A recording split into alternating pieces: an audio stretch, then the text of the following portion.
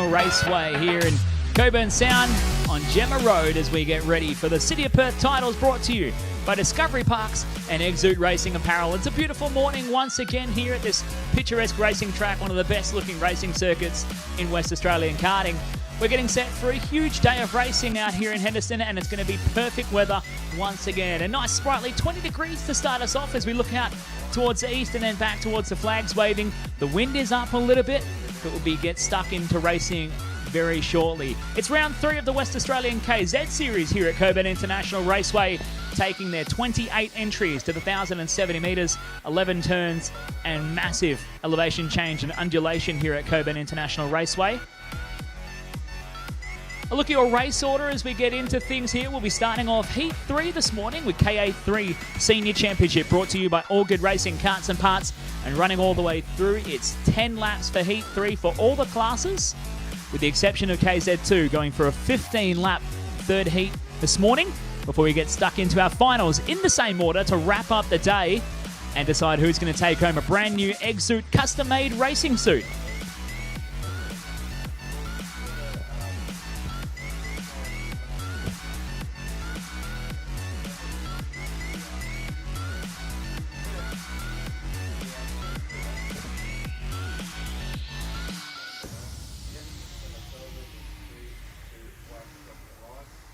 Quick little background here on the venue.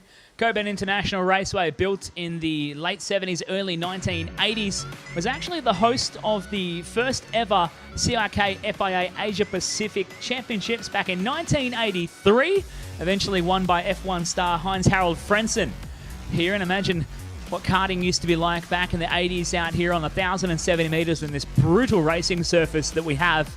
We get to do it all again in the modern day, with the track now operated and maintained by the Tiger Kart Club, splitting their duties across this track here at Cockburn and also their secondary venue up at Wanneroo International Kartway, just on Wattle Ave, up near Wanneroo Raceway.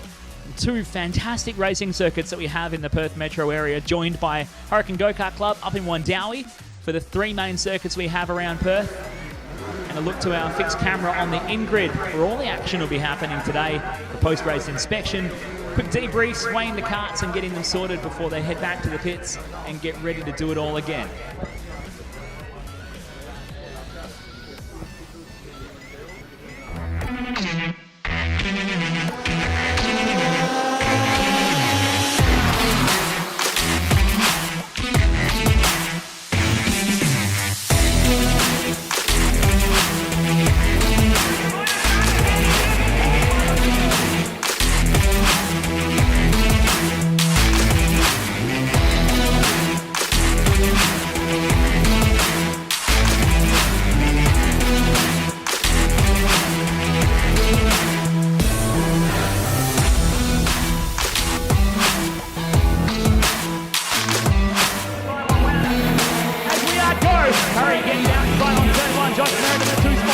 He does. King, oh! It's a wild ride and King in the dirt.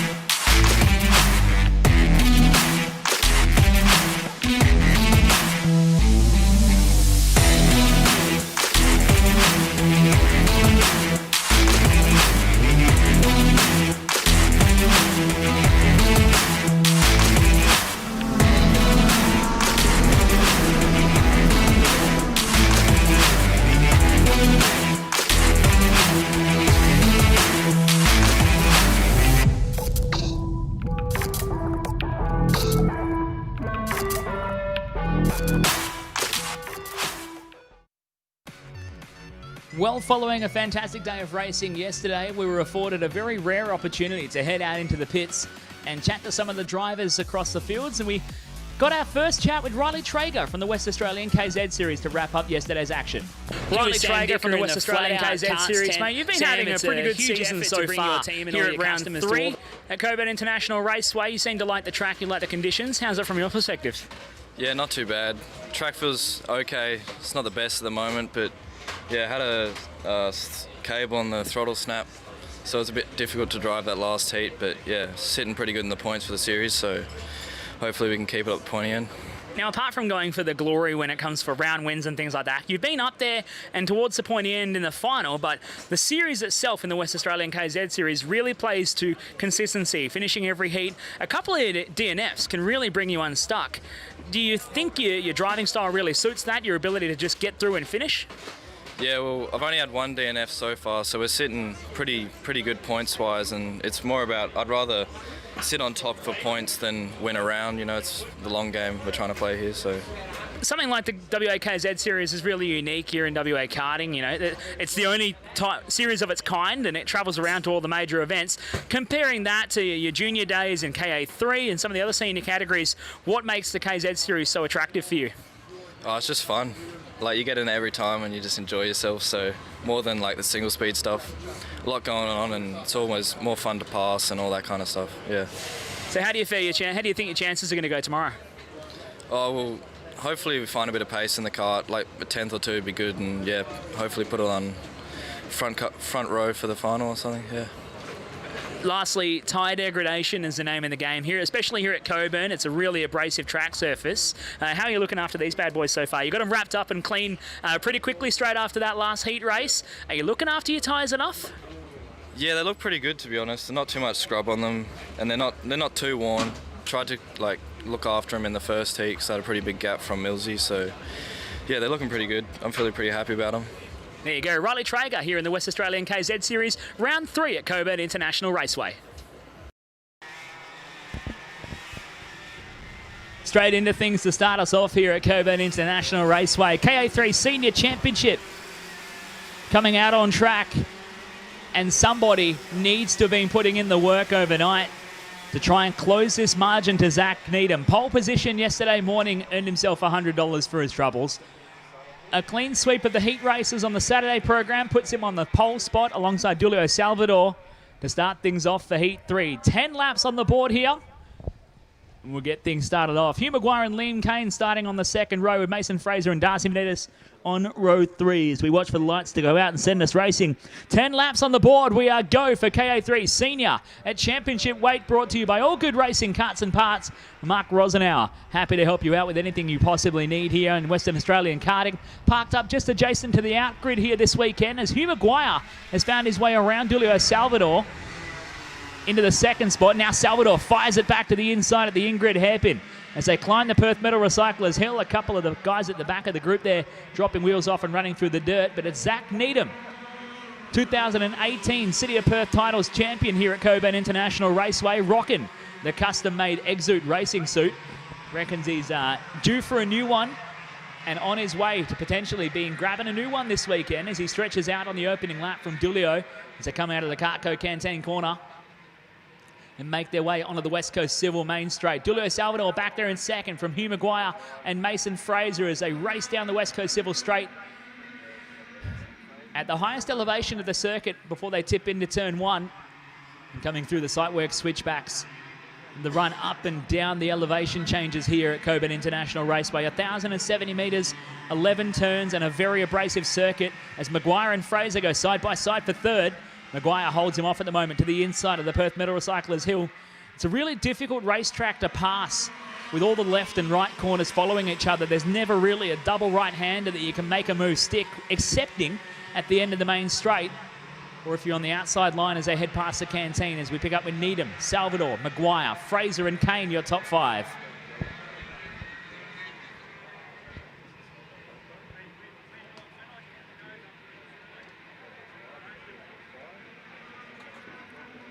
Two down, 8 to go here for Needham as we grab the battle with Maguire and Fraser. Liam Kane's battling in that group now as well. This is getting hot for third.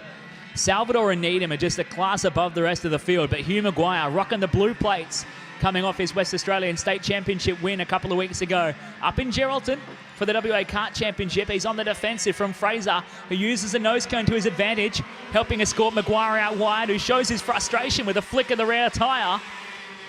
Fraser's got to be careful here, though, because Liam Kane is stacking up behind him. Holly Patrizi and Darcy Benitez are buying their way into this battle as well. Check out the girls lining up at the back of the group as they flash across your frame.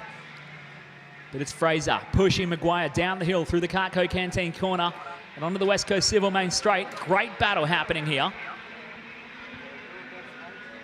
3 down, 7 to go. Maguire and Fraser still going at it. Fighting over it here. Liam Kane just tucking in behind him with the number 6 KF cart for Coley Auto Mechanics. Now Fraser fires one up the inside of Maguire, getting the job done. Kane couldn't get close enough to get alongside as Maguire tries to show a nose to the inside of Fraser. And they come through the flat-out cart slingshot.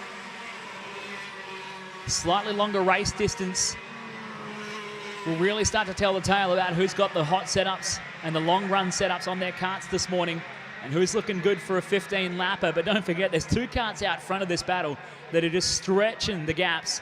And Zach Needham out front, 51.21 last time. Julio Salvador, 51.37. Fraser, Maguire and Kane, 51.4, 51.6, 51.4. So they're still slower than the race leaders, but fighting it out for 3rd, 4th and 5th. As Patrizi and Vanitas behind 6th and 7th. Not quite close enough to get involved in this fight yet. As they tear up the Perth Metal Recyclers Hill. Patrizi and Vanitas really need this 3 to start fighting some more to see if they can try and bring it to the back of the fight and get involved. They've got to slow each other down for Patrizi and Vanitas to get involved. Fraser looking a little bit wide through the flat-out cart slingshot that time across. Maguire's not close enough to capitalise on him though. He's starting to lose pace in the middle section of the race as we're about to hit the halfway point. Needham on the West Coast Silver Main Straight. We go halfway there, halfway home, folks. 5 down, 5 to go. Needham leads the way with a 51.1 last time across. Julio Salvador in second with a 51.22. Fraser in third, 51.1. They're starting to get quicker in the middle phase. It's those opening couple of laps that Needham really puts the hurt on the rest of the field.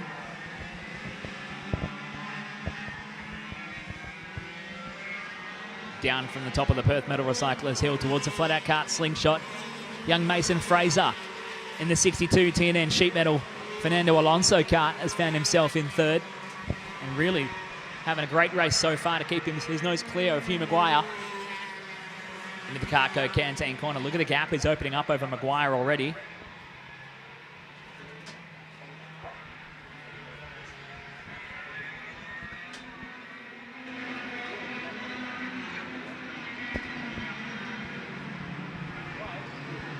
Working our way into the back end of proceedings. KA3 Senior Championship brought to you by All Good Racing Carts and Parts, servicing Western Australian karting with supply of new and used carts and all the parts you could possibly imagine. Trackside as well, helping support everyone who comes racing to the major events by bringing his arsenal of spares.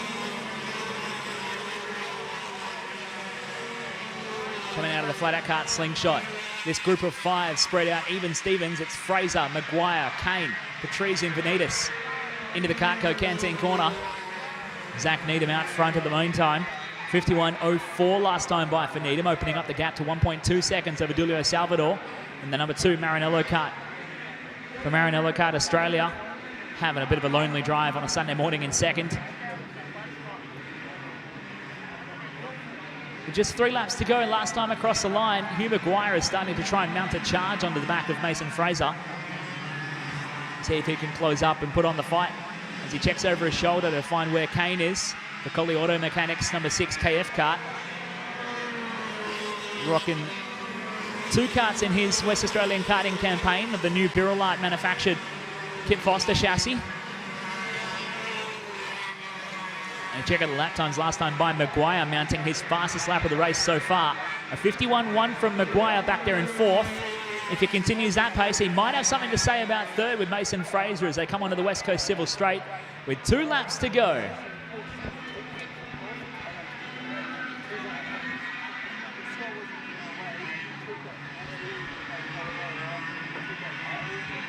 Picking up with Zach Needham. Look at the monstrous gap he's made over Salvador. Bit of a gap further back to Fraser, who's still on the back foot at the moment. Copping a little bit of pressure from Hugh Maguire with the OTK WA Tony Kart chassis. Trying to put some pressure on as they come down towards the flat-out cart slingshot.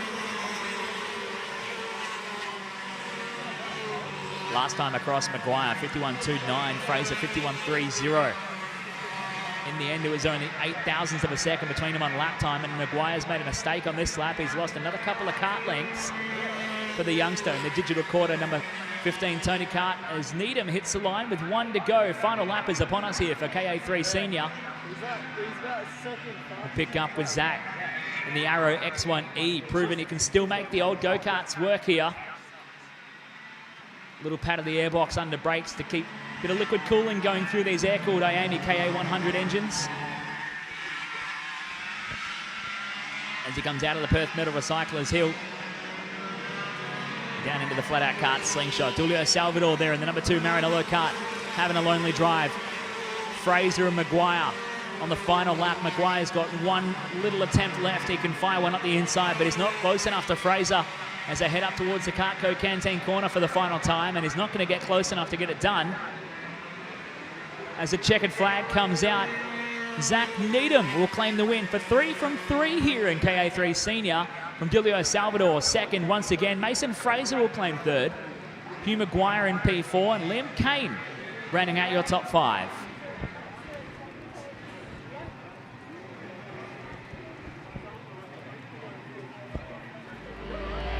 To check your final standings here, almost a 2-second advantage built by Zach Needham.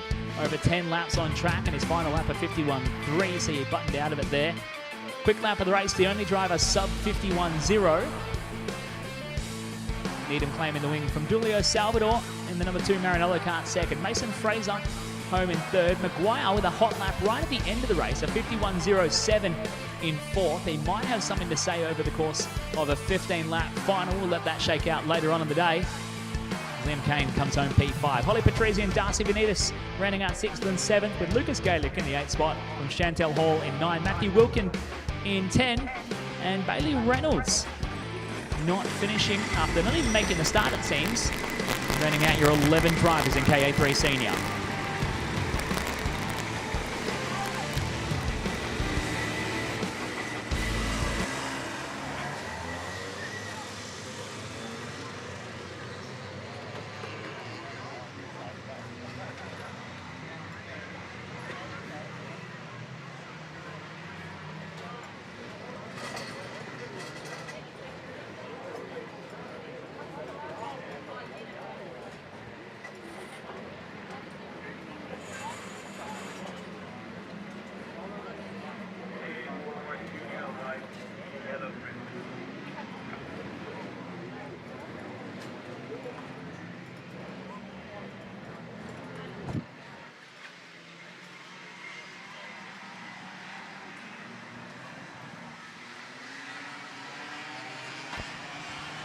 As we move on into Tag 125 Restricted Masters, brought to you by Desired Paint Effects.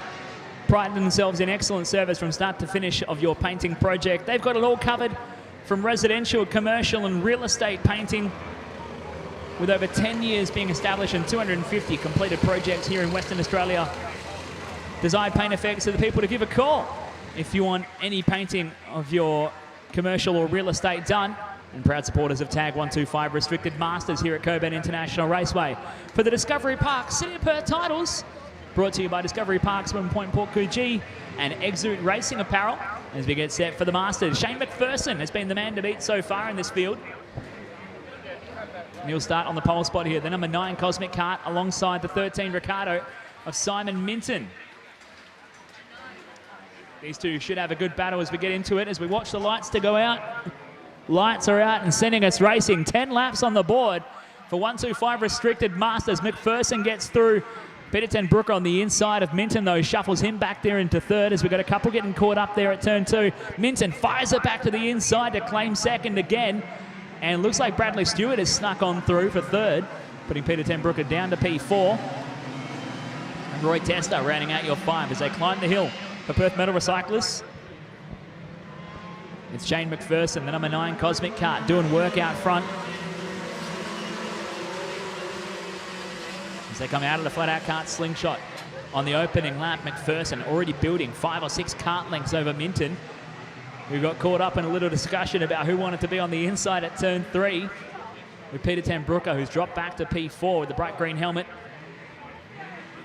As they come onto the West Coast Silver Main Straight, McPherson checks over his shoulder, spots Minton back there in second, Stewart in third, Peter Ten Brooker P4, then Testa, Skyring, Hill, Dunn, Watson, Shaw, and Kevin Offer Rounding out your 11 runners in this field is Greg Pearson and Adam Cornick, showing us not in the order. I do believe Cornick has made the switch over to mediums, the same for Pearson. The Pearson was saying he gave himself a bit of back trouble on the way up from Albany City Kart Club for this weekend's event. So hopefully he's doing A-OK and resting up between heats and drop back maybe just one class to compete to try and save the body. As Tester has a little peek to the inside of Peter Ten Brooker, couldn't find a way around as they head towards the Cartco Canteen corner. Out front, it's McPherson from Minton. Bradley Stewart there in the third spot. Peter Ten Brooker and Tester having a discussion about fourth and fifth. And a bit of a gap further back to John Hill, Bryce Watson, and Nigel Dunn in the 8, Ian Shaw and Kevin Offer. 9 and 10, Brucey Skyring dropping off, and it looks like he may be out of contention on the opening lap, as now the battle for fourth and fifth heating up a little bit. Roy Tester rocking the Rotax powered number 51 entry. Wants to have a crack with the Arrow chassis on the inside, the 96 Energy course with Rotax power, Peter Ten Brooker.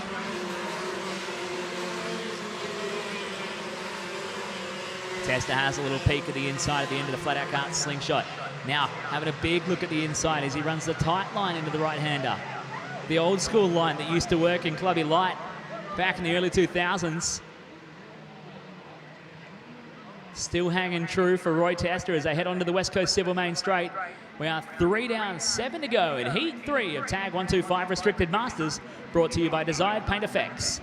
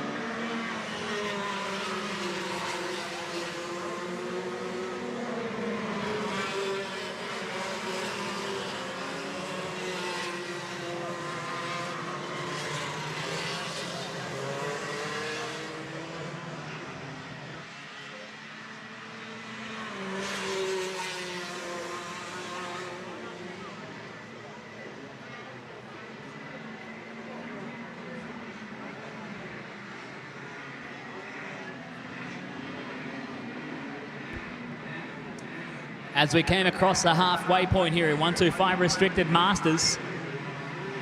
Atlas Sightworks switchbacks and on the run towards the Perth Metal Recycling Hill.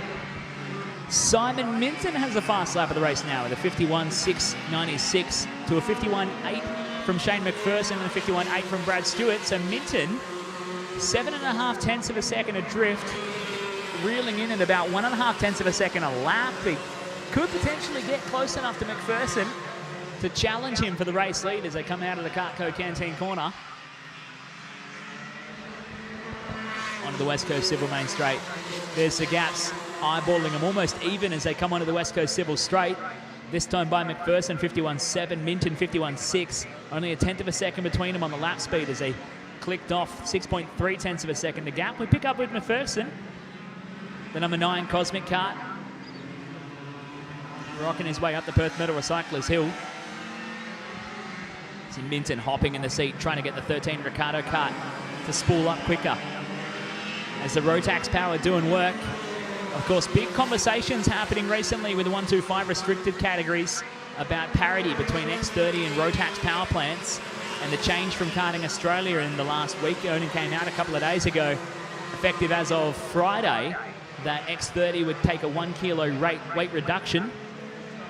and Rotaxes will take a 3 kilo weight increase to try and level out the parity, but that was canned by Karting Western Australia and postponed until the end of the year, so we continue with the original weight breaks as per state regulations here for the City of Perth titles. And the Rotaxes still seem to be the motor to beat the top 3 at the moment, all rocking Rotax power. Johnny Hill back there in the 4th spot, rocking the PRD engine, the PRD Galaxy, which is a bit of a rarity these days. And I stand corrected because Shane McPherson is rocking an X30. So your leader is actually on the X30 bandwagon, but Minton and Stewart behind him with the Rotax Evo power. As Minton's trying to reel him in, he's looking a lot closer this lap. Half a second the gap last time they hit the main straight. This time it'll be 2 to go for McPherson and Minton, who's a man on a mission at the moment, trying to close the gap. Last time it was 5.6 tenths, this time 3 tenths of a second, a 51.5 from Simon Minton. He's got really good long run pace, it seems, setting his quick laps on the 8th lap of the heat here with 2 to go as they come down the hill. Out of the sight wave switchbacks onto the Perth Metal Recyclers Hill. See if Minton can really close the gap under the X30 powered Cosmic of McPherson out front. Ooh, a bit wide coming out of the hill there for Minton. Sliding the back end all the way out to the rumble strip. There's a big dip in the road on the exit there, right on the rumble strip, that can really upset your momentum and actually hurt your kart speed on the way down the hill. You don't want to touch a wheel into that. Even dipping one tyre into that can really put you on the back foot with the lap as they come out of the Kart Code Canteen corner onto the West Coast Civil Straight.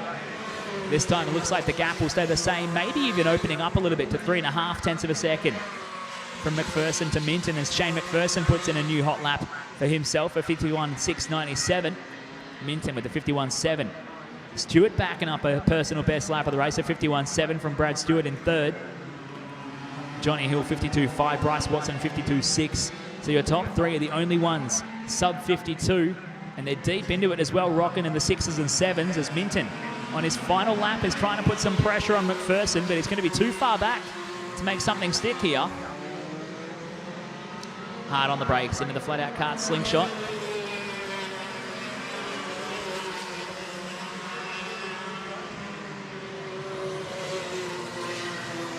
Onto the West Coast Civil Straight for the final time. Shane McPherson will take another heat win here in 125 Restricted Masters, picking it up over Simon Minton, home in 2nd.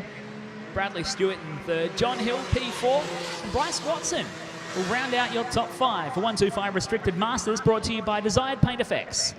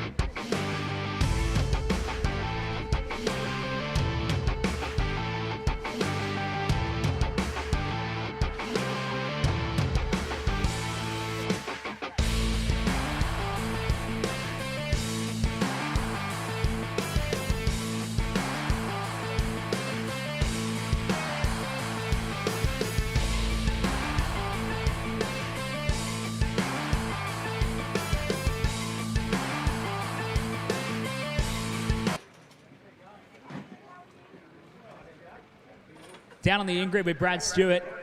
Brad, it's hard work out there to start off the day. How's the kart treating you out there? 3rd today here in Heat 3. Yeah, I did a few changes last night, and yeah, front end's a lot better. Kart's performing okay, and it's good to keep up with these 2 guys there, top notch. Yeah. Well, you 3 are a streak ahead of the rest of the field. Right at the end there, you're lapping into the 51.6s, 51.7s. The rest of the field drops off into the 52.5s. How do you feel your long run pace is, and how's your tyre degradation situation? Yeah, I feel like it's pretty good for the final. Yeah, everything's going well. Yep. Troy spinning spanners for you this weekend, keeping everything tuned up? No, mate, he's FIFO now, so he's working away. He's probably watching on Four Style Media. There you go. Well, best of luck for the final, mate. 15 laps is a long one, and our 125 restricted masters are going to be hard-pressed to make it clean for 15 laps. We'll let them sort through the in-grid. We'll be back in just a moment.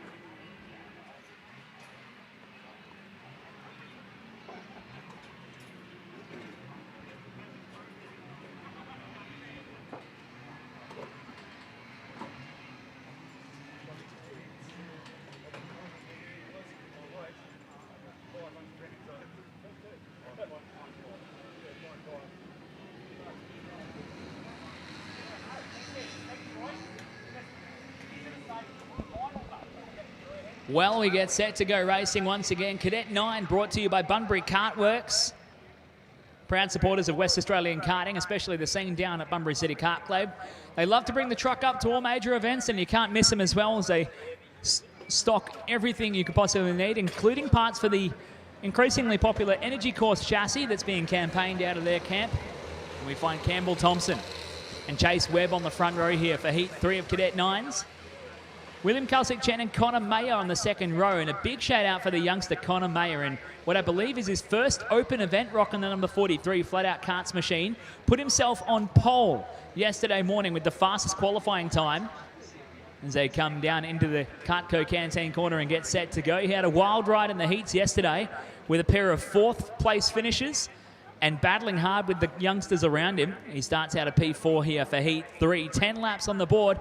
See what he can make of it, but it's West Australian state champ Campbell Thompson in the 51 KF kart, starting on the pole spot.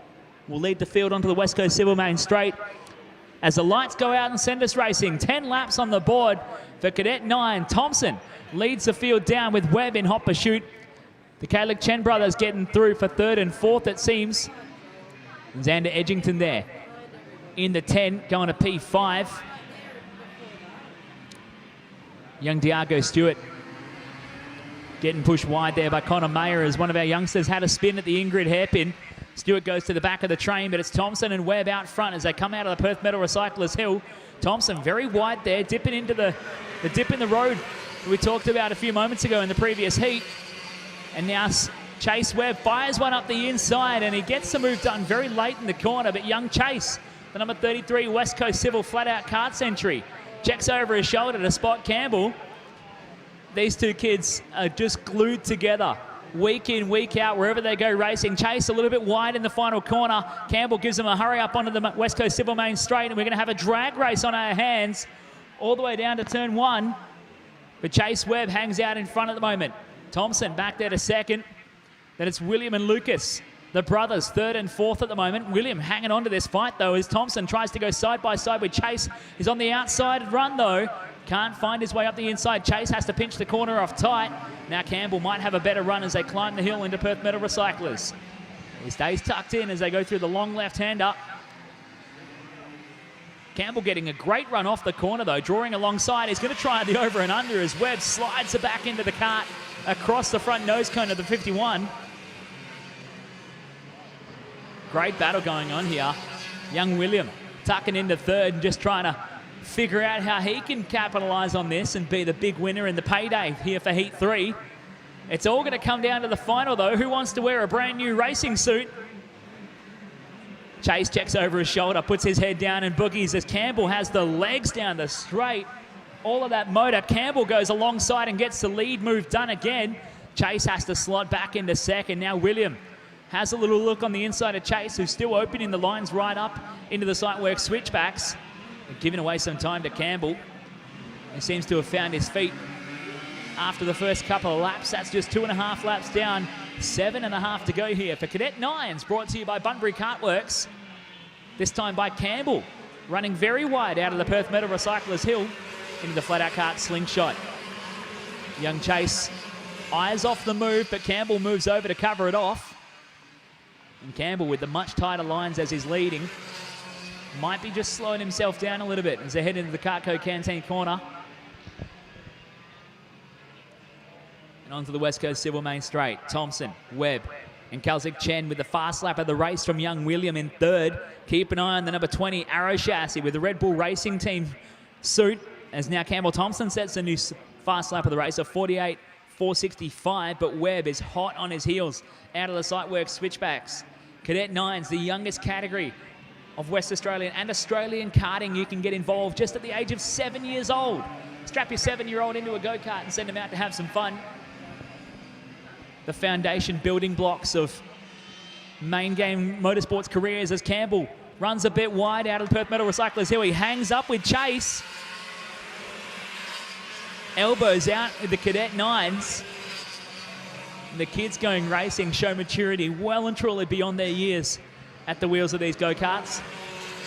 As now Chase gave away a bit of corner speed at the right-hander on the run down towards Cartco Canteen corner. He's lost a bit of time there, a couple of metres to Campbell as they head onto the West Coast Civil Straight.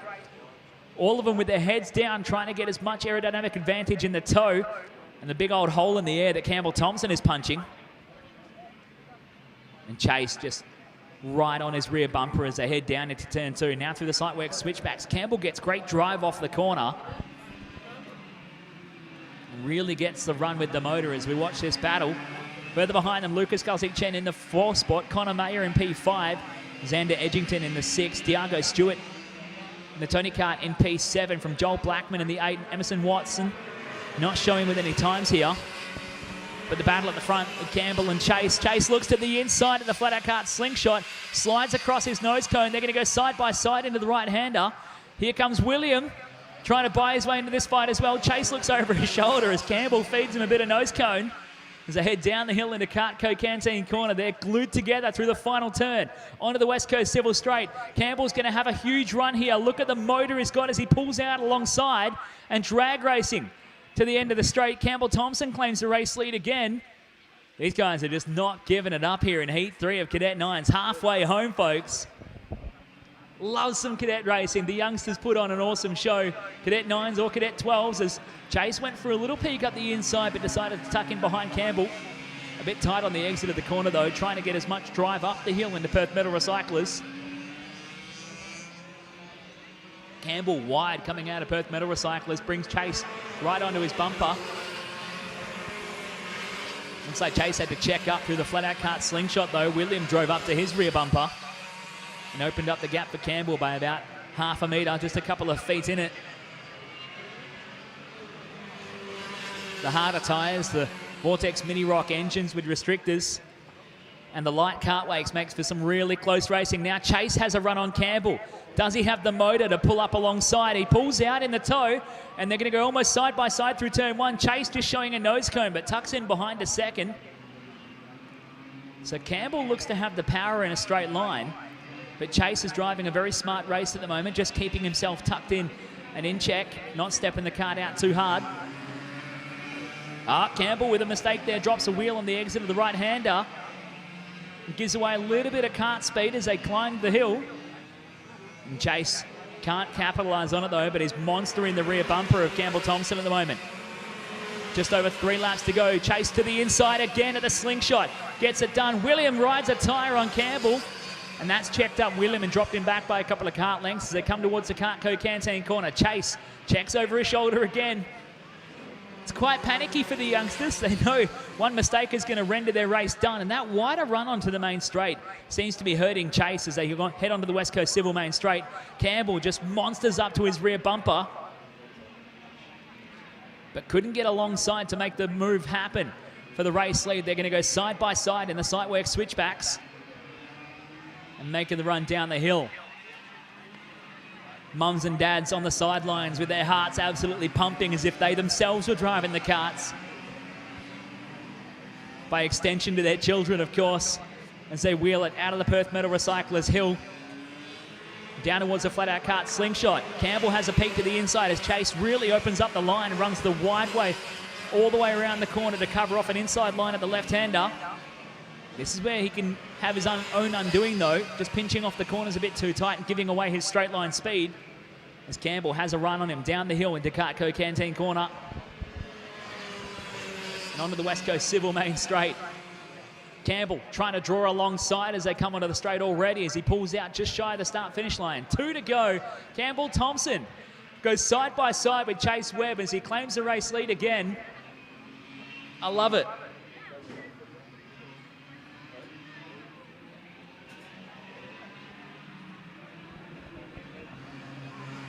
Out of the in-grid hairpin, up the Perth Metal Recyclers Hill. Campbell, Chase, and William. Campbell has a fast lap of the race, 58.090 set a moment ago. He had a great run on that lap. A 58.105 for Chase, 58.13 for William. Chase had the lead at the turn of the lap, so if Chase can get back in front and defend, he might have just enough to hold on to the lead at the line in a drag race. We saw this yesterday out of Cadet 12s with a margin of 17 thousandths of a second at the finish line in Heat 2 as they come onto the West Coast Civil main straight. Campbell and Chase doing it again for one final time. There's 1 lap to go in Cadet 9s, brought to you by Bunbury Kartworks. Chase has to find a way up the inside on this lap to make it happen as they head into the Sightworks switchbacks. Campbell now pinching off the inside line, but he's actually managed to open up a couple of kart lengths as they come down the hill. And that could be the coup de grace here for young Campbell as they head into the Perth Metal Recyclers Hill. It looks like he's built enough of a gap to hang on to this one in the last 500 metres. As they tip on in through the flat-out kart slingshot. Campbell and Chase for the final time up towards the Cartco Canteen corner, just opening up the gaps on the final lap. Campbell Thompson has control on this final run. And the lap chart will tell a different story to the score sheet, but Campbell Thompson brings it onto the West Coast Civil Straight to take Heat 3 in a clean sweep of the heats so far. Great battle with Chase Webb home for second, William Kalsick-Chen in third, Lucas in the fourth spot, and Connor Mayer rounding out your top 5 from Xander Edgington in 6th, Diago Stewart in 7, and Joel Blackman rounding out your 8 kart finishing order.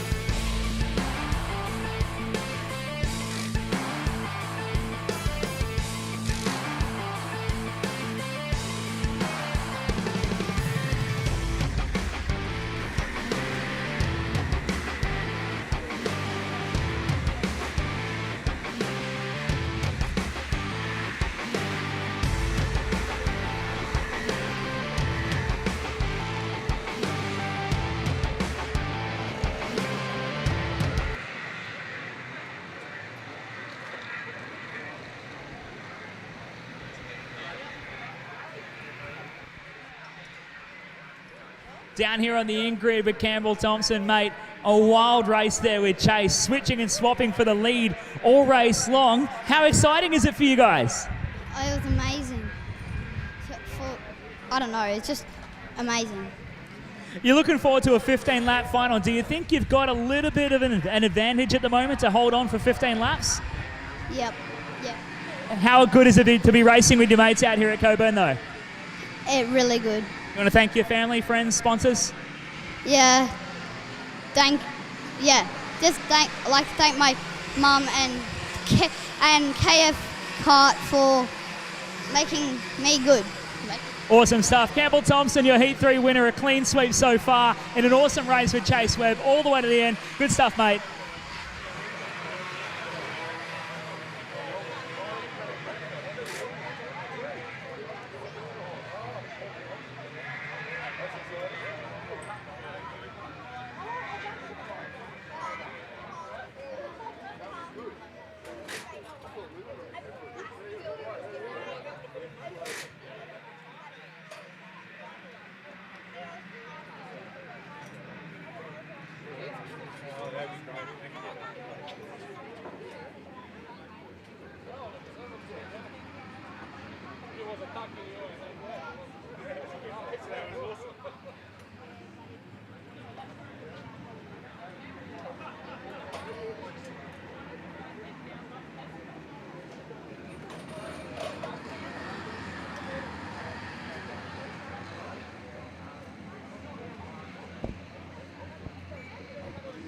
KA4 Junior Light presented by Eco Resources. Getting ready to go racing for their 10-lap Heat 3 endeavour. It's Noah Lyle in the Arise Racing Flat-Out Karts Arrow Chassis, starting on the pole spot here alongside James McCucci-Allen, who claimed a race win in Heat 1 yesterday. Lyle with the Heat 2 win, starting on the pole spot here. Behind them, we'll go to row 2, James Buchan from the 3rd spot alongside Aidan Deckers on P4. Kate Davey will start from P5 alongside Jackson Mitchell-Rosenau, who qualified 2nd yesterday morning in the number 88 KF kart. Connor Payne from P7. Riley Watkins will start P8, the Wastegate coming down from Exmouth. Mitchell Campbell from P9. Lockie Adams from P10. And then from Nicholas Smith, Ethan Traeger, Harrison Berras, Joel Wheeler, Jack Parham, Karen Blinko, Matthias Harris and Crystal McClurg as we are set to go racing. Lights out on the board. We're going for 10 laps. Whoa, James McCucci-Allen backwards into the sand at turn 1 and is jumping, trying to get the kart out of the dirt just to recover some points. A big lose from the front row there for James as Noah checks over his shoulder. We spot James Buchan back there in 2nd. Aidan Deckers in 3rd. And Kay Davey, and it looks like Connor Payne or Mitchell Campbell tucking in there behind Davey. As Jackson Mitchell-Rosenauer has lost a couple of spots as well. They come down into the flat-out kart slingshot for the first time. We'll check your full running order.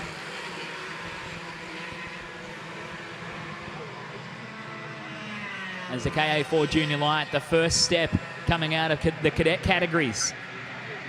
As the youngsters start to get older in the years, starts to grow up and they go to a bigger horsepower, wider rear tyre, and an overall bigger go-kart as Noah Lyle comes down the West Coast Civil Main Straight, leading the way from Buchan and Deckers, your top 3. Kay Davey and Mitchell Campbell rounding out your 5 as Deckers tries to fire one up the inside of Buchan, but can't get there yet. Davey tucking in behind that battle now for 4th.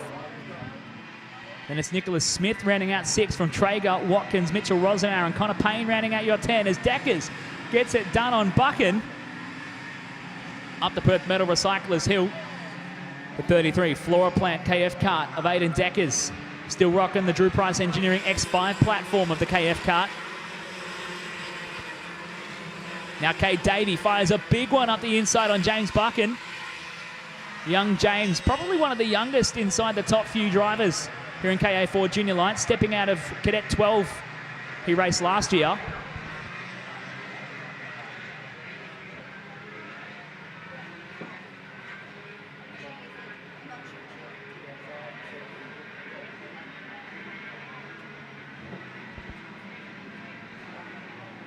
Bit of action going on further behind as someone drops a wheel coming out of turn 1, but we follow this battle here between Davey and Buchan in the fight for 3rd. Noah Lyle with the fast lap of the race of 55.7 as he stretches out a 2nd advantage over Aidan Deckers already. Davey and Buchan for 3rd and 4th. Behind them, it's Traeger and Campbell for 5th and 6th. They were having a bit of a battle of their own a moment ago. And further behind that, Smith, Watkins, and Mitchell Rosenau. Young Jackson went for a look there, but Watkins decided he wanted the inside line. They found themselves bumping and grinding as now Connor Payne buys his way into that fight. The number 22 entry, trying to go side by side with Jackson, who's looking up the inside of Watkins at the Carco Canteen corner, but can't get close enough as they come onto the West Coast Civil Main Straight.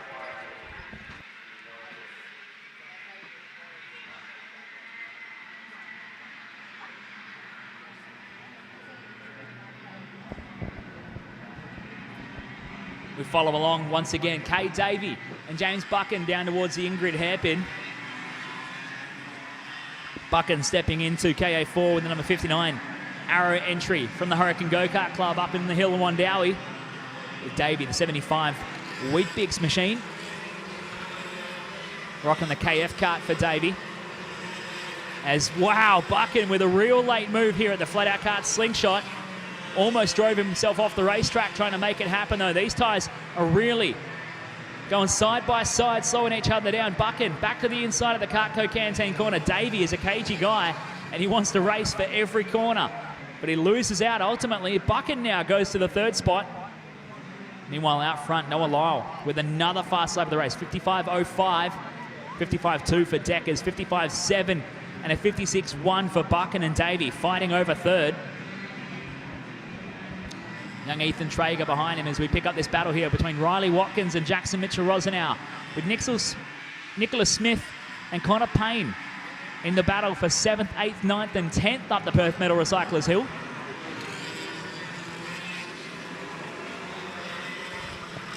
The Wastegate, the number 6 flat-out karts Arrow entry. Down in the flat-out kart slingshot is going to find Jackson Mitchell-Rosenau having a look up the inside, but couldn't get late enough on the left-hand pedal.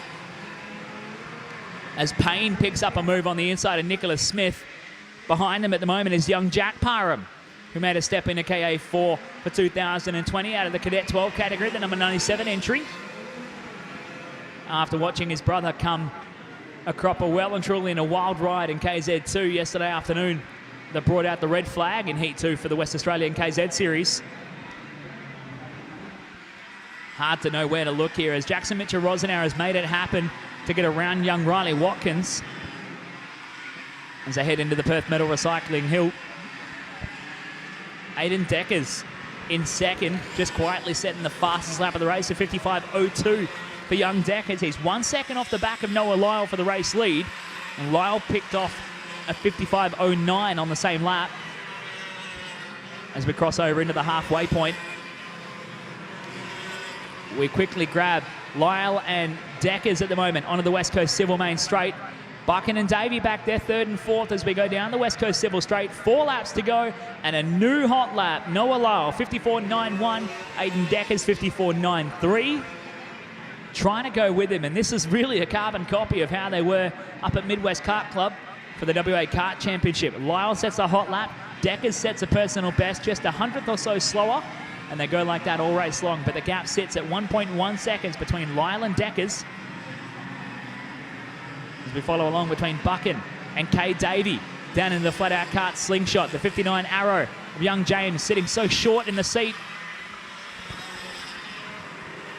Kay Davey a bit taller, a little bit older, and the 75 Weet-Bix KF kart X5 platform chassis, trying to race him down for third as they head past the Cartco Canteen corner.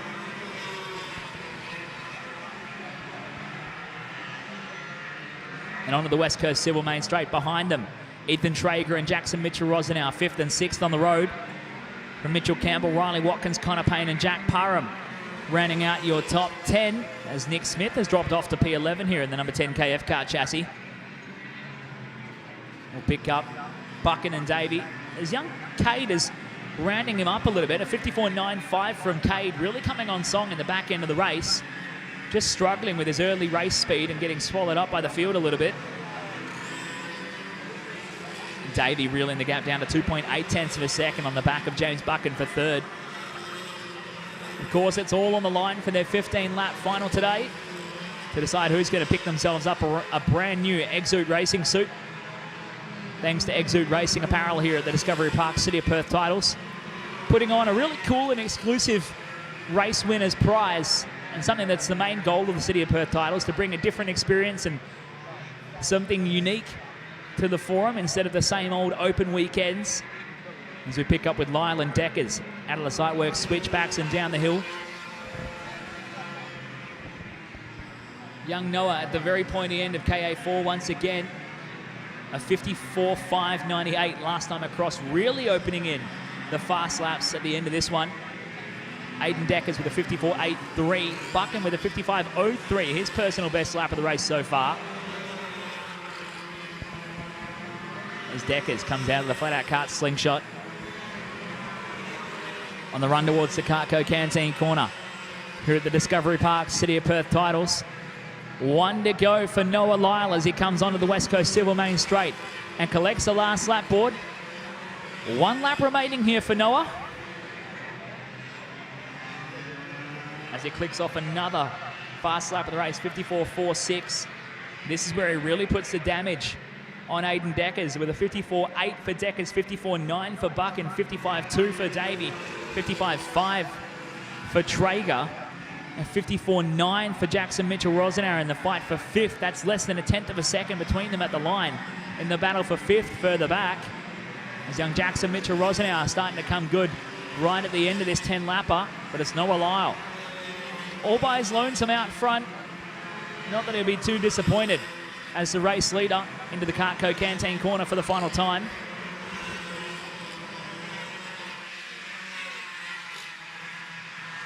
Onto the West Coast Civil Main Straight. Noah Lyle makes another heat win against his name here for KA4 Junior Light to put himself in prime position come the 15-lap final. Aiden Deckers comes home for 2nd.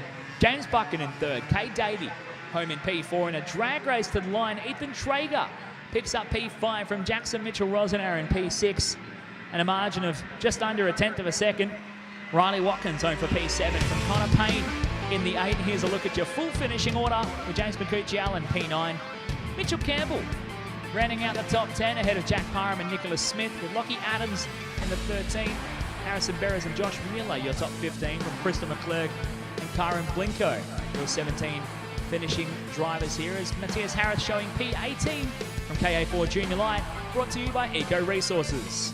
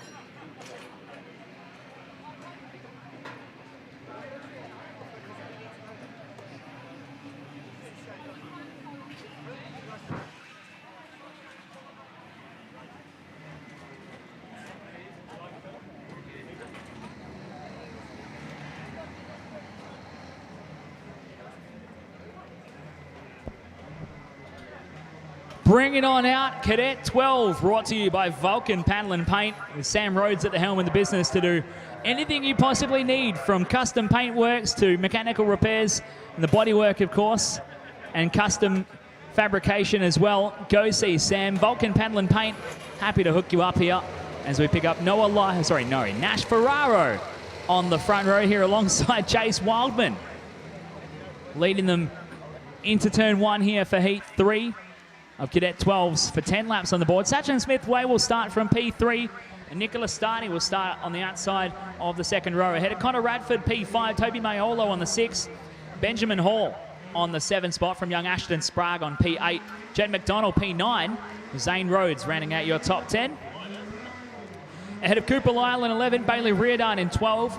And then Lachlan Clee, Ethan Rowitz, Noah Byrne, Mason Wolczak, Jordan Clee, Ryan Warner, and Graham Bernardi rounding out your 19-cart starting order as we get set to go. The West Aussie champ on the front row as the lights go out. We send them racing for 10 laps of Cadet 12. Brought to you by Vulcan Panel and Paint. Ferraro leads the field down to turn 1, but it looks pretty wild behind him as young Chase Wildman gets shuffled back a couple of spots. He fires back to the inside. Radford on the outside there getting dropped a couple of spots as Jet McDonald muscles his way forward. Radford trying to race his way through. Mayolo's in there as well in the fight to be in the top 5 on the opening lap, but it's Ferraro leading the way from Sachin Smith Way, it looks like. Nicholas Stardy in the 3rd spot. Chase Wildman, P4. Connor Radford and Jen McDonald and Toby Mayolo. Benjamin Hall losing a couple of spots on the opening lap here as they come out of the flat-out cart slingshot for the first time. Ferraro, the number 16. Pinjarra Bakery. OTK chassis down into the Cartco Canteen corner. From Sachin Smith Way and the number 28. Parallel chassis from Flat Out Carts onto the West Coast Civil straight, putting his head down, doing the work, trying to close the gap here to Ferraro out front as the battle's further back. We're drag racing down the West Coast Civil Main straight. Nicholas Stardy back there in the number 15 Energy Course cart from the Sabre Real Estate 77 Tony Cart of young Chase the Wild Man. Further behind, Connor Radford rounding out your top 5. He was your fastest qualifier yesterday morning, picking himself up $100 for his troubles.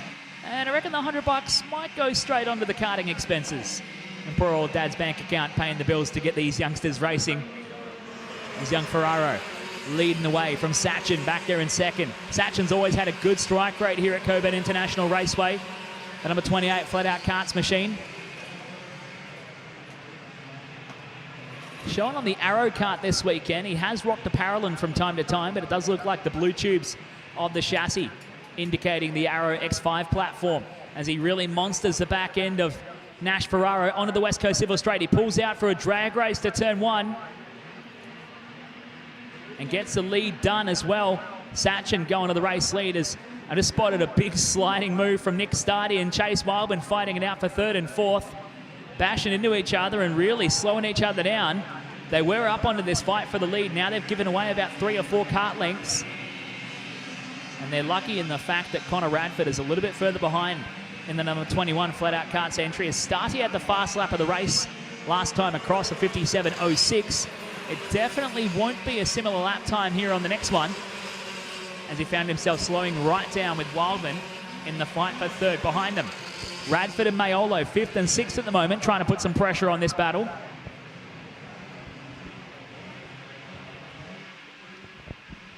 But it's Sachin Smith Way out front from Nash Ferraro. The battle for 3rd. The Wild Man still hasn't given up. This kid, never give up, never say die as he puts some pressure on. But couldn't get alongside into turn 1. He stays P4 behind Nick Stardy in 3rd. But it's Sachin and Nash out front. Nick and Chase with Connor and Toby behind them. Oh, into the side of Stardy goes Chase Wildman at the Ingrid hairpin. And Wildman reclaims P3 here, getting the elbows out in the number 77 Sabre Real Estate entry. And that's really bogged down Stardy because he's getting monstered by Connor Radford now. As they come out of the flat-out cart slingshot, young Nick covering off the inside line at the end of the slingshot to stop a move from Radford. The kid can drive smart and forces the issue as Chase Wildman tapping the helmet, telling the guys behind him to be smart and see if they can put some moves on and close the gap to the race leaders in the back half of this one. As we come onto the West Coast Civil Main Straight, 6 laps to go for Sachin Smith Way, leading out to a 56.69 that time across the line. New fast lap of the race over Nash Ferrari with a 56.72. Wildman 57.01 as they come out of the site work switchbacks. This battle still raging on. Wildman, Stardy, Radford and Mayolo into the Perth Metal Recyclers Hill.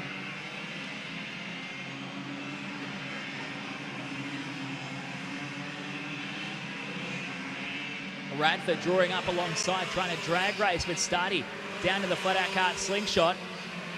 But the nature of Cockburn International Raceway means he can fire to the inside here in a great late move, and Maiolo fires his way through, but he's on the outside for the right-hander, and he's going to lose out as Stardy drives it all the way out to the outside curving. And that little challenge from Maiolo gives a bit of breathing space to Radford, but look at the amount of time they've lost off the back of Chase Wildman. Just in the space of a few corners, they slowed themselves right down. Wildman with a personal best lap, 56.800. Radford with a 57.4 that time across. A 56.5 for Sachin Smith way out front though, and a 6.6 for Ferraro trying to chase him. As we follow the battle for 4th, 5th and 6th at the moment. Radford, Stardy and Maiolo up the Perth Metal Recyclers Hill. Stardy driving it deep into the left-hander. And not really giving away much momentum on the exit as he looked to the inside of the flat-out kart slingshot. We crossed the halfway point just a moment ago. 5 down, 5 to go. Stardy trying to draw alongside with Radford and open up the lines. Watch for an over and under if he can make it happen, but it's a very difficult corner to do that at the right-hander before the run down towards Cartco Canteen corner. You really don't have a whole bunch of racing room to make that happen at that point in the lap as Stardy puts the head down, trying to chase down Radford in front of him. Still Sachin Smith way clicking off the fast laps out front. 56.52 that time by. New fast lap of the race is Stardy to the inside of Radford. Muscles him wide. Toby Maiolo says, I'll take that one. Thanks for coming. But Stardy fires back to the inside to get it back off him. So Radford, the loser out of that battle there. Toby Maiolo picking up one spot. Had both of them for just a moment as they headed down the hill out of the Sightworks switchbacks. Now Radford looking at the inside of Maiolo through the flat-out kart slingshot. Haven't seen a move made there for a long time, and Connor Radford makes it stick to the inside curving. Sticks the number 21 flat-out kart's Arrow Machine. Back up a spot trying to counter, but now Nick Stardy has broken away by a few kart lengths. And your top 5 starting to really spread out here. Sachin Smith way and Nash Ferraro out front. 8.3 tenths of a second separates those two. As the gap opens up a little bit further here, Smith way with his 56.52. Another fast lap of the race here. Ferraro 56.65. Wildman 56.74. All by himself in third now. From Starty, Radford and Maiolo, your top 6.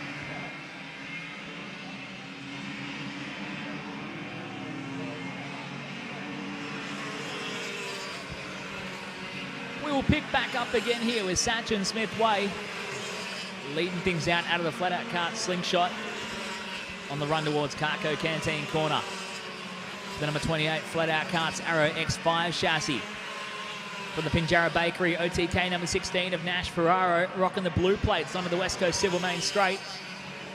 2 laps to go for Sachin out front in Cadet 12, brought to you by Vulcan Panel and Paint.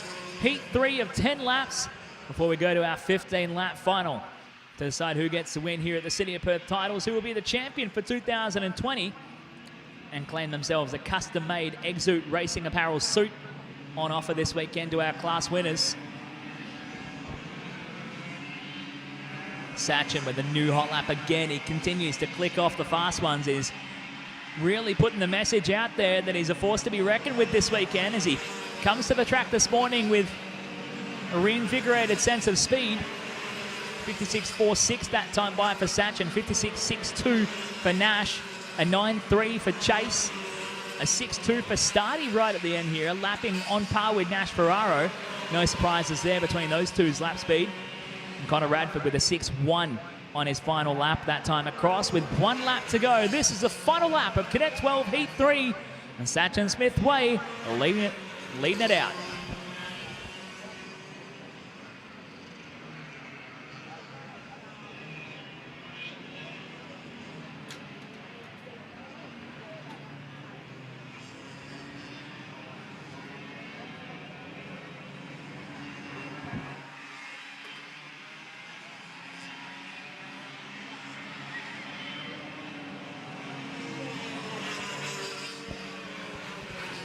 Coming out of the flat-out kart slingshot for the final time here, Sachin Smith way has not put a foot wrong all race as he leads this one out into the Cartco Canteen corner for the final time. Young Sachin coming to the party here in Heat 3 and putting the message out there that he might have something to say about that 15-lapper later today, as Sachin Smithway claims a win in Heat 3 for Cadet 12 from Nash Ferraro in second. And that's your third different race winner in Cadet 12 in an exciting weekend so far for the category. In 3 races thus far. Sachin in 1, Nash in 2. Chase Wildman is always there. He comes home for P3 as we check the final results. Connor Radford goes P4 from Nicholas Stardy, rounding out your top 5.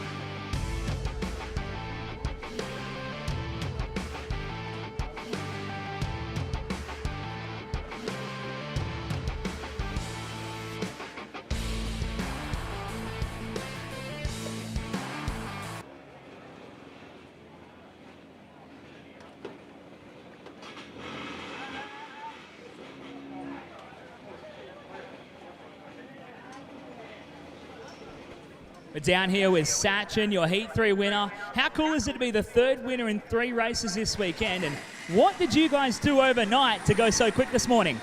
I don't know what we did overnight, but it feels pretty good to be the third winner. I haven't won for a long time, and yeah, I'm feeling good. How are you feeling heading into a 15-lap final with such strong competition around you? Do you think you have something for it in 15 laps? I don't know. I think I do, but I don't know. It comes down to the kart. Any shout-outs to sponsors and people supporting you guys out there? Yeah, I'd like to thank Flat Out Karts and BevTech Australia. There you go, Sachin Smithway, your Heat 3 winner here in Cadet 12, brought to you by Vulcan Panel and Paint, and it sets a stage for a super exciting final. 15 laps, and any of these top 5 guys could potentially win it later today.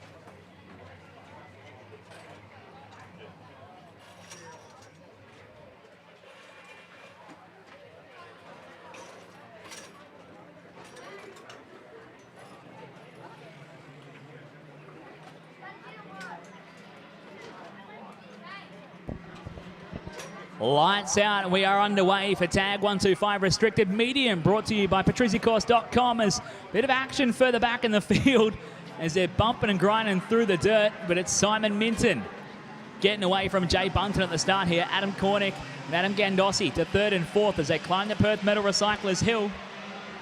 The opening lap looking pretty racy further back in the grid.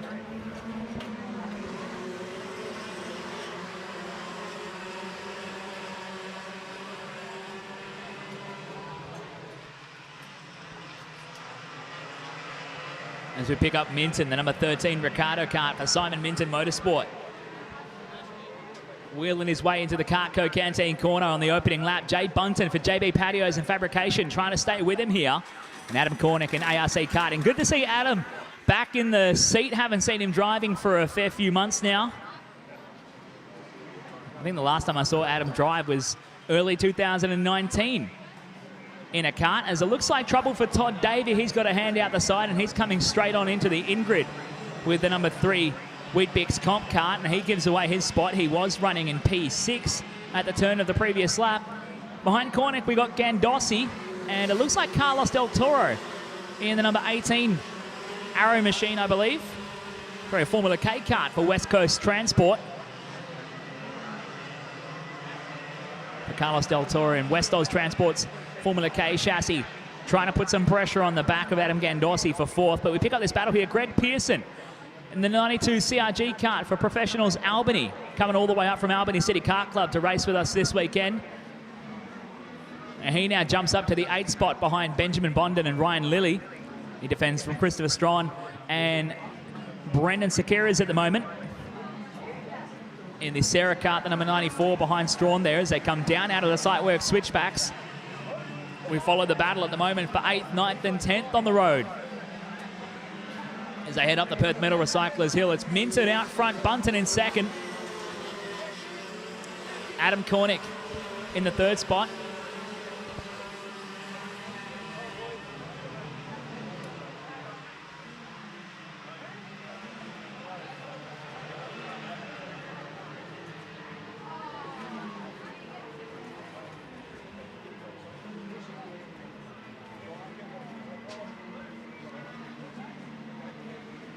As the race already starting to open up the gaps in the top few karts here. Minton out front and in control once again over Jay Bunton in second. A new fast lap from Minton that time by 51.668.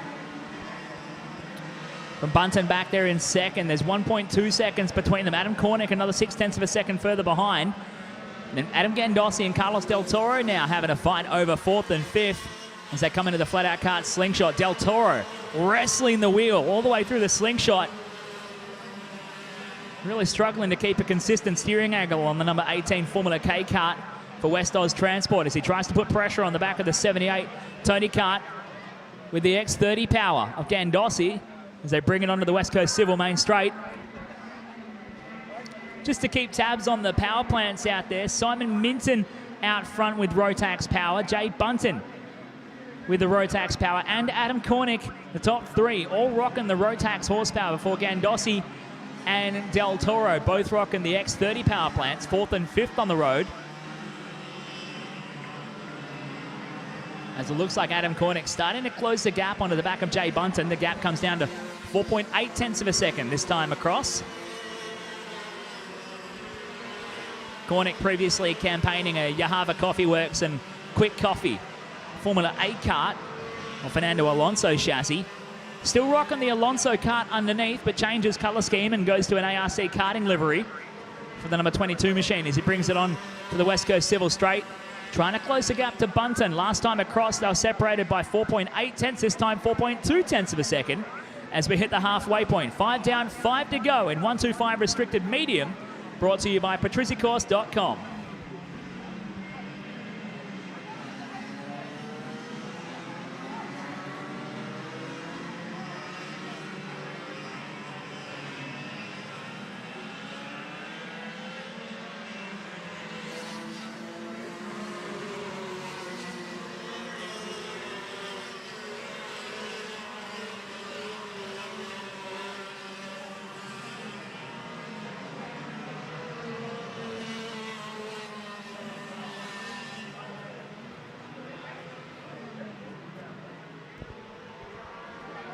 Watching this battle for second between Bunton and Cornick on the West Coast Civil Straight. 4 laps left to go for 125 restricted medium. Bunton trying to hold on to it, but Adam Cornick is monstering him at the moment, bringing the gap down to 2.2 of a second last time across the line. As they head up into the Perth Metal Recyclers Hill, the 22 Fernando Alonso kart closing right up onto the back of Bunton, who made a switch, and Bunton just waves him through. That's a rare sight here in Western Australian karting. Jay Bunton has said, you know what, you're faster, mate. I'll let you have it here in this one. As long as you give it back here in the final, it's fine. So Adam Cornick goes through to second, uncontested. Jay Bunton dropping down to the 3rd spot for the Rotax-powered entries. Rocking the top 3 of the field here in Heat 3 of 125 restricted medium. Carlos Del Toro made the move happen on Adam Gandossi not long ago for 4th at the moment. Gandossi going down to P5. Benjamin Bonden in P6 from Ryan Lilly in 7, Gregory Pearson in the 8, from Christopher Strine in 9, and Nathan Metten rounding out your top 10. With 3 laps to go last time across for Simon Minton, 3.4 seconds a gap. Getting out of the kart for an interview yesterday, he said he is absolutely knackered, but he looks cool, calm and collected behind the wheel as he continues on with his uber smooth driving style to stretch the lead over 3.5 seconds over Adam Cornick and Jay Bunton in 2nd and 3rd.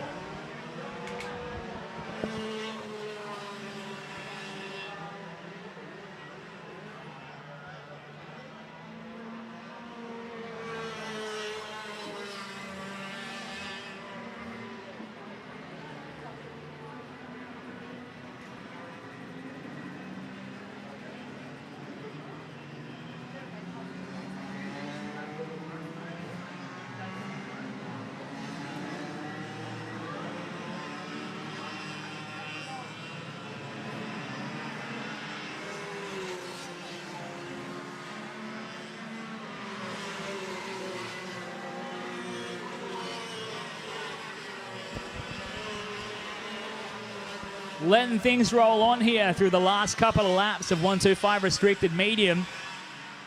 Cornick just adjusting the visor a little bit for the number 22 Fernando Alonso ARC karting entry as he comes onto the West Coast Civil Main Straight. Simon Minton starts his final lap. 1 to go here in Heat 3 of the restricted medium field. Brought to you by patrizicourse.com. Minton down the hill, large and in charge, 4.4 seconds over the rest of the field, building himself a huge advantage here in Heat 3, 10 laps. He'll have to do it again for a 15 lapper to round out the weekend. There's Adam Cornick back there in 2nd, Jay Bunton in the 3rd spot. Out of the flat-out kart slingshot. Minton in control of Heat 3 proceedings as they head into the Cartco Canteen corner for the final time.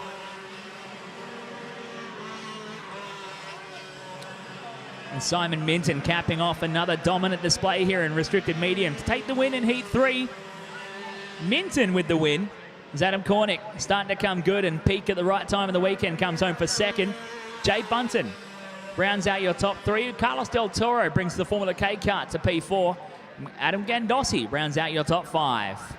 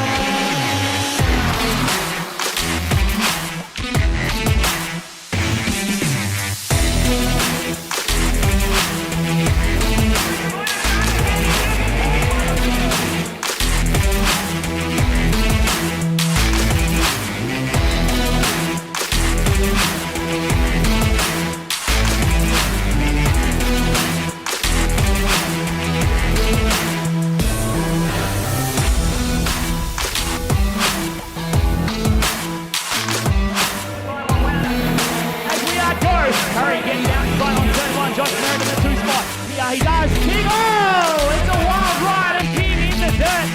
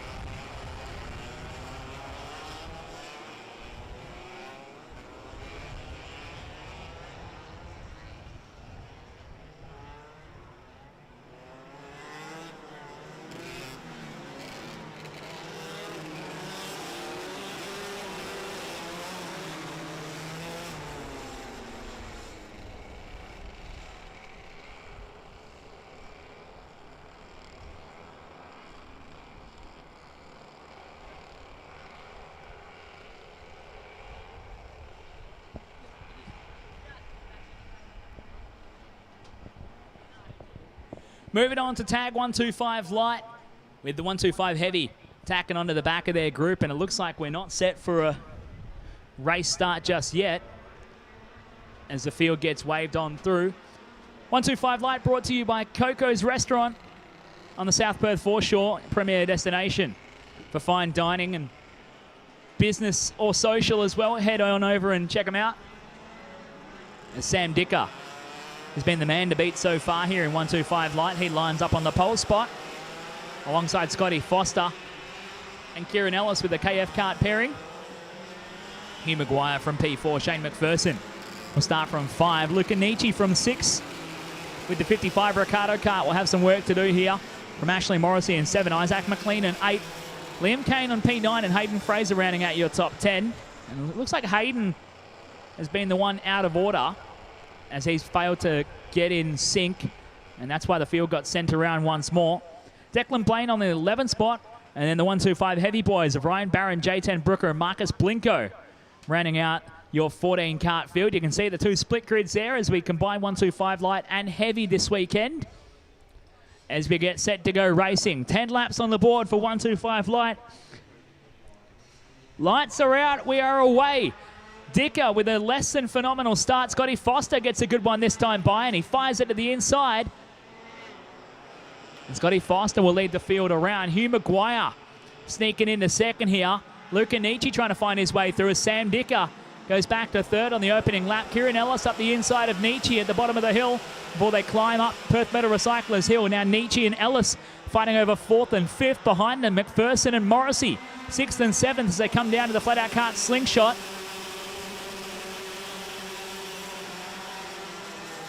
Scotty Foster in the number 4 KF kart entry. Jumping behind the wheel for one of the first times in 2020.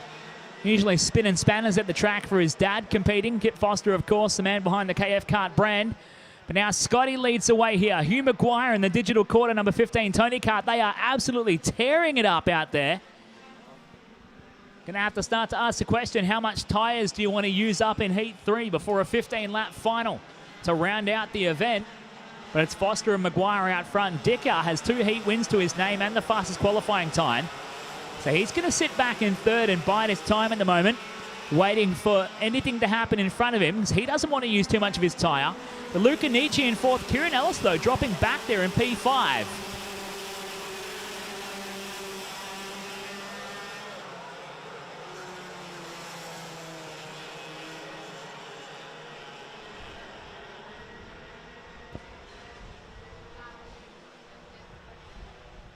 Scotty Foster continuing to lead the way here from Maguire, Dicker, Nietzsche and Ellis, your top 5. Foster to it at 49.3. Now that tells us the story here. Dipping into the low 49s. Early days yet for 125 light here in Heat 3.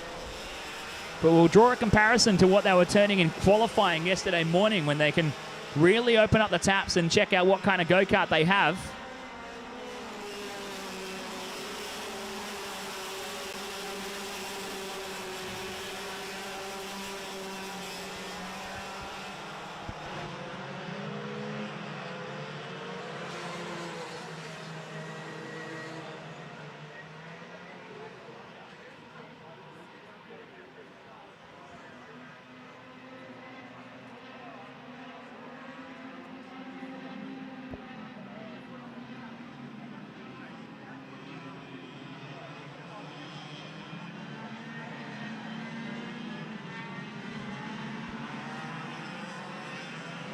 So a comparison to qualifying times here. Samuel Dicker with the fastest time in qualifying yesterday morning put in a 47.7.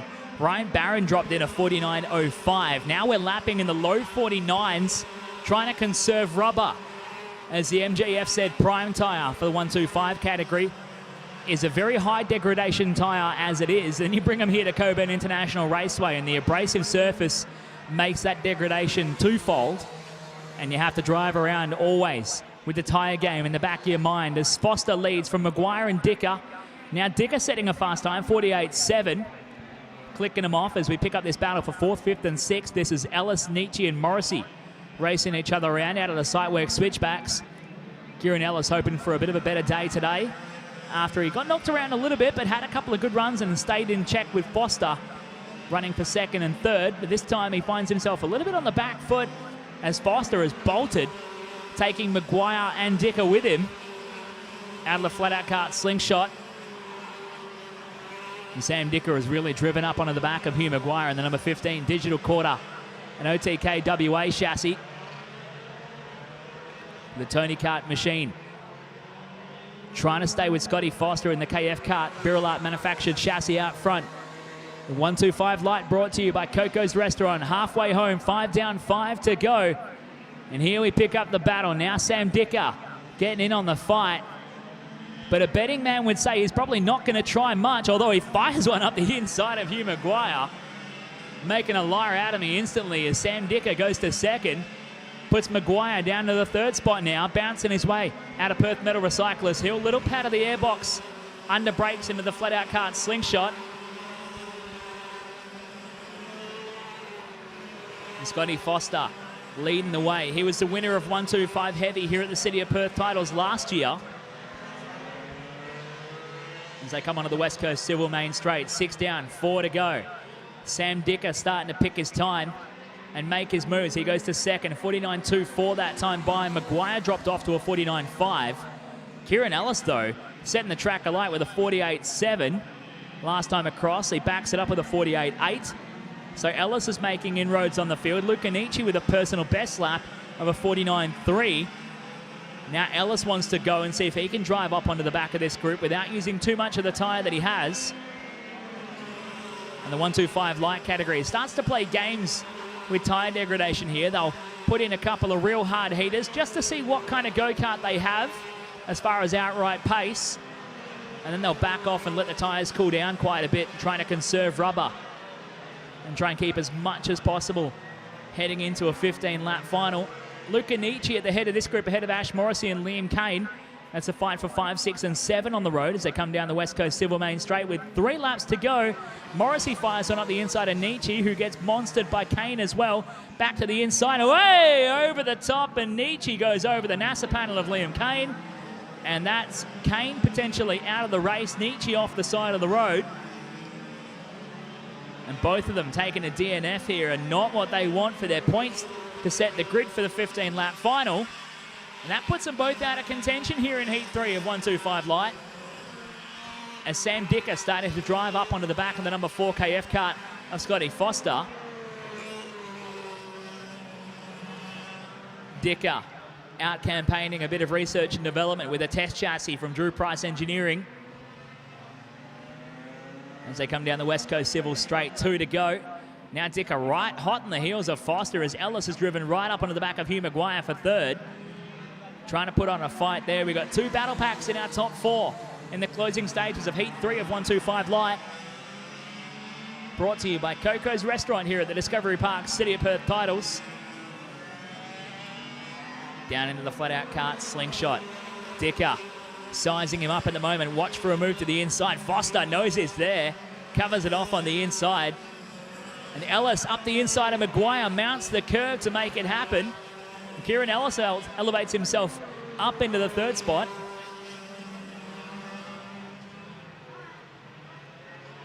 As we follow Foster and Dicker with 1 to go. This is the last lap for 125 Light.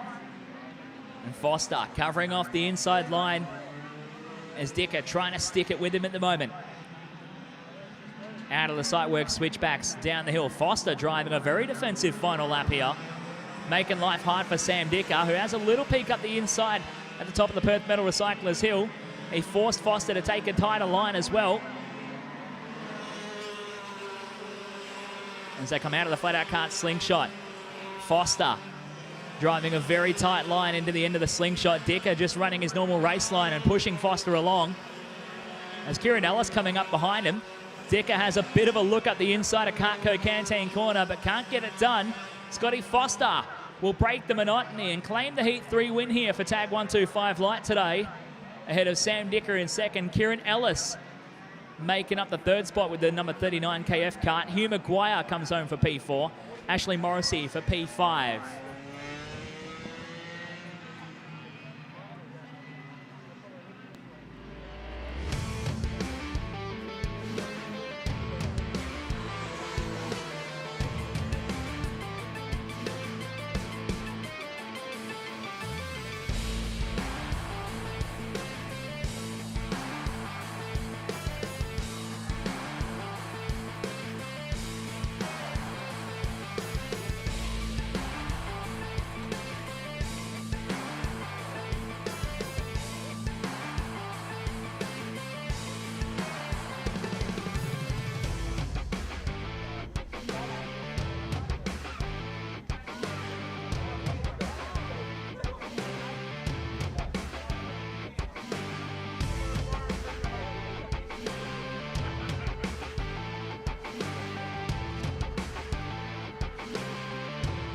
Here with Scotty Foster on the in-grid, a Heat 3 win in 1:25 light. You seem to have found a little bit of pace in the early stages of the race.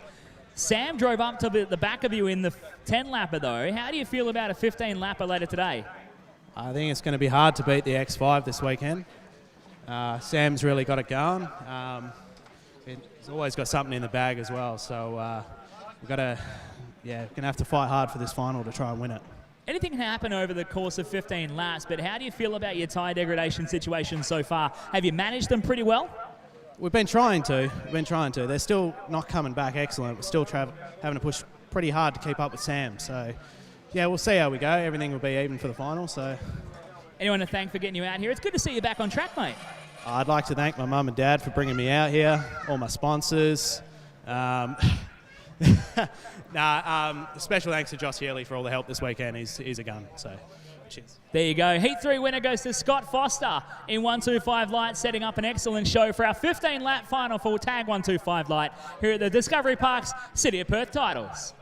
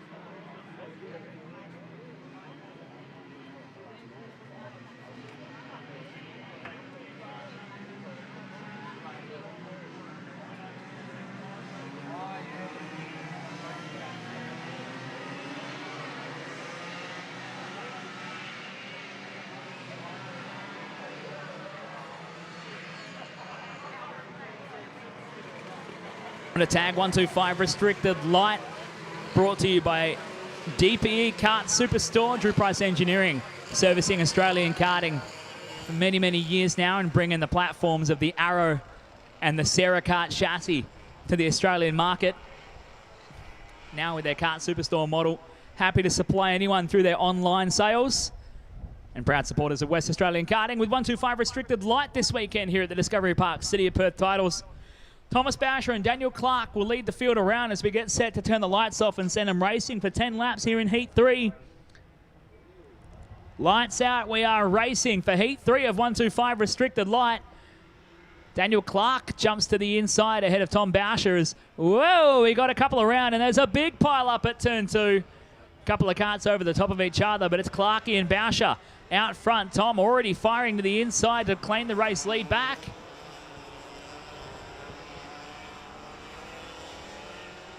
And I spot a Marinello kart in third that could belong to Cosimo Vozza, due to start 10th on the grid, up to third at the end of lap 1. We've lost a couple of main contenders from the pointy end. We'll see where they stack up here. Can't see where Sebastian Fiorenza has ended up. He did start. We'll pick him up as they come across the line, but it's definitely Tom Boucher stretching the legs on the West Coast Civil Main Straight, opening things up as they come across the line for the first time. Daniel Clark in second. Cosimo Vozza from 10th on the grid to third. Simon May into fourth. Richard Reynolds into P5. So we've got some main contenders in the class losing out on the opening lap here. Taylor Campbell, P6. Brock Durden all the way down in P7. And from Quinton Stevens, Jamie Bates, Brady Webb, Sebastian Fiorenza, and Benjamin Lalomi rounding out your 12 running drivers. And it looks like we might have lost Nikita Morozov and Glenn Fisher on the opening lap here for a 14-kart field of 125 restricted light. Follow along the battle here, Simon May and Richard Reynolds, 4th and 5th on the road, coming out of the flat-out kart slingshot. Fighting for some places that they probably weren't expecting to fight for here in Heat 3 of 125 restricted light. But it's Tom Boucher out front in the Rotax Evo X5 chassis for flat-out karts, leading the way. 51.83 across the line ahead of Daniel Clark, 1.5 seconds adrift already after just 2 laps of competition. Boucher absolutely storming away from the field. But here's Cosimo Vozza in the Marinello kart, the number 6 entry, holding on to the third spot as May and Reynolds trying to close the gap to him. This would be a good point haul for these guys as they try and collect as many points as they can to put them in prime position for our 15-lap final later today to decide who will claim a brand new Exude racing suit from Exude Racing Apparel. Tom Boucher, 51.83 out front and stretching it out already. There's Daniel Clark at the top of your screen. Boucher is still nowhere to be seen out there as he clicks off a 51.2. Daniel Clark with a 51.9. Nothing between them. Or nothing that can be measured to bring them close, actually. Boucher stretching out. But it's Vozza, May, Reynolds, now Brock Durden buying his way into this fight. Brock wants to get back into P3, where he's finished in the first couple of heats of the weekend. And with the pace that he's got last time across the line, Durden, and the number 99 KF kart with a 51.6, he's 0.6 of a second faster than Vozza, May, and Reynolds in front of him. So Durden now just has to be careful to bide his time to sneak through this field. With 7 laps left on the board, he can get through them. He has the pace. But if he makes a mistake and get caught up, it could spell disaster with a DNF here in Heat 3 for Brock, recently stepping into a KF kart chassis and going racing with the new program. He pulls out to look down the inside on the West Coast Civil Main Straight, but can't get alongside Richard Reynolds to make the move happen just yet for P5. Durden putting some pressure on at the moment. Wants to get back to the third spot as they come out of the Sightworks switchbacks and down the hill into the Ingrid hairpin. Up the Perth Metal Recyclers Hill. And out towards the flat-out kart slingshot. May and Reynolds finding it out for 4th and 5th, but Durden really can't find a way around. The more laps he spends behind these guys, the further and further Cosimo Vozza is going to get away from them as they head down to the Cartco Canteen corner. As we hit the halfway point, it'll be 5 down, 5 to go for Thomas Boucher out front over Daniel Clark and Cosimo Vozza, 2nd and 3rd. And Durden trying to have a crack at 5th, but still backs out of it at the end of the main straight. Brock just trying to conserve the kart as he looks to the inside.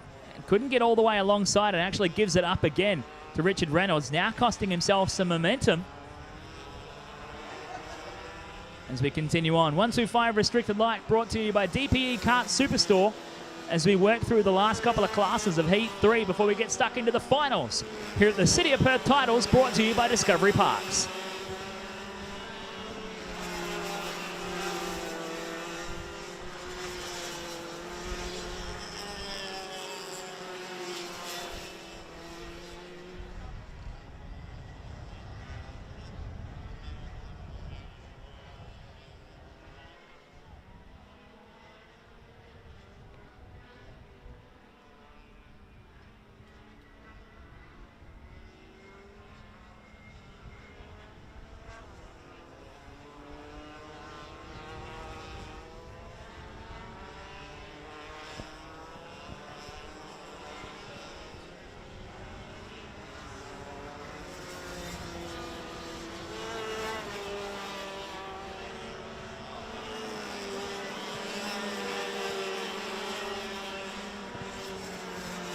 So Brock Durden finally making it happen for a move on Richard Reynolds as Sebastian Fiorenza is fighting his way back through the field for the 71 machine for ARC karting, the Cosmic Kart.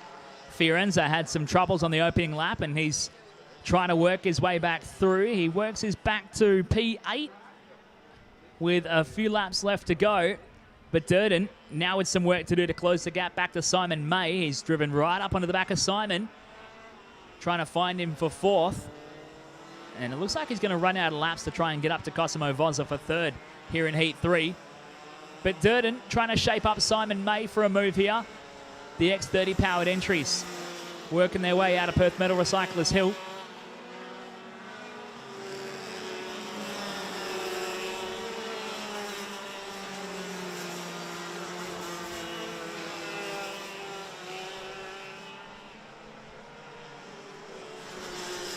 Into the Cartco Canteen corner. We're following the battle for fourth at the moment.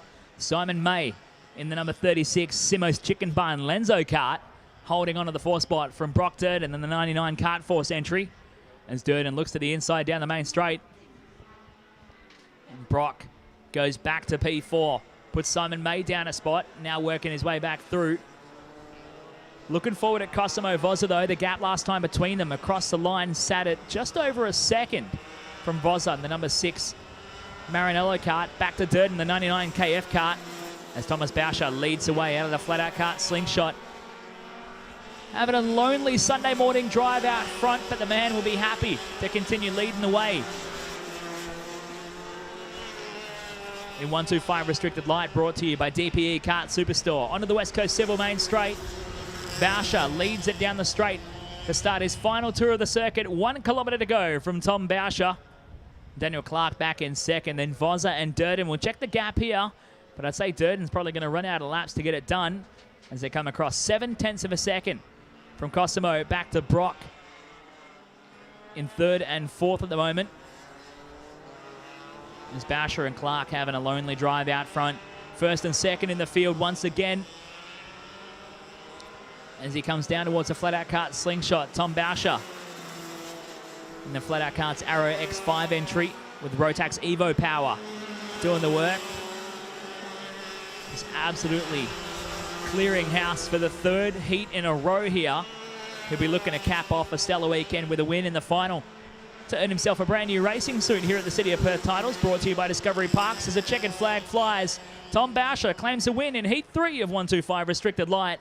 Daniel Clark comes home for second. Cosimo Vozza drag races Brock Durden to the line and picks up the third spot as Durden puts in his personal best lap of the race of 51.6 to come home P4. Simon May rounds out your top 5.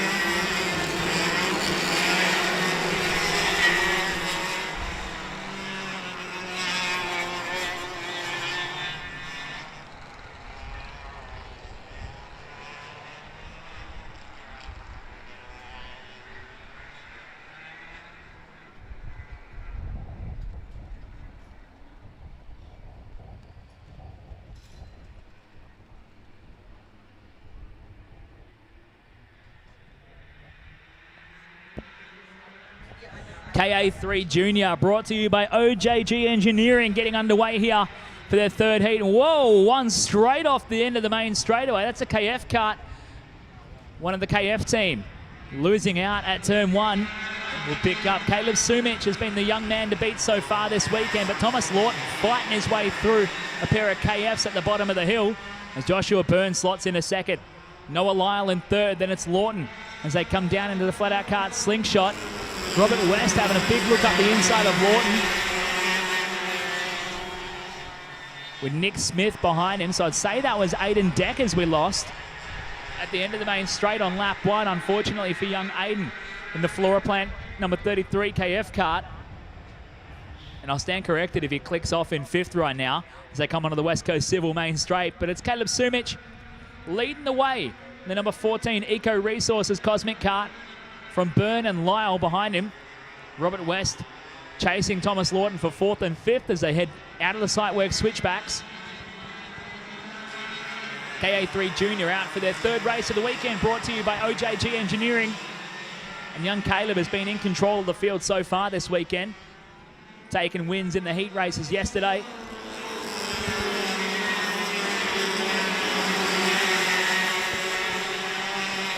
Caleb was your fastest qualifier yesterday morning as Bree Rhodes fires one up the inside of Alex Stefanovic, who's now having to fight back and defend on the inside of Gabe Belanca. James Buchan fires one through and gets cleanly through as well. The number 22 OJG Engineering Sarah Kart working his way onto the West Coast Civil main straight. He's on the back foot now, losing a spot to go down to P8 ahead of Buchan and Belanca as they come down into turn two and tip it into the Sitework switchbacks.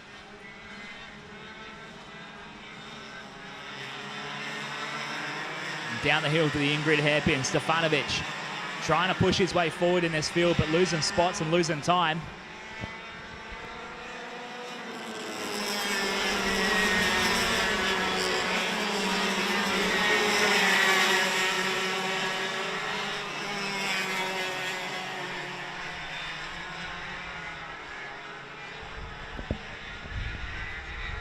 Following this battle further back in the field to be in the top 10 for KA3 Junior, Gabriel Belanca fires on up the inside of James Buchan to get the move done to go to P9.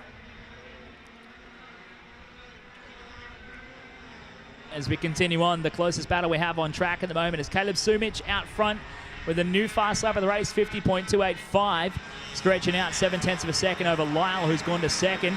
As now Belanca looks one up the inside of Alex Stefanovic to drop Alec down another spot. Gabriel Belanca trying to drive his way forward in the number 12 Tony Kart chassis. Down into the flat-out kart slingshot. We'll pick up Nick Smith at the moment in the number 10 KF kart entry as we run forward to pick up your top three. Sumich, Lyle and Byrne through the Cartco Canteen corner. And snaking around onto the West Coast Civil main straight.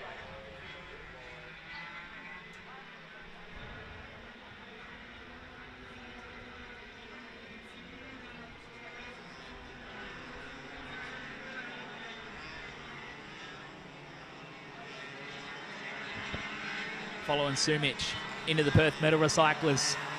Hill from Lyle at the moment. And the number 4, Arise Racing flat-out karts Paralyn chassis. Ahead of Byrne in the Arrow X5 back there in third. It's good to see three different makes of karts across your top 4. 4 different chassis in the top 5 here for KA3 Junior. The Cosmic leads the Paralyn from the Arrow, the Tony Kart and the KF. But they're evenly spread around past the Cartco Canteen corner. As we hit the halfway point here, Caleb Sumich comes down the West Coast Civil main straight. 5 down, 5 to go. Leading the way in KA3 Junior, brought to you by OJG Engineering here for Heat 3.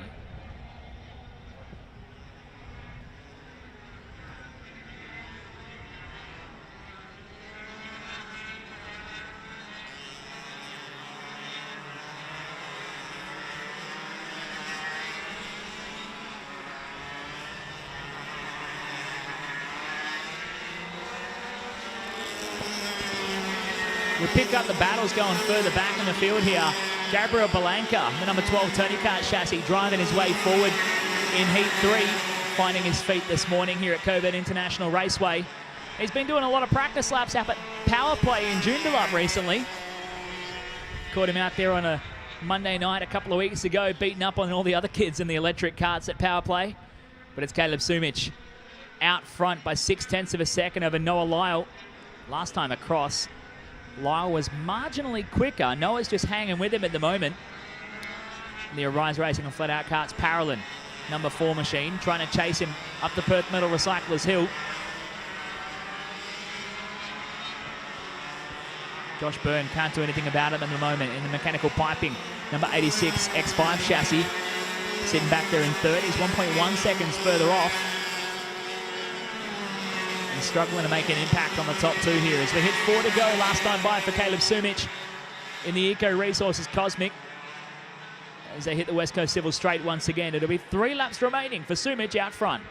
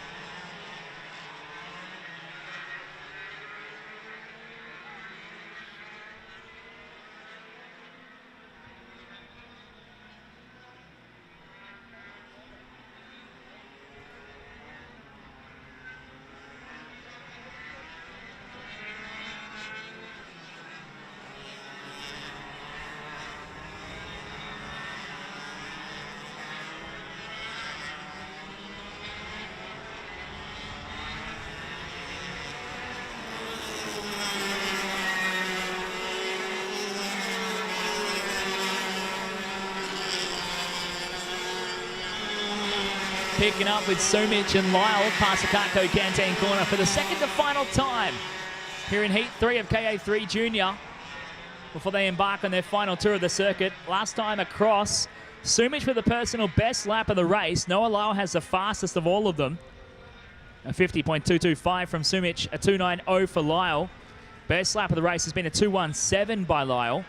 Byrne with a 6.67. So the leading pair, the quickest of the class by some margin at the moment in the back stages of this 10-lapper Heat 3 by 0.4 of a second a lap. But Noah just needs a good couple of opening laps to really put the pressure on Sumich. Come the final, we'll see how that shakes out. Wrapping up the weekend here at the Discovery Park City of Perth Titles. And Sumich leads the way into the top section of the circuit. Past the Cartco Canteen corner for the final time. And Caleb Sumich on his way to making another heat win against his name with one more race to go in the weekend. Sumich wins Heat 3. KA3 Junior. Noah Lyle home in second. Joshua Byrne in third. Thomas Lawton comes across the line in P4. And Robert West makes top 5 here from Nick Smith and Gabriel Belanca actually picking up the 6th spot right at the end there. So a big charge from young Gabriel into P6. Nick Smith home in 7. There's your full running order. Bree Rhodes came home in P8. James Buchan in the 9 from Alex Stefanovic, rounding out your top 10.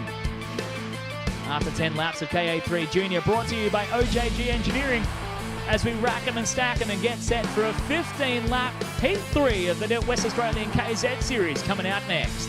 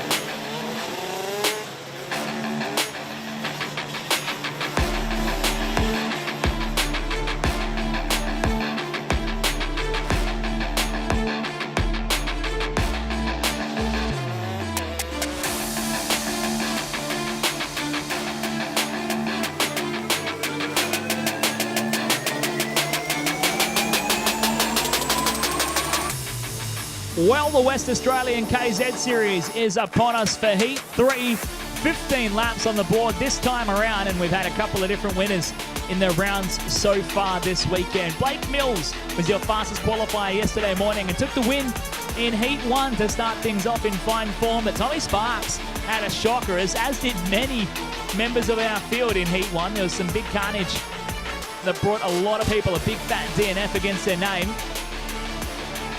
So Tommy Sparks came out swinging in Heat 2 to claim a win, and with a bit of a comeback drive up his sleeve, we'll see what he can put in here as Blake Mills is due to start from the pole spot with the highest point score so far. Riley Traeger will start from the outside front row. He's been very consistent. As we spoke to him yesterday afternoon, he's happy to just click off the good results and continue on with his championship campaign. Ryan Bender has been slowly clicking off some solid results so far. He will start P3 with the 59 Birrell chassis from Tommy Sparks. On the number 21, OJG Engineering, Charles Leclerc kart on P4. Jaden Pearce, the party boy, will start from P5 from Simon Gwillim, the elder statesman of the field up the front here. He will start P6. Nick Middick will be one to watch. And the number 94 BRM kart for Discount Leasing, he will start from P7. From Bradley Gretsch on P8, Corey Minton P9, and Damon Papa Sergio rounding out your top 10 on the starting grid. From James Mackay, Mason Harvey, Louis Sutherland and Daniel Curry, Marty Dack and Adrian Fogliani. From Paul Pedrotti and Daniel Sugar, Jason Gaycourse and Jai Parham. Then Sully, Goff, Eliard, Howe, Mackay, Shu and Mikla all the way down 27th on the grid with lots of work to do as they all line up on the starting grid and get set to go. Lights are out. We are set to go racing with KZ2 Heat 3. 15 laps. We are go. And everyone mostly gets away. Millsy with a pretty decent start from the front row. He claims the lead. Riley Traeger slotting into second here as Bender fighting with Sparksy. Through turns 1 and 2, he will drop to the 4 spot. Tommy Sparks claims P3. And Simon Gwillim goes to the 5 spot here. Jaden Pearce and Nick Middick back there, 6 and 7 on the road. Corey Minton behind him as they come out on the Perth Metal Recyclers Hill for the first time. Millsy leads away from Traeger and Sparks.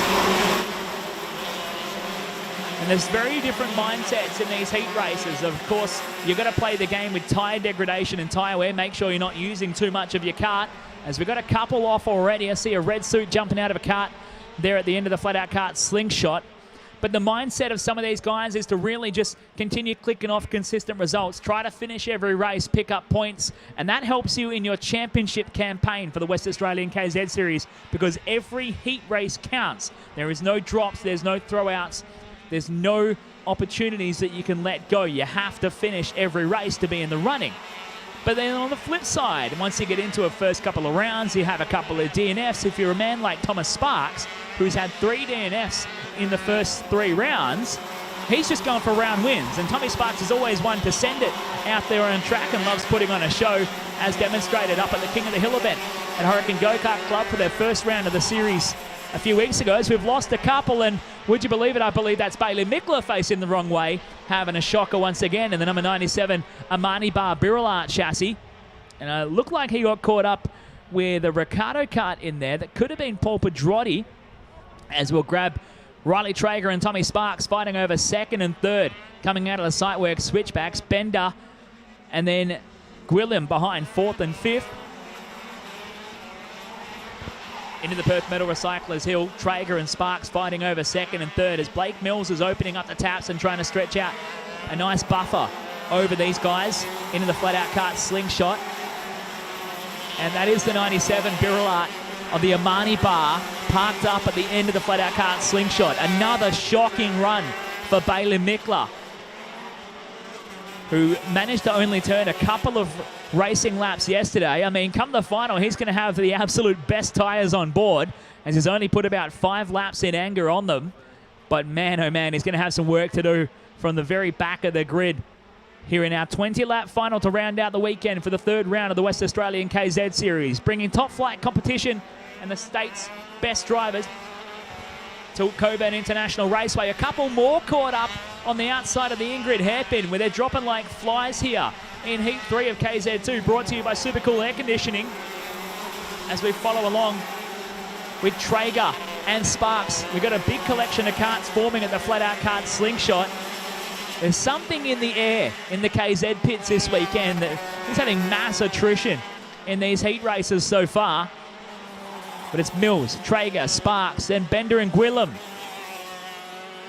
Simon Gwilym making a step back into a Birrellart chassis this weekend after he campaigned a Paralin a couple of weeks ago up in Geraldton. I believe it is Bender's second kart, or a spare of someone's, that he's jumped behind the wheel of for the Redline Oils presented machine. The number 12 currently running 5th on the road, but Nick Middick in the 94 BRM kart is putting in the hot laps to close the gap, and this is going to close up this 5 here as Nick Middick puts in a 48.41, quicker than Millsy out front at the moment at a 48.52, as we're going to hit the halfway point very soon here in Heat 3 of KZ2, brought to you by Supercool Air Conditioning. Traeger and Sparks still chasing each other around for second and third at the moment. And then Bender and Gwilym further behind as Blake Mills now drops in a new fast lap of the race. That time by on the West Coast Civil Main Straight, a 48.33. Nick Middick now trying to size up the back of Simon Gwilym to put a move on. Through the site work switchbacks they come. And out of the manufacturing houses of the karts, Nick Middick would be the first driver to not be running a Birrellart manufactured kart in the top 10 of the field, with a BRM underneath him currently sitting P6. The comp kart of Mackay and the Ricardo of Sutherland behind him 7th and 8th. The CRG of Gretsch in 9, and the Energy of Harvey rounding out your top 10. Through the Cartco Canteen corner, Traeger and Sparks still glued together. Now just looking a race of procession at the moment as they start to think about using the tyres. And Sparksy can't really benefit too much from getting another spot out from underneath Traeger. He's already had a DNF against his name that's going to impact his starting position in the 20-lap feature race this weekend. So one more spot here in Heat 3 isn't going to help him the most. He could just have to sit back and relax and try and conserve the tyres underneath him for the number 21 Charles Leclerc kart of Sparks. Behind him, Bender, Gwilym and Middick through the flat-out kart slingshot. Well and truly into the back half, and just trying to pick who's parked up there. It's one of the Mackay boys for sure parked up at the end of the flat-out kart slingshot. So is Sully by the looks of it. And is Mickler. The other kart's parked up there on the side. Looks like it's Daniel Curry potentially, as we lost Jaden Pierce somewhere around the lap as well. There was another catch up with a couple of guys on the exit just on the left-hand side of your frame there. That looks like where Pierce is parked up on the side of the road, as is Corey Minton in the 13 Ricardo kart. So huge losers for those guys, and some of the big names in the field missing out here as we follow along. Second and third, Traeger and Sparks. Then it's fourth of Bender from Gwilym and Middick. Then we go back to Mackay and Sutherland. Louis Sutherland just putting in the best lap of the race, a 48.279 from Louis all the way down in P8. The wild card Louis starting to put in some hot ones here after he had a pretty decent run a while back, but it was ended prematurely on the weekend where he blew a motor up, and that spelled disaster for his weekend campaign. I believe that was up at the King of the Hill. That's Traeger and Sparks now starting to get a little bit into a heat of a discussion as they come down into the Ingrid hairpin with 6.5 laps left to go up the Perth Metal Recyclers Hill before we get stuck into the finals here at the Discovery Parks City of Perth Titles at Cockburn International Raceway.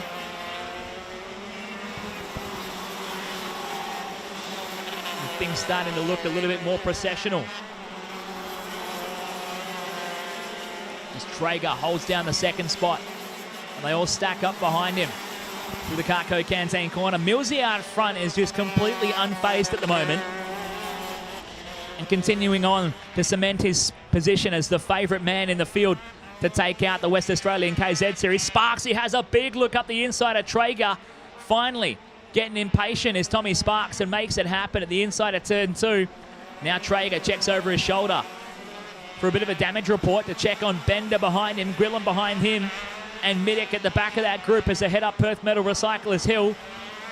Now Traeger having a scramble, and I think Sparksy sensed the impending doom of the guys closing up behind him. He needed to get the move done and try and build a buffer just to stop himself losing some more spots in this heat and losing more points and a position on the starting grid for the 20-lap final today at Cockburn International Raceway. Mills down the line with 5 to go here in KZ2. 10 laps completed and 5 to go here as we pick up the battle for 3rd, 4th, 5th and 6th on the road at the moment. Traeger and Bender at the head of that pack from Gwilym and Middick coming down the hill. A DNF for Nick Middick puts him with a bit of urgency, trying to carve his way through this group and see if he can pick up some points that'll be valuable to his starting position in the 20-lap final. Otherwise, the final is going to be very important. What Nick Middick can do in those opening few laps when everyone's bunched up and they're all lined up like ducks, ready for the picking.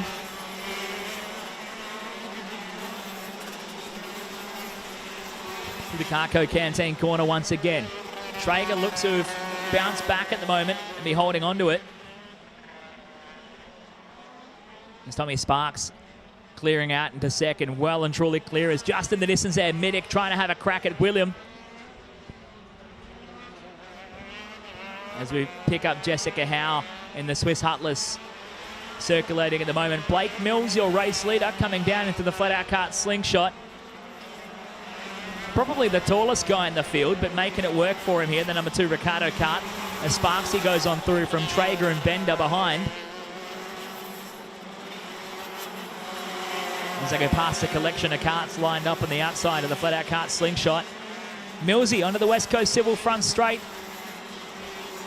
To go 3 laps remaining for Blake Mills here. Tommy Sparks clicking off his personal best lap of the race a moment ago, a 48.3. This time by he goes a 48.5. He's got a quick go-kart underneath him, does Tommy Sparks.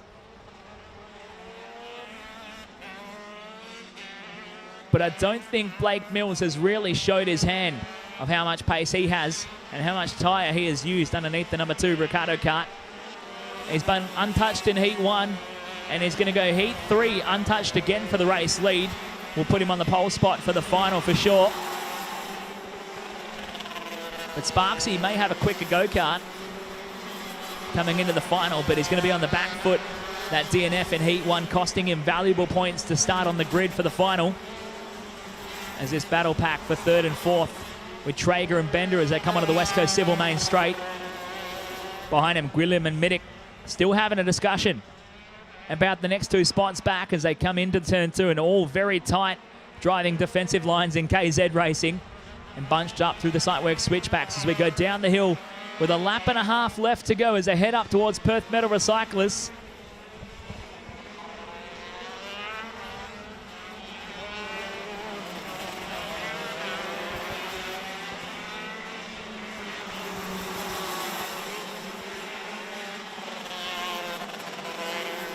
We follow this 4-kart battle pack. 3rd, 4th, 5th and 6th on the road.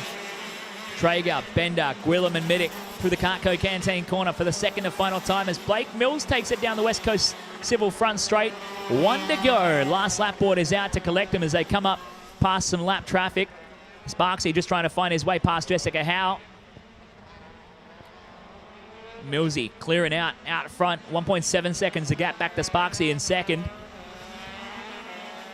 Into Perth Metal Recyclers for the final time here in Heat 3 of KZ2. Rather uneventful out front for Millsy. Just trying to play the tyres game while leading out.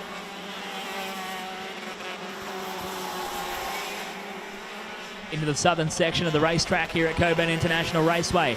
Past the Carco Canteen corner for the final time.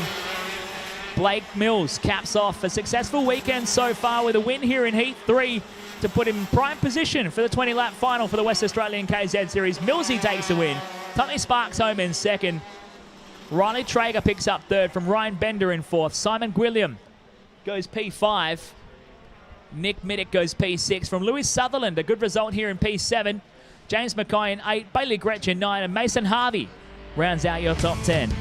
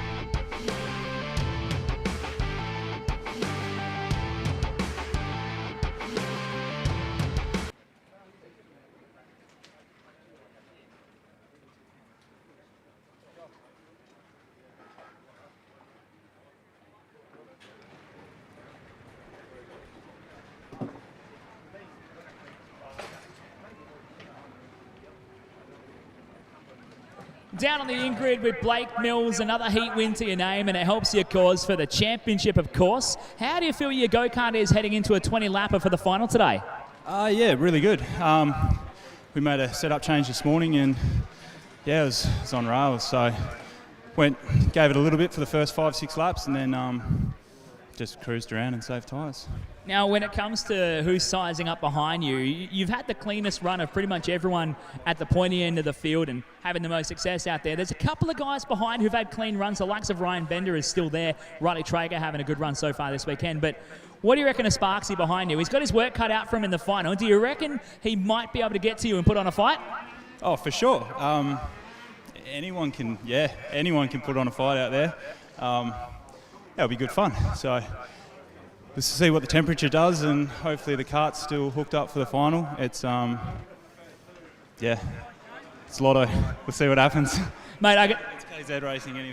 Anything happens. Well, it seems to be pretty turbulent out there for the field today. We've had a pretty bad attrition rate in the heat so far. What do you attribute that to? Just people getting antsy on the starts and really trying to make up as many spots as they can? I don't know. I haven't seen what's happened behind me. You just got eyes forward, mate. What do you think of your tyre situation so far? Have you looked after him enough? Yeah. The first race I did. The last race, once we got in a rhythm, looked after him, and then that one there, I don't think we touched him. So fingers crossed, see what happens. Well, mate, congratulations. Blake Mills, your Heat 3 winner here for the West Australian KZ Series. Will be starting on pole for the final. We'll see what he can turn out over 20 laps today.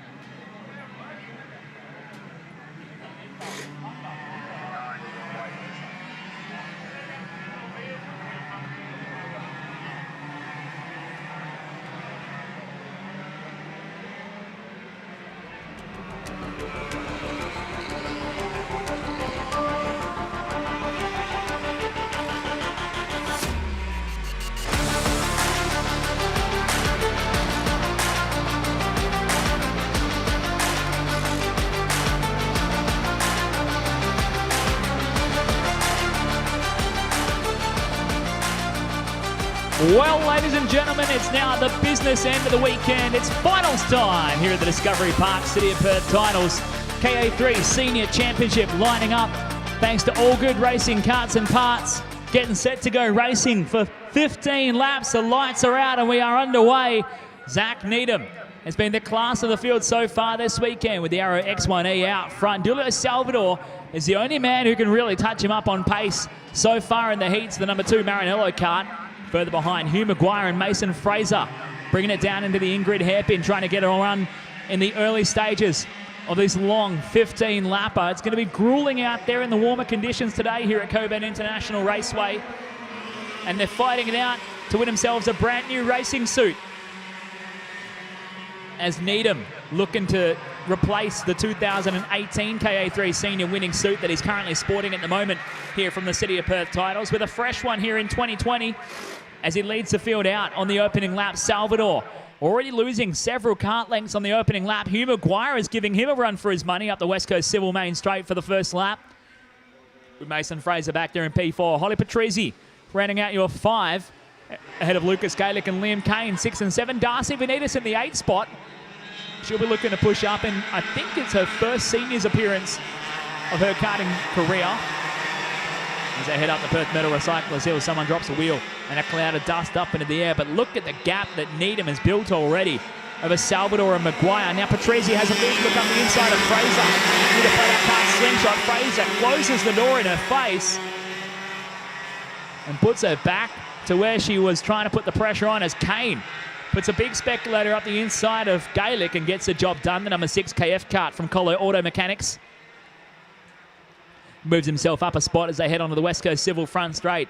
But it's Zach Needham, large and in charge out front with the hot lap straight away. 51.304. First flying lap on the board to be the fastest in the field by 0.2 of a second, 2.5 of a second.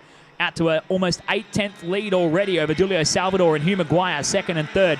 Then Fraser and Patrizi fighting it out over fourth and fifth. Kane in sixth. Then Gaelic in seven. Venitas in the 8 spot. From Hall in 9. Matthew Wilkins rounding out your 10 carts on track.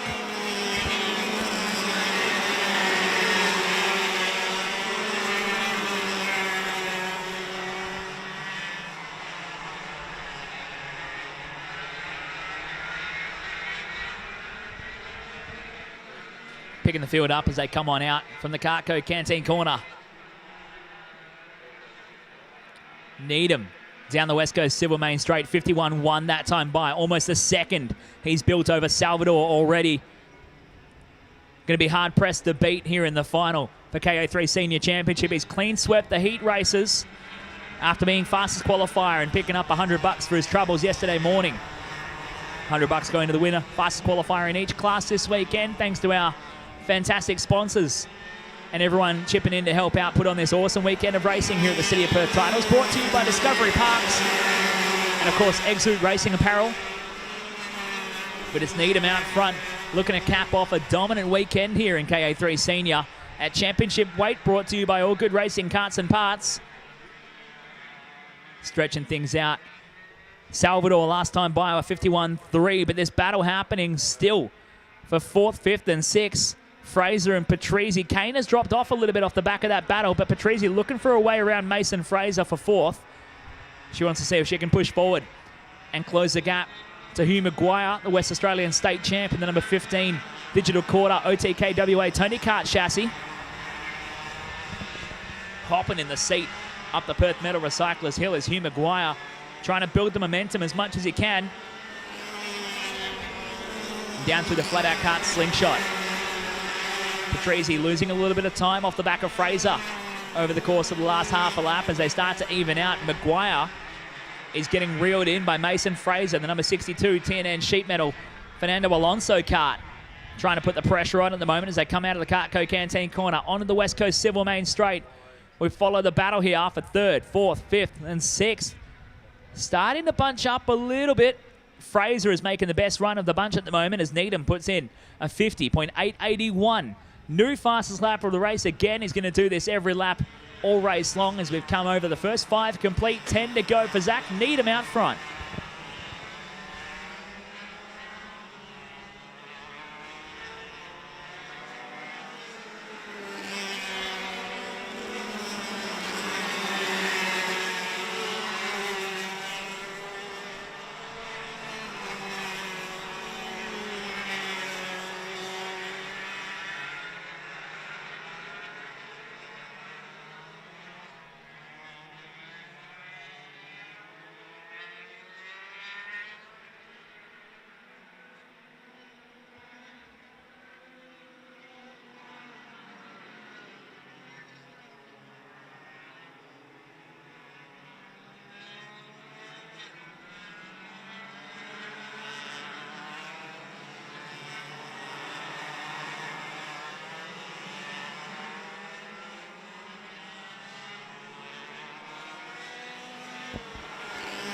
Following the battle for 3rd, starting to really heat up as Mason Fraser continues to close the gap onto Hugh Maguire.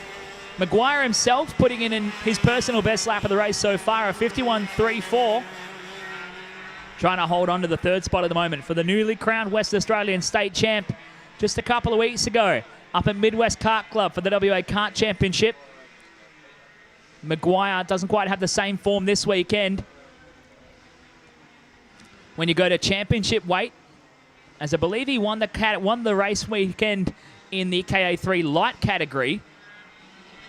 We combine lights and mediums this weekend to go championship weight racing, similar to what you would see at the Australian Kart Championship, of course. But it's Maguire trying to hold on to that third spot in front of Fraser. Julio Salvador has really been a wild card in this group. Haven't watched Julio race for quite some time, but he parks himself in second all weekend long as nobody's been able to touch the speed of Zach Needham out front. We followed the battle for third. Maguire still holding on to it at the moment as we're about to cross the halfway point. In fact, we already have, with 7.5 laps marking the halfway point. We are 7 to go for Zach Needham as he comes down the West Coast Civil Main Straight. Salvador in second, still following the battle at the moment with Maguire, Fraser, Patrizi and Kane, all involved in this discussion about who wants to be on the last step of the podium.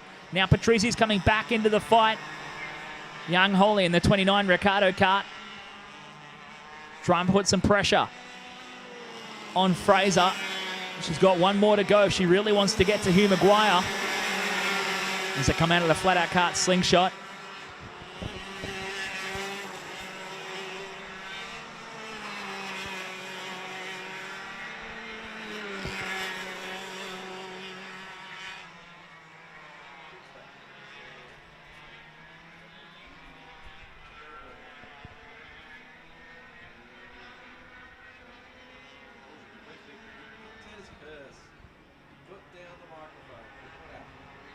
Just as we look away, Mason Fraser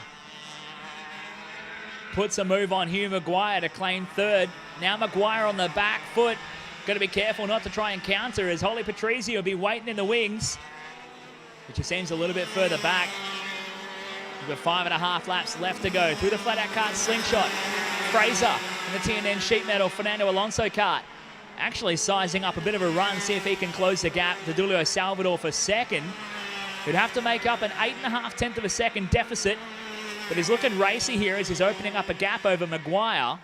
We'll keep an eye on the gap from Salvador back to Fraser as they come onto the West Coast Civil Main Straight.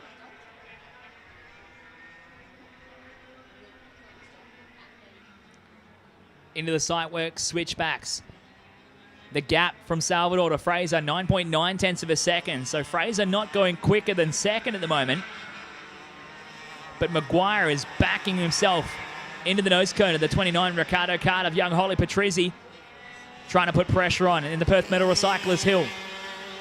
4.5 laps left to go, slowly clicking them off here in our 15-lap finals for the Discovery Park City of Perth Titles.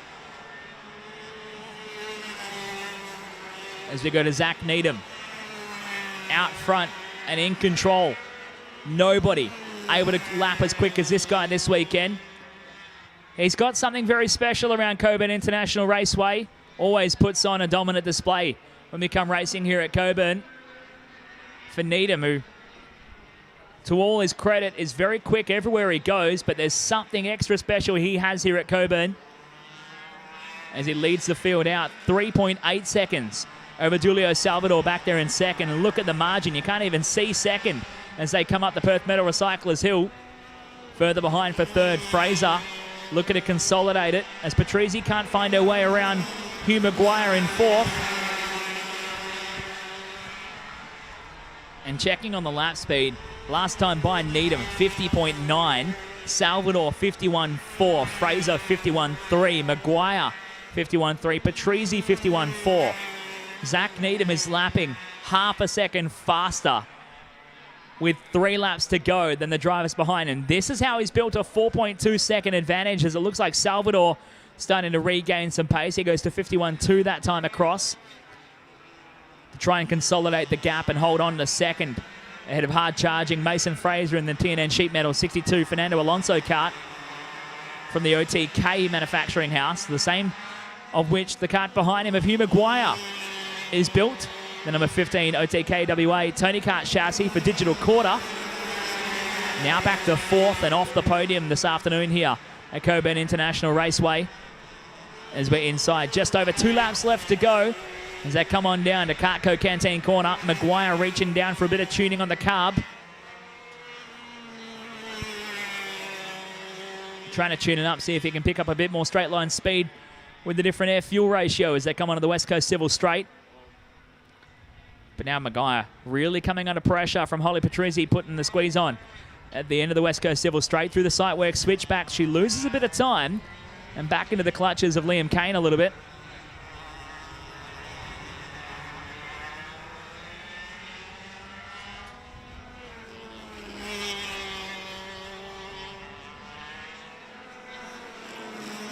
Into the flat-out cart slingshot. As we're winding our way towards a finish here in KA3 Senior, brought to you by All Good Racing, Carts and Parts, for the final time this weekend at the Discovery Park City of Perth Titles. Rather processional out front as Needham hits the line to start his final lap with 1 to go. Here in the final at Cockburn International Raceway, Salvador hits the line for second. In the number 2 Maranello cart, sliding his way through turns 1 and 2.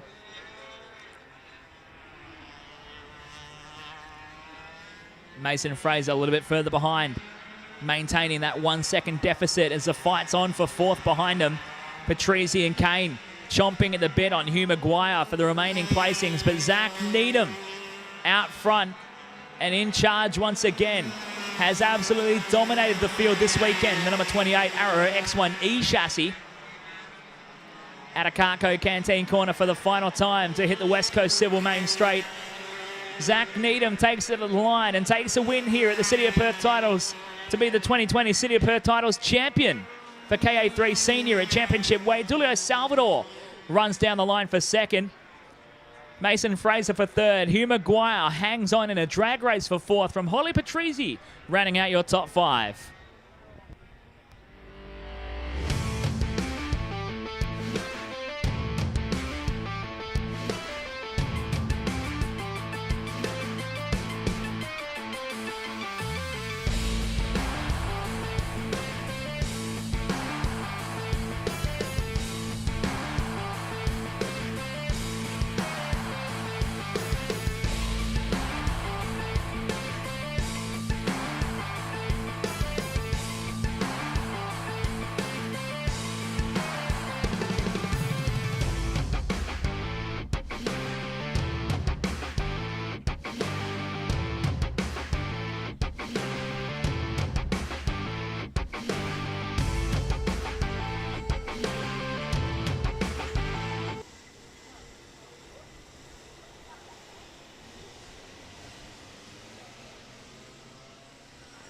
Here on the in-grid with your new City of Perth Titles champion, still trying to get the Exo Racing suit peeled back and try and get out of the warmth. Mate, Zach Needham, you are in control out here at Cockburn International Raceway. Untouchable all weekend. You've got to cap off the weekend in a good mood like that. Yeah, for sure. It's a good feeling looking back and not seeing anything for a good while. So, yeah, it's a good feeling.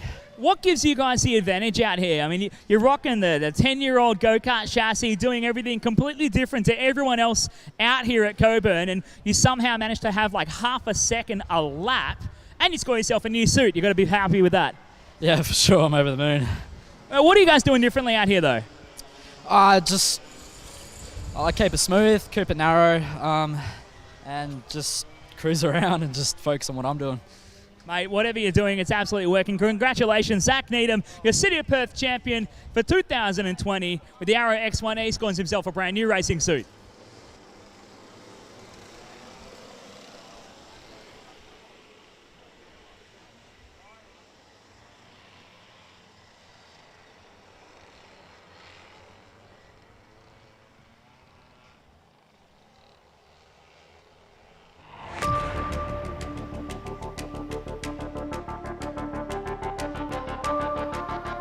Getting ready to go for tag 125 Restricted Masters. Brought to you by Design Paint Effects, residential, commercial and industrial. Exclusively using the Dulux paint system to give you the right product that you need. Design Paint Effects presenting our 125 Restricted Masters. For 15 laps in the final, we go racing with the lights go out. And Shane McPherson, the number 9 Cosmic Kart, leading the way into the site where switchbacks for the first time. He's got Bradley Stewart tucking in behind him for second. Simon Minton in third as they come on out to the Perth Metal Recyclers Hill for the first time. Peter Ten Brooker dropping back there as it looks like we pick up one of the KF karts Bryce Watson into the 4th spot, the 65 entry, as they come into the flat-out kart slingshot for the first time. But it's McPherson out front in Restricted Masters, been dominated in the weekend so far.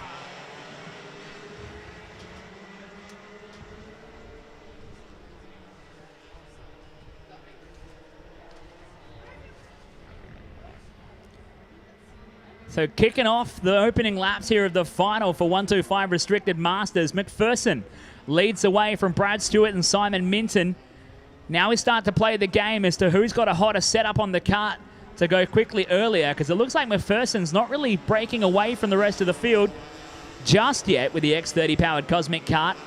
Stewart and Minton trying to tuck in with him and chase him around and push out a gap over 4th of Bryce Watson back there in the 65 KF kart. And Peter Ten Brooker in the 96 Energy Course chassis back there in P5 as Minton up the inside of Stewart to pick up the 2nd spot. Simon senses a bit of urgency to try and close the gap to McPherson and chase him out as they come out of the Cartco Canteen corner. The number 13 Ricardo Kart from Simon Minton Motorsport sets his sights forward, trying to chase McPherson up the West Coast Civil Main Straight. That time by Minton, 52.15. McPherson out front, 52.22, and a 4.2 tenths of a second of difference between them as they come out of the site work switchbacks down towards the Ingrid hairpin. Brad Stewart in the KF kart back there to the 3rd spot now. Let's see what he can do in the number 15 machine.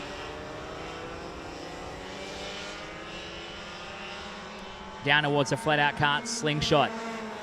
The main battle we're looking for here, McPherson and Minton. Simon's been dominant in the 125 restricted medium category so far this weekend and doing double duties, trying to do it as well in Masters. Where McPherson doing double duties in Masters and 125 light here at Cockburn International Raceway. Minton is closer this time by, starting to close up the gap, and we're going to have a battle for the race lead here for 125 Restricted Masters. Brought to you by Desired Paint Effects here at Cockburn International Raceway. The gap sits at 2.6 tenths of a second. Minton with a fast lap, 51.9 that time across. McPherson 52.08 as they come into the Perth Metal Recyclers Hill. The battle is on. X30 v Rotax, Cosmic versus Ricardo as they come out of the hill down towards the flat-out kart slingshot. And Minton has a top-end speed advantage at the bottom of the hill. But McPherson knows his way around. As they head into the southern portion of the racetrack past the Cartco Canteen corner.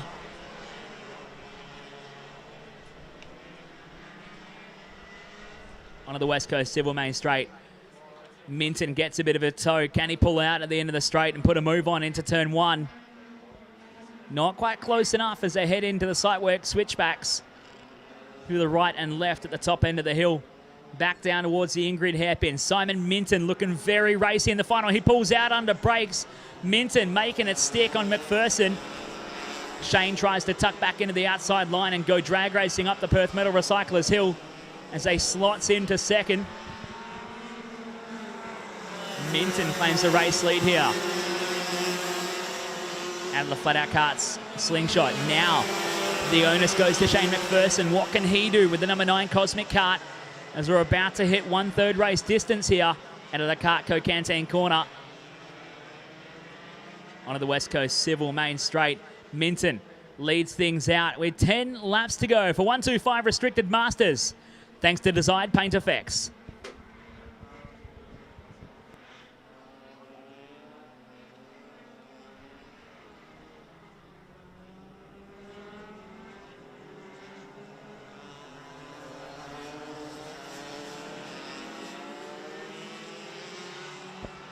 The battle for 4th and 5th going on. Peter Ten Brooker and Bryce Watson going side by side through the Perth Metal Recyclers Hill. Watson tried to stay on the inside all the way down towards the flat-out kart slingshot. Fed him a nose cone for good measure, but Peter Ten Brooker claims the 4th spot.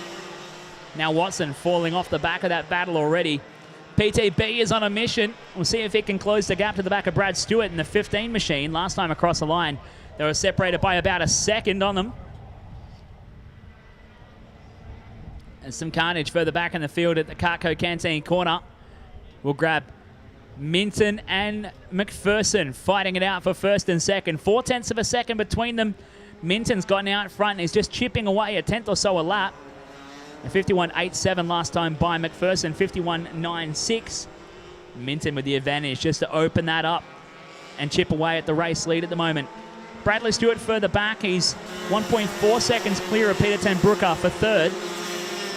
Stewart trying to hold on to that one. We spoke to him after Heat 3 with some stellar talent in the field here for 125 Restricted Masters.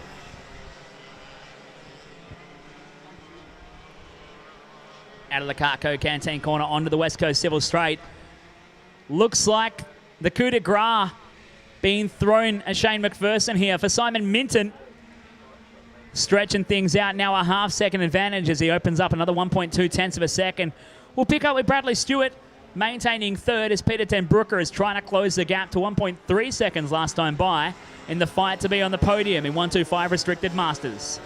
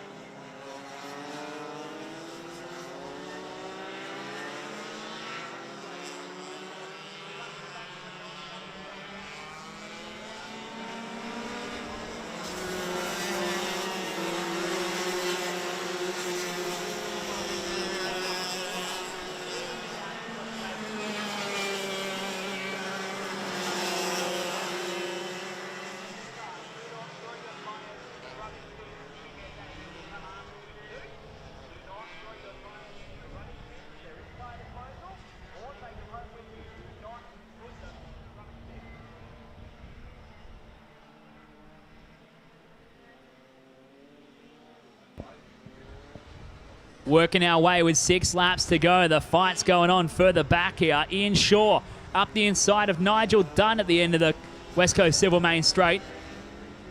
Ian in the 36 CPS National Esprit Kart moving himself up a spot here. He jumps up to P7 in the final for 125 Restricted Masters as we approach the final 5 laps of racing. Thanks to Desired Paint Effects. We'll grab John Hill 1 spot further up on the road at the moment. Johnny Hill in the number 6 Fernando Alonso kart with the PRD Galaxy engine, thanks to Kart Magic. And the battle out front, Simon Minton just putting the hurt on Shane McPherson. McPherson put in his personal best lap last time by, 51.96. The gap just comes down a little bit here, so we might have a counter battle inside the final 5 laps as Minton hit the line with 5 to go in the number 13 Ricardo kart. See if Shane McPherson can put something together in the X30 powered Cosmic kart in the final couple of laps here for 125 Restricted Masters here at the Discovery Park City of Perth Titles.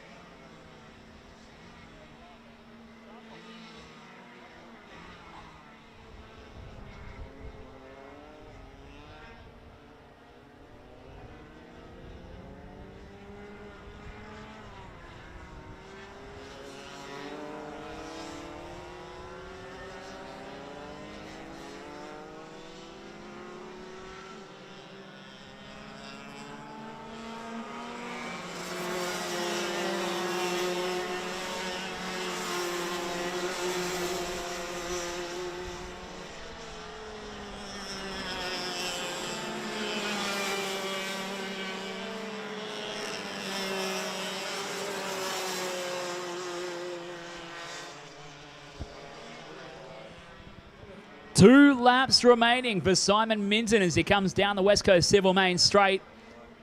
For just a moment, a glimmer of hope from Shane McPherson as he brought the gap under half a second, but now it's blown out. 1.2 seconds the gap for Minton out front. Minton absolutely stretching the legs in these last few laps. McPherson dropping off and settling for second here in the final at the City of Perth Titles. And although McPherson dominated the weekend, there's only one race he really have to win, and Minton in charge of that one out of the flat-out kart slingshot for the second to final time as he approaches the Cartco Canteen corner.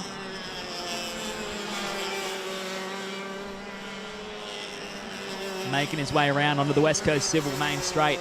Simon Minton got to the lead and has done a runner with 1 lap to go. The final lap is here for 125 Restricted Masters. Brought to you by Desired Paint Effects. And Minton in charge from McPherson in second. Bradley Stewart has held on for the last 10 laps or so to hold on to third with a 1 second advantage over Peter Ten Brooker. Back there in P4, Bryce Watson rounding out your top 5, but a long way further back, starting to fall back into the clutches of John Hill in P6. But Minton into the flat-out kart slingshot for the final time, the number 13 Ricardo kart.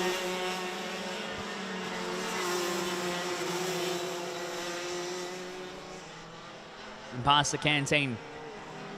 One last time in the Cartco Canteen corner. Simon Minton on his way to becoming the City of Perth champion for 125 Restricted Masters. After winning the WA Championships a few weeks ago, he caps it off with the City of Perth titles as well. Simon Minton claims the win. Shane McPherson home in second. Bradley Stewart in third. Peter Ten Brooker comes home for P4. And Bryce Watson will round out your top 5. For Tag 125 Restricted Masters, brought to you by Desired Paint Effects, there's your full finishing order after 15 laps of grueling racing for the Masters.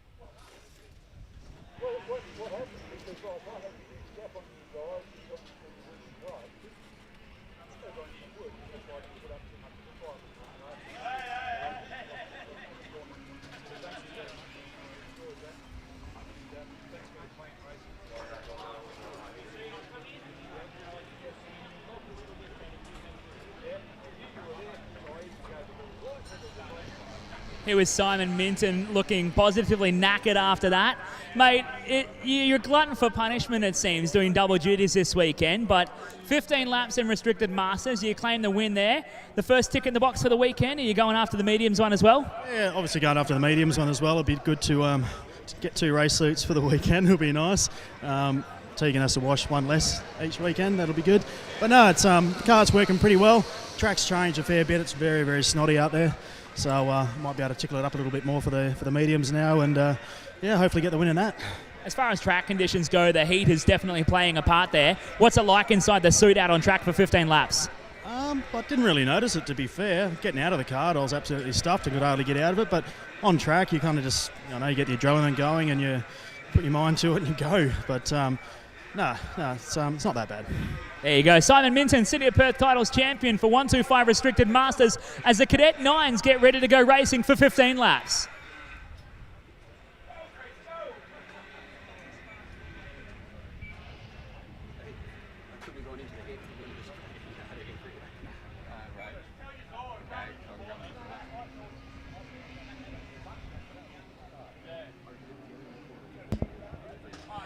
Cadet 9's getting underway, brought to you by Bunbury Cartworks, bringing the youngsters out to play for a grueling 15-lapper. Campbell Thompson getting away early here. Chase Webb trying to go with him from the start as they come down towards a flat-out cart slingshot for the first time.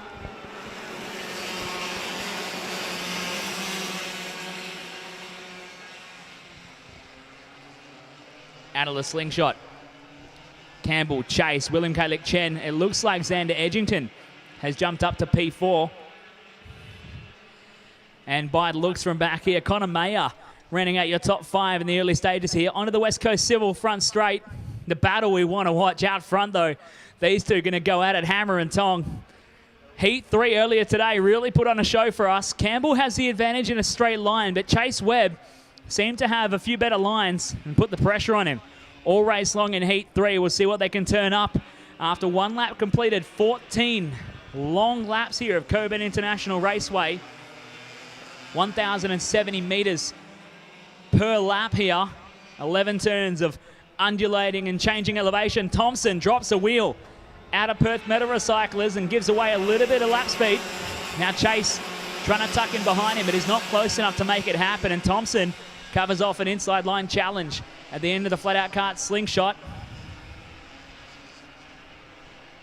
These kids have been absolutely glued together everywhere they go, week in, week out here in West Australian karting. It's awesome to see, and the families are good friends on and off the track as Campbell looks over his shoulder. Chase lost a bit of drive coming onto the West Coast Civil straight that time by, and has given away a bit of time to Campbell, who sets a fast lap, 58.596 that time across. Chase Webb trying to tuck in with him as William back there in the third spot. He needs these two to fight over it and slow each other down if he wants to buy his way into the fight at the front. Behind them, Xander in the fourth spot. Connor Mayer, the newcomer to karting, in P5 after setting the fastest time in qualifying on Saturday morning. He's had a great debut here in West Australian karting. Lucas Kalsik Chen in the sixth spot. Diaco Stewart in the 7, and Joel Blackman rounding out the 8-cart field. But Thompson and Webb out front fighting out. Little lick of the curb, throws the 33 West Coast Civil Arrow chassis sideways onto the southern part of the circuit, past the Cartco Canteen corner.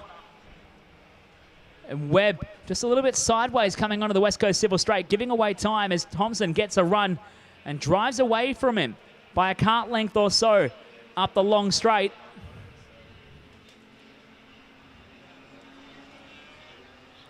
Thompson coming straight off the back of becoming the 2020 West Australian State Champion Cadet 9s just a couple of weeks ago, rocking the blue plates as the newly crowned state champ. In the foundation category of Australian karting. At just 7 years old, you can strap your child into a cart and send them out to have some fun with their mates. And it builds and grows and continues over the years as these youngsters show maturity well beyond their age, racing at the pointy end of the fields. And they continue to develop and progress through the ranks into Cadet 12s, then onwards into juniors. And at the earliest possible opportunity, you know they're going to want to step up into seniors to go racing in the bigger classes with more grip and higher power engines.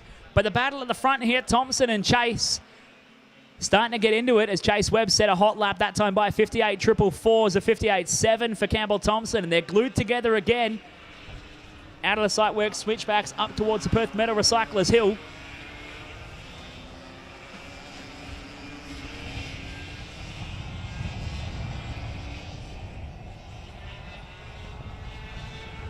Down in the flat-out cart slingshot. Thompson has control. Sometimes it's easier to chase than it is to lead, though. So you could assume it might be easier to be young Chase Webb right now, past the Cartco Canteen corner. If you can find a way to really put the pressure on Campbell, who licked the curb at the final corner onto the West Coast Civil straight. Both of them get the heads down and elbows out. There may only be two of them, and there's so little, but it's fantastic to see here in West Australian karting. You go out to the pits and you ask any of the long-standing drivers who've made careers and worked their way through the ranks, and you ask them what their favourite days are. Many of them will tell you the early days back when Cadet 9s used to be called just Cadet or Midgets, with the Coma S80 engines and the Yamaha KT100Js back in the day when we were allowed to run around with no nose cones in the early 2000s. Thompson and Webb fighting it out through the flat-out kart slingshot. Webb just a little bit wide through the right-hander, trying to put pressure on. Down into the Cartco Canteen corner. And the lick of the curve there for Chase is giving away about a kart length or so to Campbell as they come onto the West Coast Civil Straight. This is where Campbell's kart is exceptional. Pulls away a little bit of time on the main straight. And Chase has to work a bit harder. Further back, the number 20, Arrow Chassis of young William Kalsik-Chen, having a lonely drive out there in third, as he's unable to maintain pace with your leaders, but still a solid run for young William. The two brothers, himself and Lucas, have been continuing to develop their skills and get quicker and quicker from each meeting and strongly developing their talent as the moment. As we go back, Xander Edgington further behind in the fourth spot, then Connor Mayer in P5 from Lucas, the second of the Kalsik-Chen brothers, and Diago Stewart in the Tony kart, a little bit further behind there, rocking the bright green helmet sideways through the flat-out kart slingshot for young Diago. Joel Blackman at the back of the group, I believe still the youngest in the class. Don't quote me on that, though. And young Joel going from track to track, developing his skills as well. Great to see the youngsters continuing to develop and have a great time here in West Australian karting. It's Campbell Thompson with a fast lap of the race, 58.3. We follow along at the moment with Connor Mayer defending from Lucas Kalsik-Chen, putting some pressure on. This is a battle for 5th and 6th on the road as they come out of the Sightworks switchbacks. And Mayer, as mean as it may sound, a big surprise yesterday morning to be the fastest on track in qualifying. Greg Dicker in the flat-out karts 10 did give me the word up to say young Connor will be one to watch, and he certainly was in that qualifying session. And will continue to develop his skills and get faster, I am sure, as the leaders starting to open up a little bit now between Campbell and Chase. 4.5 tenths of a second, the gap at the front, and then 2.3 seconds further back to William in third. For Cadet 9s, brought to you by Bunbury Kartworks, your energy course distributor here in Western Australia. They'll take the truck around WA to all the major open events and park it up with parts and trackside support for anyone who may need it. And Andrew's parked the truck up at the southern side of the top of the hill this weekend. If you need anything today or you want to get in touch, especially if you are going racing down at Bunbury City Kart Club, Bunbury Kartworks are the guys to go and see. They'll be happy to help you out. As we're approaching and across the halfway point here in Cadet 9 final here at the City of Perth Titles, brought to you by Discovery Parks. Campbell Thompson leading by half a second over Chase now in second. The newly crowned West Australian state champ on his way to try and pick up a brand new Exoot custom-made racing suit. Going to the winners of each class this weekend at the City of Perth Titles, brought to you by Discovery Parks and Exoot Racing Apparel. With 6 laps to go, Campbell Thompson sets another fast lap, 58.285 last time across the line.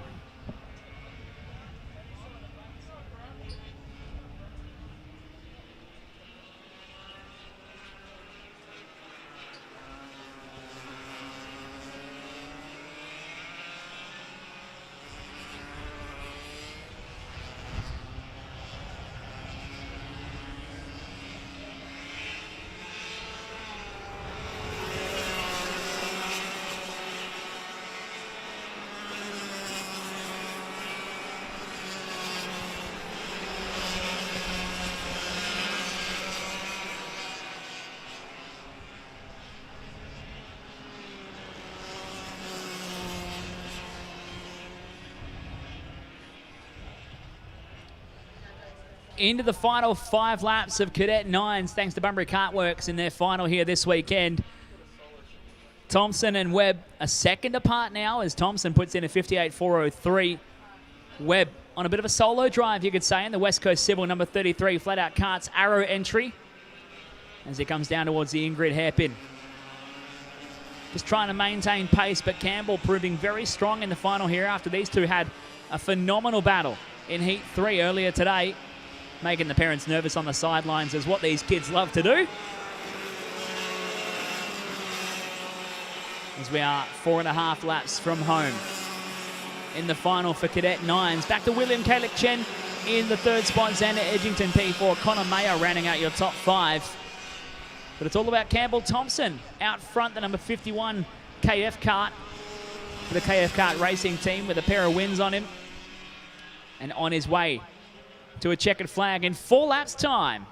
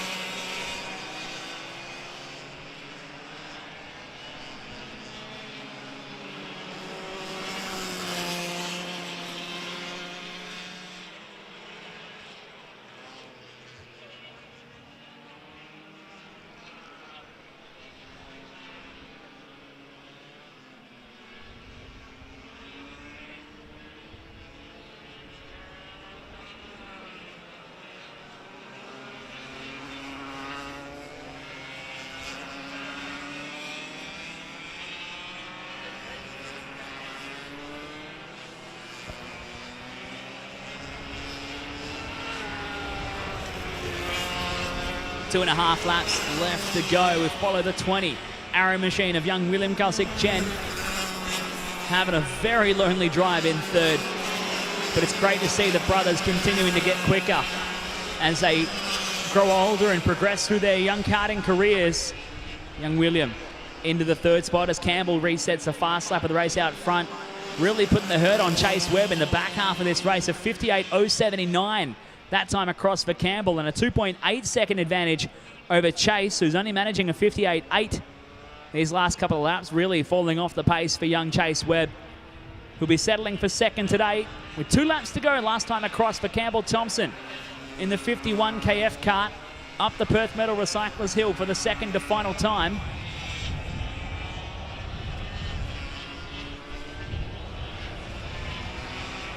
Young Campbell going racing with mum and dad. Tish and Chris taking him all around the state and doing battle with Chase Webb pretty much every other weekend here in WA karting. They'll be eyeing off a move into Cadet 12 sometime soon, I'm sure, once Campbell hits the right age and jumps into that massive field of drivers who are going to love to put on a show week in, week out. And just 12 months ago, this was the likes of Connor Radford with 1 lap left to go. And look at how well Radford's done in his debut season into Cadet 12 here in 2020. Running inside the top 5 on a regular basis. But Campbell Thompson starts his final tour of the circuit here at Cockburn International Raceway, the 51 KF kart. Proving the most consistent this weekend and just hanging on to it as he brings it out of Perth Metal Recyclers down into the flat-out kart slingshot for the final time this weekend. Making mum and dad very proud on the sidelines as he pushes along into the southern part of the circuit. And past Cartcoat Canteen Corner for the final time. Chase Webb back there in second, looking to hang on and pick up second this weekend here at the City of Perth Titles. The checkered flag is out and waving. Campbell Thompson takes the win here in Cadet 9s, brought to you by Bunbury Kartworks. Chase Webb runs to the line for second, and William Kalsik Chen rounds out your podium in third. Xander Edgington will claim fourth on the road, and Connor Mayer in his debut open event will make P5. Lucas Kalsik Chen in 6. Diago Stewart will come home in 7, and Joel Blackman will round out your 8 drivers here in Cadet 9, brought to you by Bunbury Kartworks.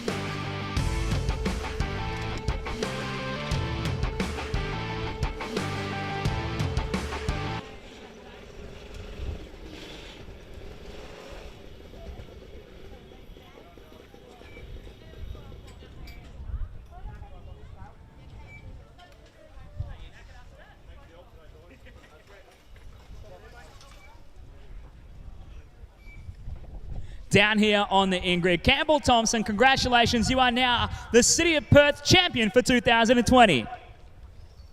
I don't know what to say. Mate, who do you have to thank for getting you here this weekend? Oh, my dad, my mum, Kip Foster for the amazing car and engine, and Chase and all the other competitors. There you go, true gentleman. You won yourself a nice new racing suit. You're going to be wearing that everywhere now? Yeah, probably. There you go. At least mum and dad don't have to buy you a new suit. You can put the money into other things. Congratulations. Campbell Thompson is your City of Perth Titles champion here in Cadet 9s. And we go straight into it with some KA4 action.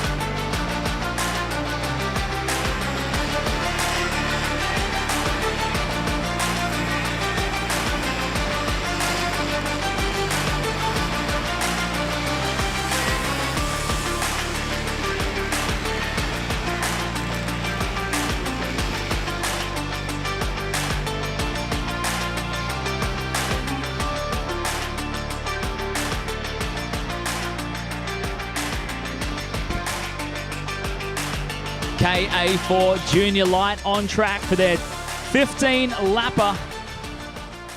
Brought to you by Eco Resources. I see hands in the air and the lights will stay illuminated, meaning we will not go racing this time by. KA4 Junior presented by Eco Resources for the Junior Lights, and it's Noah Lyle. We'll be starting on the pole spot for our 15-lap final alongside James McCucci-Allen.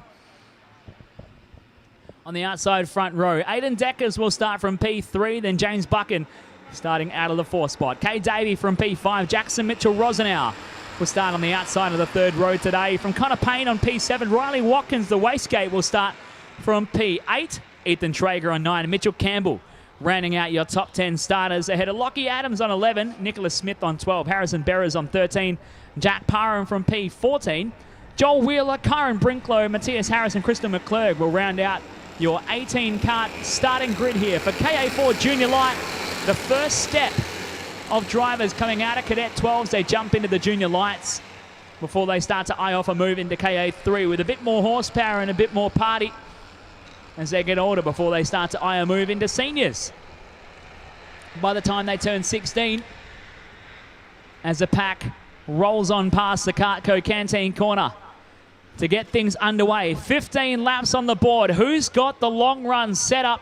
Noah Lyle has been the young man to beat so far in the Arise Racing and Flat Out Karts Arrow X5 chassis. Can he hang on for 15 laps today? Lights go out. We are racing for 15 on the board in KA4 Junior Light. Some big moves and shuffles around further back in the pack, but everyone gets through turn 1 cleanly. The same can't be said for turn 2 as karts going backwards, but it's Noah Lyle breaking away early here. James McCucci-Allen into second, a KF card on the outside there. I think Aidan Decker's got him caught up. Riley Watkins facing the wrong way at the Ingrid hairpin, and I think Jackson Mitchell-Rosenau was caught up in something there as well. He was going slowly up Perth Metal Recyclers Hill, but it's young Lyle leading things out from McCucci-Allen in second. There's Deckers and Buchan. 3rd and 4th. Now they're going at it at the end of the flat-out kart slingshot. Aidan Deckers up the inside of James McCucci-Allen to claim second. Buchan and Davey further behind at the moment. And Noah Lyle out front.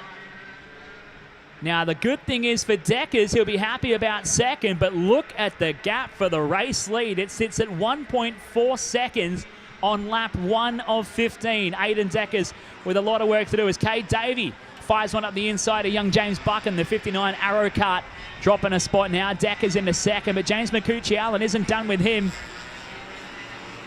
as Deckers takes the defensive line to the Ingrid hairpin before they climb the Perth Metal Recyclers Hill. McCucci-Allen driving up onto his bumper all the way up the hill before they come back down towards the flat-out kart slingshot.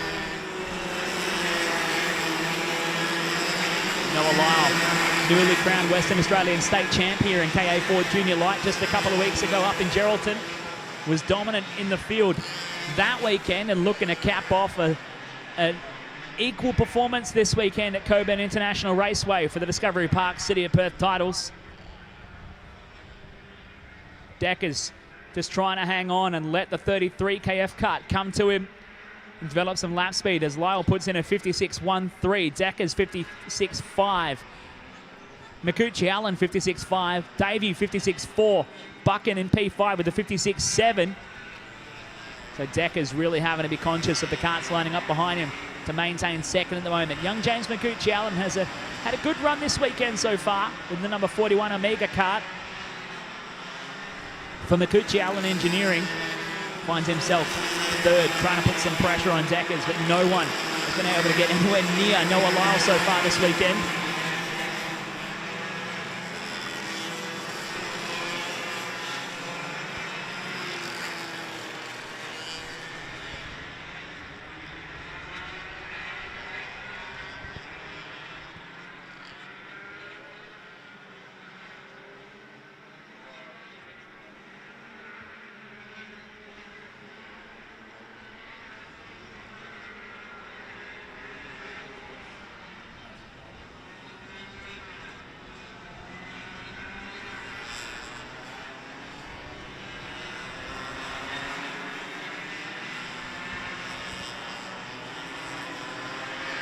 James Makuchi Allen working his way past Aiden Deckers for second. It looked promising for Aiden for just a moment there, but James has got a wiggle on and wants to try and chase down Noah Lyle out front, who's putting in hot lap after hot lap of 55.7 last time by for Lyle. 56.1s for Deckers and Makuchi Allen. So we'll see what young James can do in second now. With clean air in front of him, he can make an impact, but young Noah's already broken out. 2.2 seconds over the rest of the field. With 12 laps left to go last time across, it's 11 this time by, as Deckers still wants to have a discussion about second. The motor down the straight for Aiden Deckers in the toe of Makuchi Allen, just drives on past him on the way to turn one. And this could be a good old scrap for second here in the final of KA4 Junior Light, brought to you by Eco Resources. Deckers, Makuchi Allen, Davey and Buchan fighting over second, third, fourth and fifth on the road as they come out of Perth Metal Recyclers down towards the flat-out cart slingshot with just over 10 and a half laps left to go.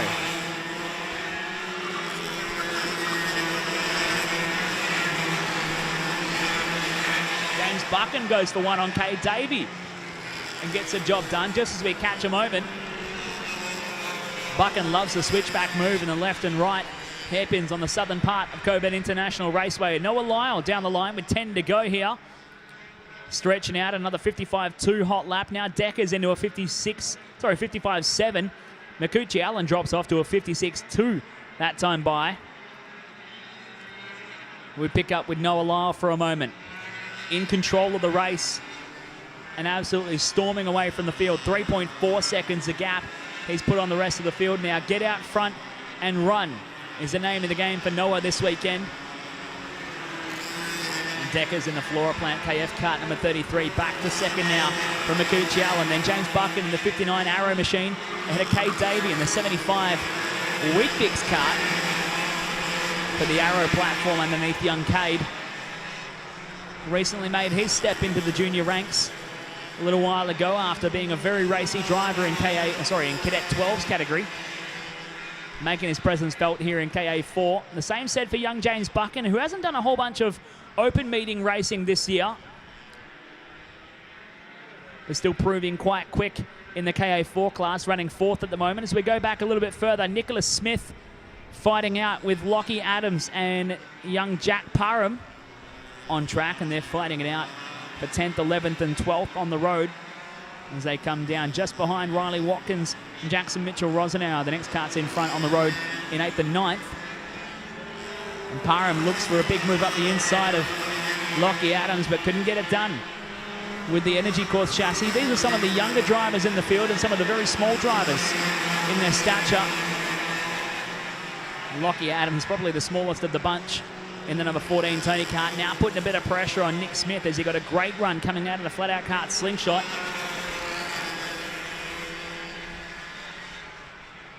as we look out to the east and catch your leaders running down the West Coast Civil Main Straight.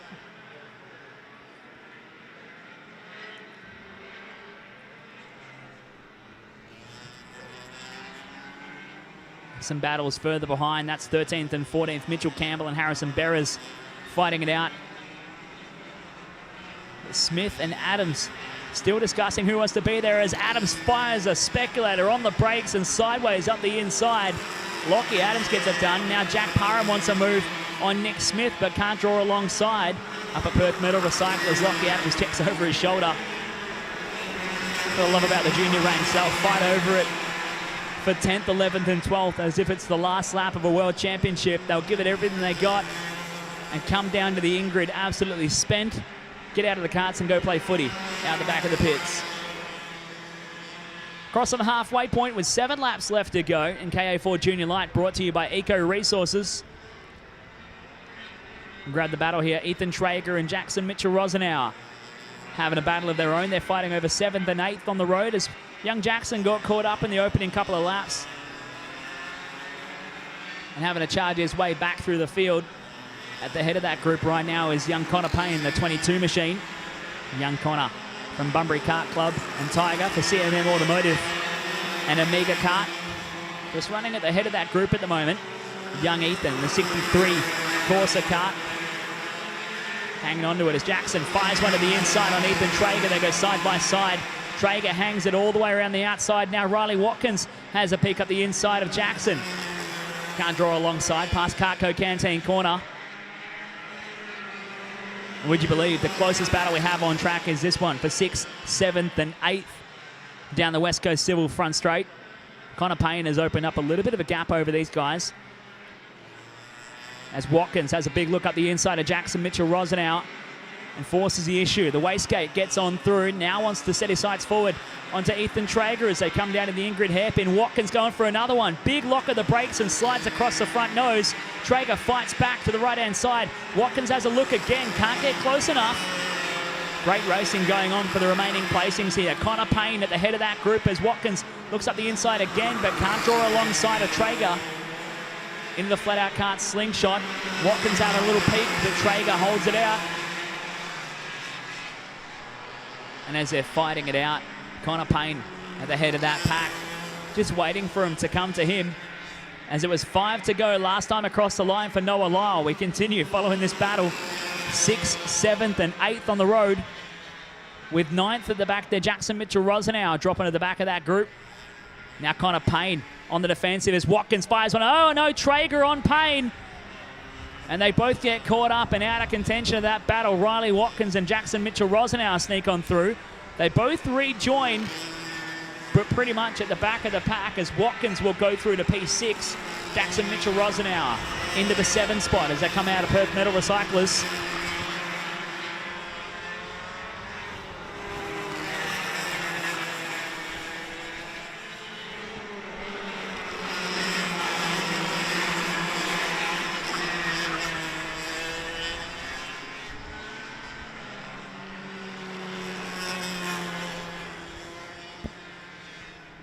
Picking up your lead drivers as they come on through. 4 laps to go for Noah Lyle. This man out front in the Arise Racing and Flat Out Karts Arrow X5 chassis leading the way by 5 seconds over Aiden Deckers. This kid is on a mean charge. Just putting the hurt on the field. And the old saying, if it looks slow, it is fast. And Noah Lyle, it doesn't look fast, but he puts down the hot laps every time out. Last time across a 54.8, the field behind him are lapping as quick as a 55.0, the fastest of the rest of them. That's Aiden Deckers back there in second. A 55.1 personal best for Riley Watkins. Last time across now, he's got himself into some clean air into P6. For Lyle down the line, 3 laps to go for Eco Resources, KA4 Junior Light. Aiden Deckers in second, a 55.004 new personal best.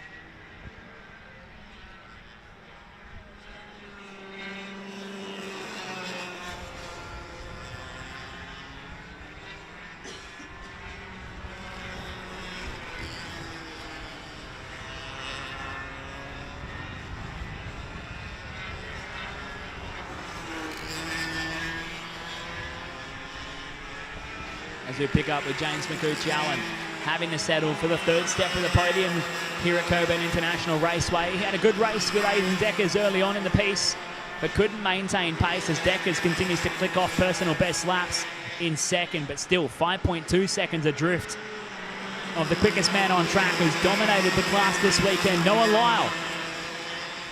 As he's gone past the start-finish line to make it 2 to go, we grab Deckers past the start-finish. McCooch-Allen in third, James Buchan in fourth, and Cade Davey rounding your top 5, and the even gaps between them all just spreads the field around Cockburn International Raceway. A little over 1 kilometre of racing circuit, 11 turns with massive elevation change and undulation and a very abrasive surface. Makes for a bit of a bumpy ride, but Noah Lyle looking very smooth and in control as he continues to click off the quick ones. Last time by 54.9 for Lyle, 55.1 for Deckers, 55.4 for McCooch-Allen, and for Buchan, 55.7 for Davey in your top 5 as young Lyle brings it onto the West Coast Civil Straight. And the last lap board comes out. 1 to go for Noah Lyle out front.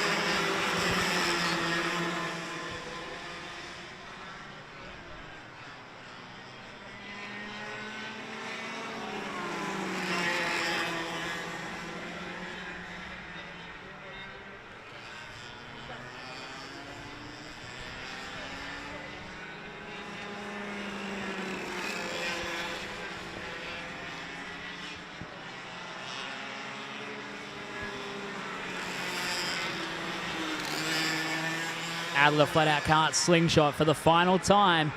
Noah Lyle on his way to finishing a dominant weekend here in KA4 Junior Light by almost 6 seconds in the final. Back to Aiden Deckers, who's had a lonely drive the last few laps in second. On the West Coast Civil Straight for the final time, Noah Lyle makes a dominant weekend to take the win and be the City of Perth champion in KA4 Junior Light. As Daylight back to Aiden Deckers in second. Can't do anything about the pace of Lyle out front. James McCooch-Allen comes home on the podium in third. James Buchan comes home in P4. And Cade Davey rounds out your top 5 in KA4 Junior Light, brought to you by Eco Resources.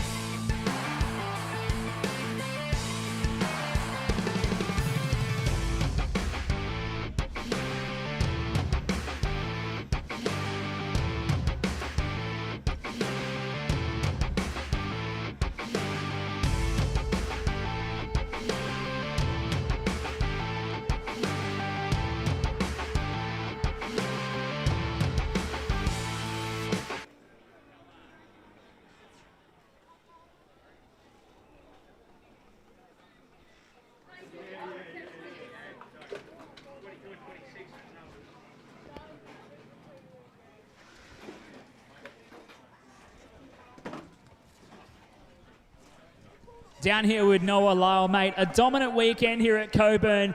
You are the class of the field by huge margins every race. What's the secret to being so quick in KA4 Junior Light right now? More throttle. More throttle, more power, mate.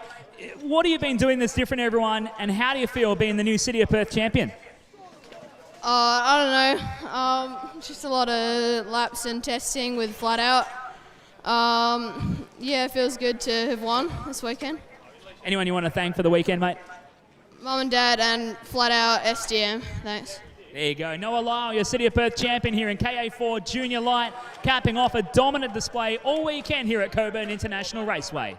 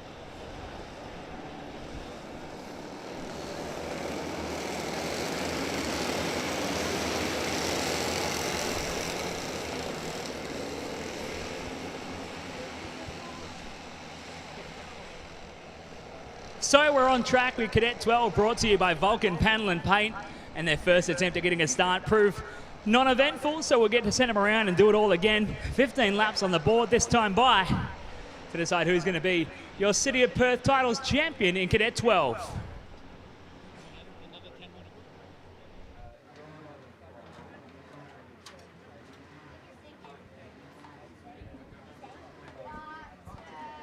Ferraro and Wildman on the front row, setting the starting pace as we watch for the lights to go out and send them racing. 15 laps on the board. No lights again. So no lights again. We're going to roll the field around once more. So Nash Ferraro starts on the pole spot here, the West Australian state champ, going back-to-back 2019 and 20. Alongside the 77 Sabre Real Estate of Chase Wildman on the outside front row. Sachin Smith Way with a win in Heat 3, parks himself third on the grid and a big threat for the final here. Alongside Nicholas Stardy on P4. Connor Radford goes to P5 from Toby Maiolo on P6. Benjamin Hall on the 7 with Ashton Sprague on the 8. Cooper Lyle on P9. Jet McDonald goes P10.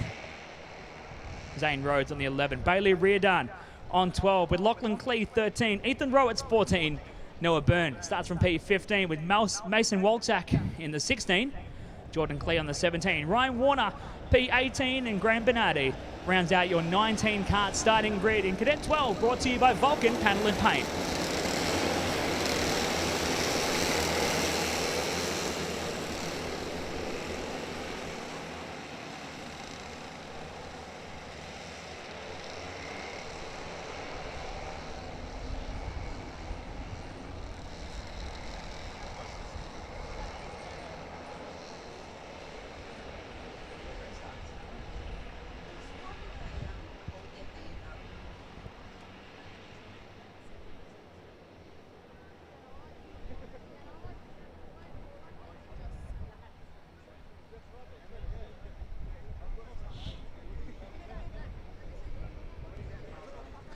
Hopefully third time is the charm here for Cadet 12 as we watch the lights to go out and send us racing. Well, the lights did go out and it looked a bit awkward. Hands got thrown up in the air, but the lights are out and the field will get underway. Sachin Smith Way with a stellar start out of that one. What happened to our pole sitter? Nash Ferraro getting shuffled a long way back through the field.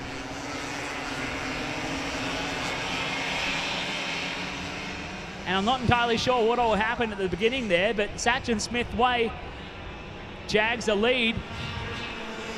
And it looks like Connor Radford in second, Nick Stardy in third, Chase Wildman in fourth.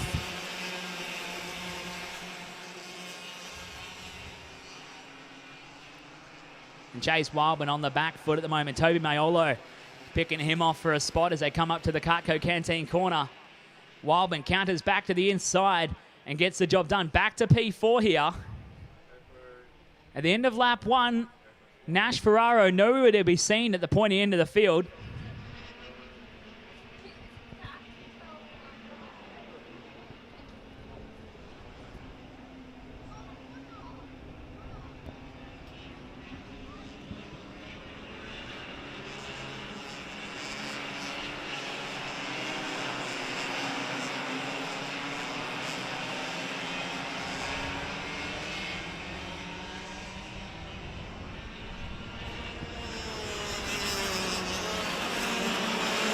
Cooper Lyle put a move on Ashton Sprague at the moment with a flat-out kart slingshot. Sprague out onto the dirty side of the racetrack, picking up the dust and the rubber. But it's Sachin Smith Way leading things out at the moment.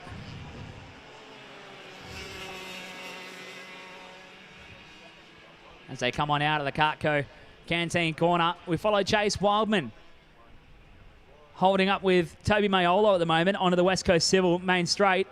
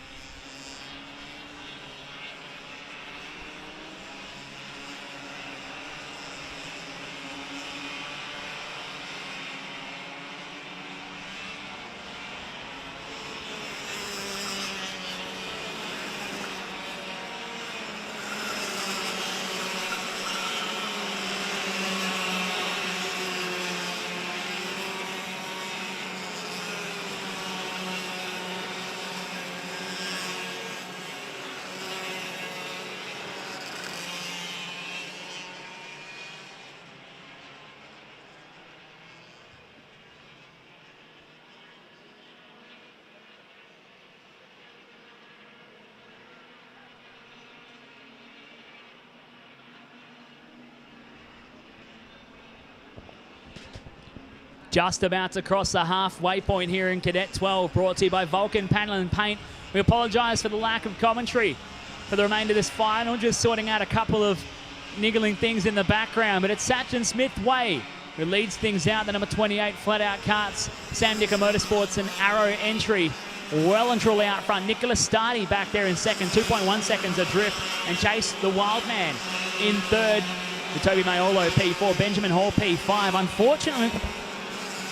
Unfortunately, I'm really unsure what happened with Nash Ferraro off the start, but he dropped way off the pack and ended up at the very back of the pack there and not in contention in the final here for Cadet 12. But it's Smith Way, your Heat 3 winner, leading things out. 2.1 seconds clear of Stardy with 7 laps left to go. We pick up with Stardy on camera at the moment, the number 15 Energy Course chassis for young Nicholas. Trying to close down the gap. He put in the fastest lap of the race last time by to a 56.973, but unable to make big ingress on the gap to Sachin Smith Way out front. Last time by for Sachin, a 56.981. Chase Wildman on a 57.4, lapping slightly slower than Toby Maiolo at the moment in the fight for the last step on the podium from Wildman, Maiolo and Hall. Young Benjamin Hall P5. Last time by was a 57.611. And what promised to be a stellar race from our Cadet 12 field has somewhat fizzled. And we're down to a bit of a race of procession at the front with Sachin Smith Way leading out Nick Stardy and Chase Wildman. First, second and third. There's Sachin down the line with 6 to go. Nick Stardy in second. Then Chase Wildman in third from Toby and Ben. Just behind, rounding out your top 5. Cooper Lyle goes to P6 with Zane Rhodes stepping up during the final here to P7. Ashton Sprague in 8. Connor Radford losing a bit of ground at the start here to P9. Jet McDonald down to P10 from Bailey Reardon, Lachlan Clee, Ethan Rowitz, Jordan Clee and Nathan Walczak rounding out your top 15 ahead of Nash Ferraro, Noah Byrne, Ryan Warner and Graham Bernardi, your full order.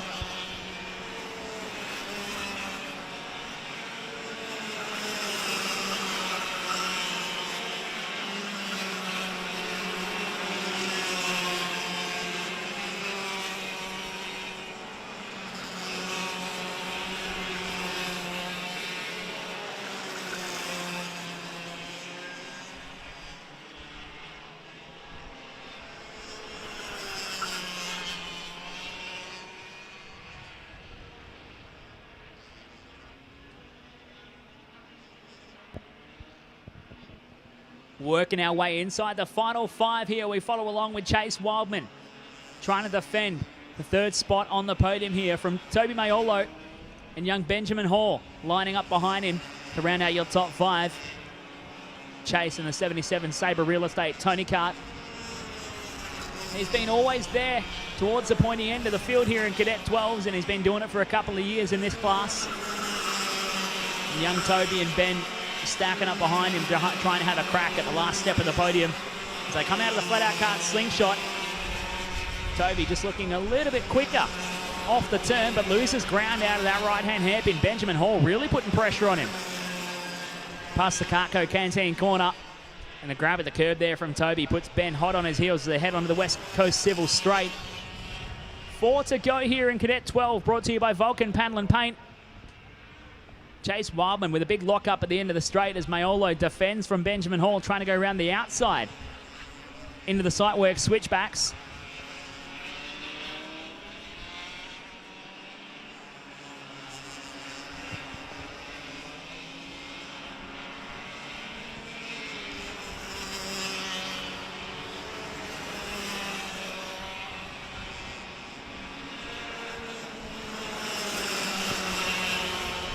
Through the flat-out kart slingshot. Wildman very wide in the back half of their corner, but he covers off a tight line into the left-hander.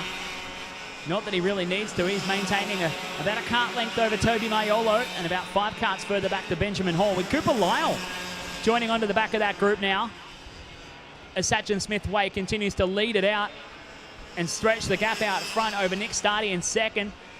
Maiolo goes side by side with Wildman down the West Coast Civil Straight and picks up third. Just as I said, Maiolo is too far back. He pulls it out and jumps to the podium. Wildman won't have any of that though, wants to put some moves on as Benjamin Hall Takes a nice tight line into the in-grid hairpin with 2.5 laps left on the board for Cadet 12s today at the Discovery Park City of Perth Titles. Down into the flat-out kart sweeper, Mayolo and Wildman fighting over the last step on the podium as your lead pair have cleared out Sachin Smith Way, 2.3 seconds clear of Nick Stardy, who's 5.5 seconds clear of this battle for third. Past the Cartco Canteen corner once again as we pick up Sachin down the line, followed by Nick Stardy, and the huge gap further back to Wildman and Mayolo fighting it out for third down the West Coast Civil Main Straight. 2 laps to go.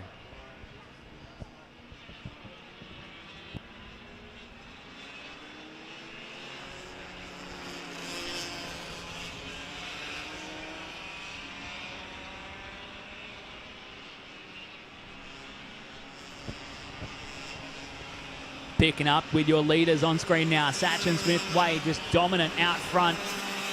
Picking the right time of the weekend to skip away with it here from Nick Stardy back there in second.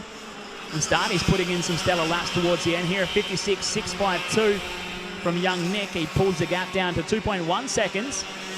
But it's way too little too late for young Nicholas to make an impact on the race lead as Sachin down the West Coast Civil Main Straight with 1 lap to go is just under a kilometre from home to become the City of Perth champion for 2020 here at Cockburn International Raceway.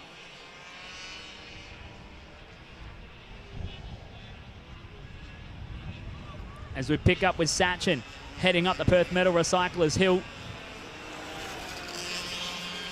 leading things out, and will be happily stretching the legs on this final lap down towards the flat-out kart slingshot from young Nick, and a massive margin back to the fight for third. Sachin out of the slingshot into the southern section of the racetrack and heading towards the Cartco Canteen corner. We're going to try and pick up this battle for third right at the end here. Wildman gets back to the 3 spot. Ben Hall up the inside of Toby Mayolo. It's on for the podium.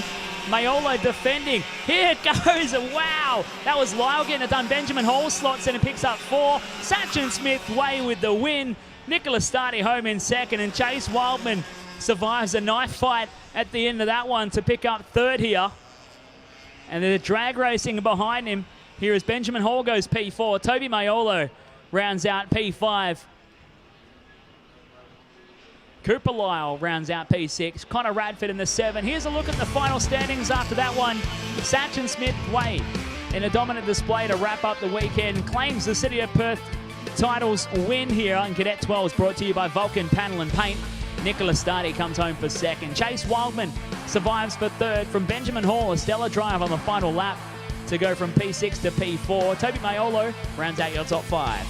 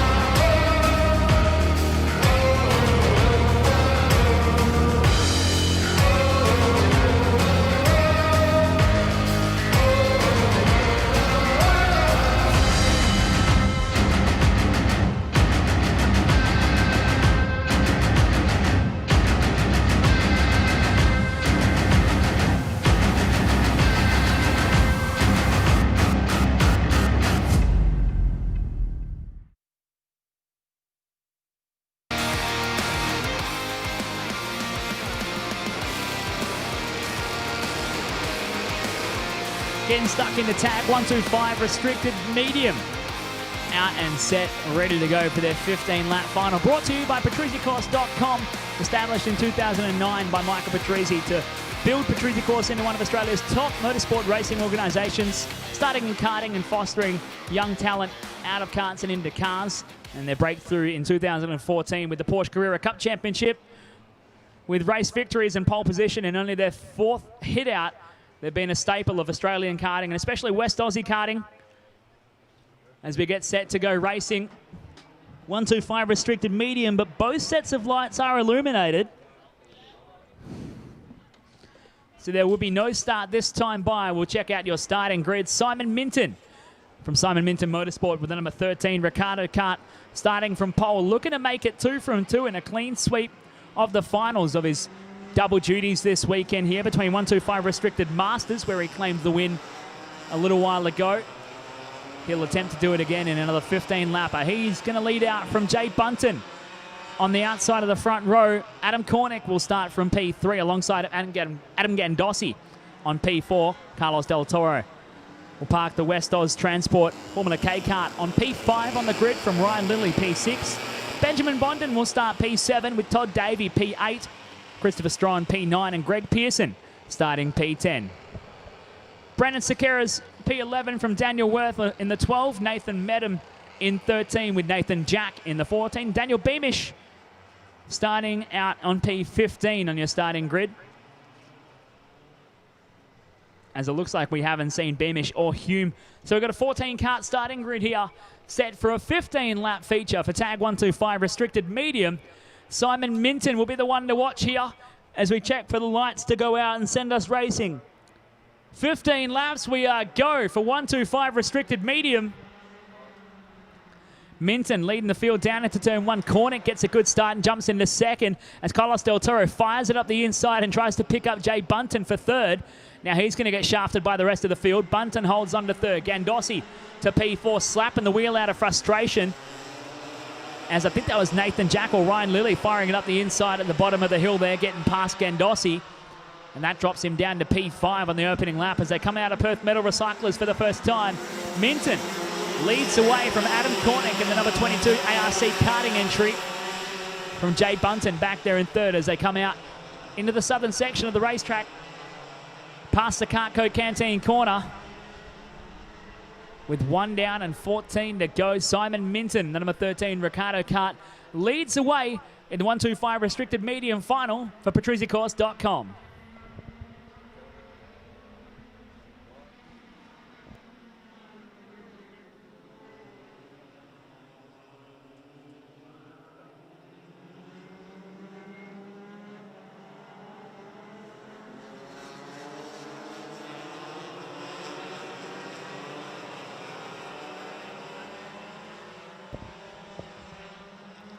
Well, the looks of the 78 Tony kart of Adam Gandossi tell me that his race is done. The rear bumper is off the kart and dropped down on the right-hand side. So I'd expect for him to get the flag from the stewards to tell him that his race is over sometime soon.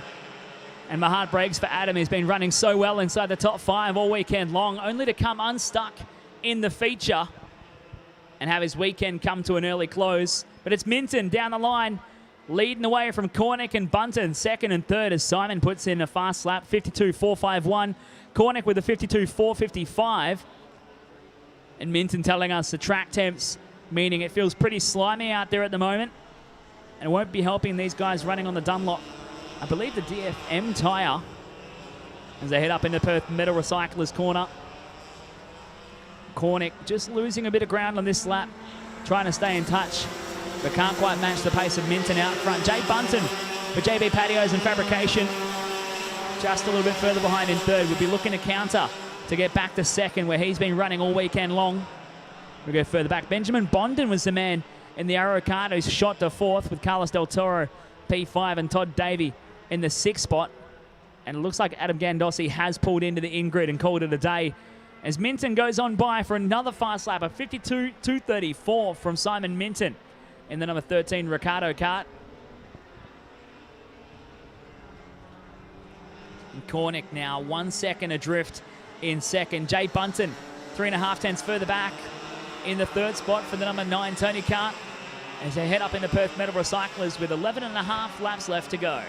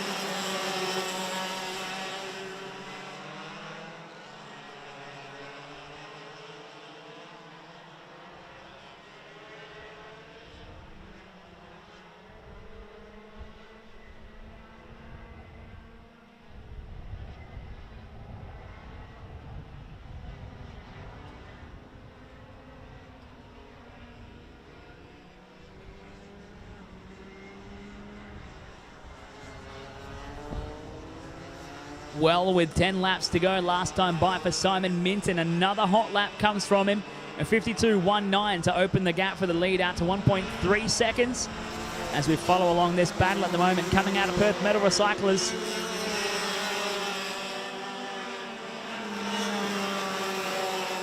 As we follow Nathan Medham, Ryan Lilly and Christopher Strawn fighting it out as they head into the southern section of the track past the Cartco Canteen corner. Medham at the pointy end of that group. One of the closest battles we have on track as everyone's well and truly spread themselves out around the 1,070 metres of Cockburn International Raceway. Minton to a 1.24 last time by again. Improving the lap speed and continuing to open it up. It's 1.7 seconds over this battle here for Adam Cornick and Jay Bunton. Second and third on track. Neither of them can do anything about Simon Minton leading the way, looking to make it a double and pick himself up a second Exude Racing apparel suit this weekend here at the Discovery Park City of Perth Titles. As Cornick trying to hold on to second. A check of the lap speed last time across. Cornick was faster by about 1.2 tenths of a second. It sits at 4 tenths of the gap back to Bunton in third. And Cornick continuing to develop his speed all weekend long as we hit the 8 lap mark. So 8 to go for Minton, Cornick and Bunton. And Benjamin Bond and Carlos Del Toro and Todd Davey starting to bunch up now for 4th, 5th and 6th. Here's that battle for 4th at the moment as they come out of the sight work switchbacks down towards the Ingrid hairpin.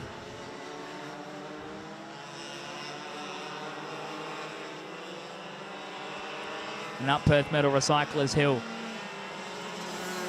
Benjamin Bondin at the pointy end of that group. Carlos Del Toro in the West Oz Transport Formula K kart. And Todd Davey in the Whitbix number 3 comp kart chassis at the back of that group as they fight it out through the halfway segment of the race. For 125 restricted medium, brought to you by patriziacourse.com. We're set with tag 125 light and heavy to come out next as the fourth last race of the weekend here at the 2020 Discovery Park City of Perth Titles at Tiger Kart Club's Cockburn International Raceway. Temps are soaring today, track temps are sky high. That means the racing effectively gets slower, the tyres get slimy, and everything gets a little bit weird for the way these guys have to drive the karts to make them perform. As Davey starting to put a pressure on Carlos Del Toro as they come out of Perth Metal Recyclers down towards the flat-out kart slingshot. This is the battle for 5th on the road as Minton dips into the 51s out front. He's 2.7 seconds clear of Cornick. Still maintaining the gap to Jay Bunton. Further up the road, the battle for the podium. This battle for P5 on the road between Del Toro and Davey. Onto the West Coast Civil Straight. And it's 6 laps to go this time by.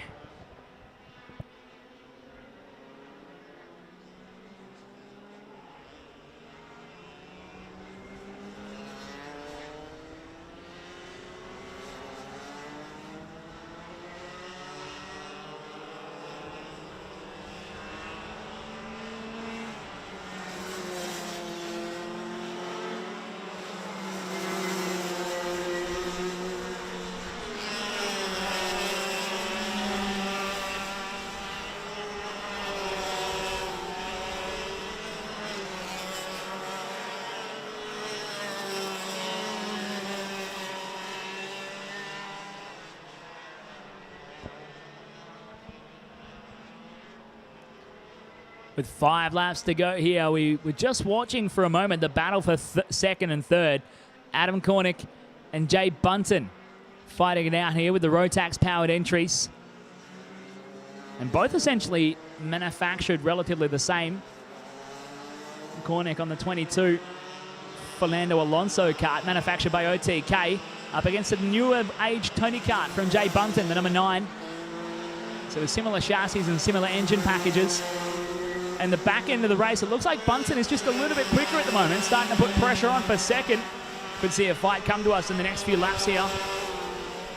As they head towards the Cartco Canteen corner once again. Cornick uses the opportunity to open up a couple of kart lengths as they come onto the West Coast Civil Straight. Simon Minton up the West Coast Civil Straight to lead things out with 4 laps to go. Cornick and Bunton 0.3 of a second apart at the line. That time across, Cornick quicker by about 3.5 hundredths of a second as we follow Simon Minton in the number 13 Ricardo kart with Rotax Evo power. Up the Perth Metal Recyclers Hill. And down towards the flat-out kart Slingshot. On his way to making it a double in his double duties this weekend and show the boys how it's done in the Masters and Restricted Medium.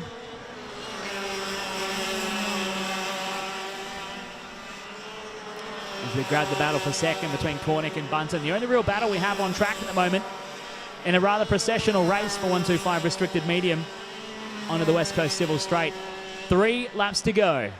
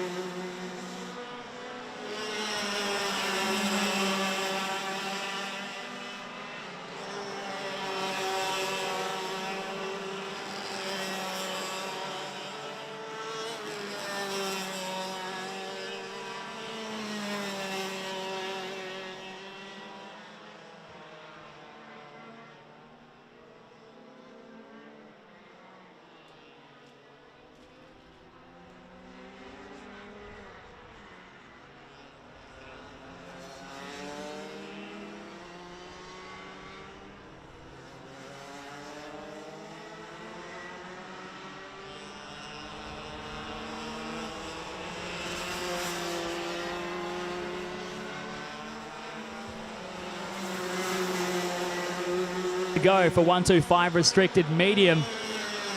Cornick and Bunton starting to look a little racy into the bottom end of the racetrack. Last time by, less than 0.3 of a second between them.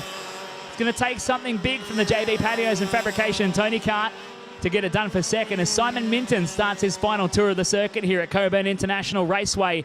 1 to go for 125 Restricted Medium. Watching this battle for second though. Bunton has a little peek to the inside and the sight work switchbacks. Can't get close enough. Gives up a little bit of momentum on the exit of the corner. And really, with the way these karts go racing, is only shaping up 1, maybe 2 more opportunities to draw alongside and have a crack at a pass for Cornick as they come into the flat-out kart Slingshot. Cornick knows what's up, though. He's a good driver and knows how to go racing and be defensive. A little bit tight On the back end of the flat-out kart slingshot, that time Bayer cancels out one of the passing opportunities for Jay Bunton and is not close enough to make it happen at the Cartco Canteen corner.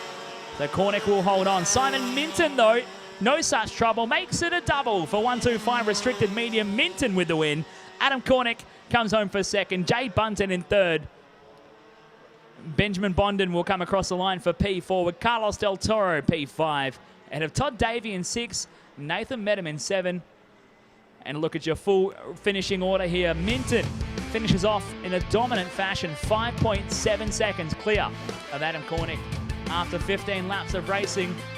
Jay Bunton finishes up third here from Benjamin Bondon in P4. Carlos Del Toro rounding out your top 5. Ahead of Todd Davey, Nathan Medham, Ryan Lilly, Christopher Strong, Greg Pearson, Nathan Jack and Daniel Worth. Your finishing order for Tag 125 Restricted Medium, brought to you by patriziacourse.com here at the Discovery Park City of Perth Titles at Tiger Kart Club's Cockburn International Raceway.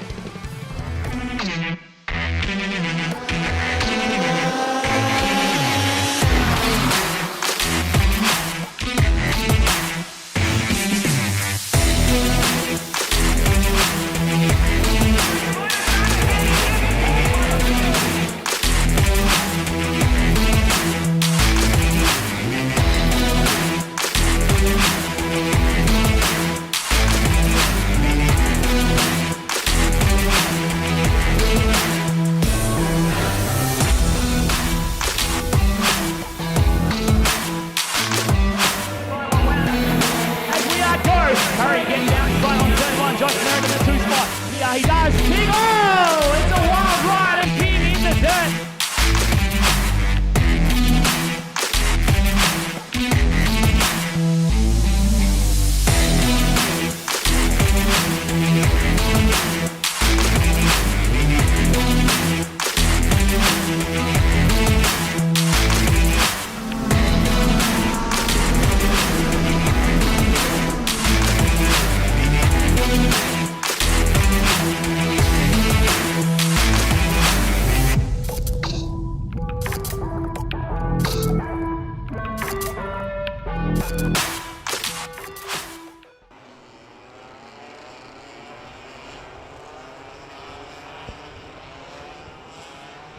Some great shots from the Ingrid there as we get set to go racing for Tag 125 Light.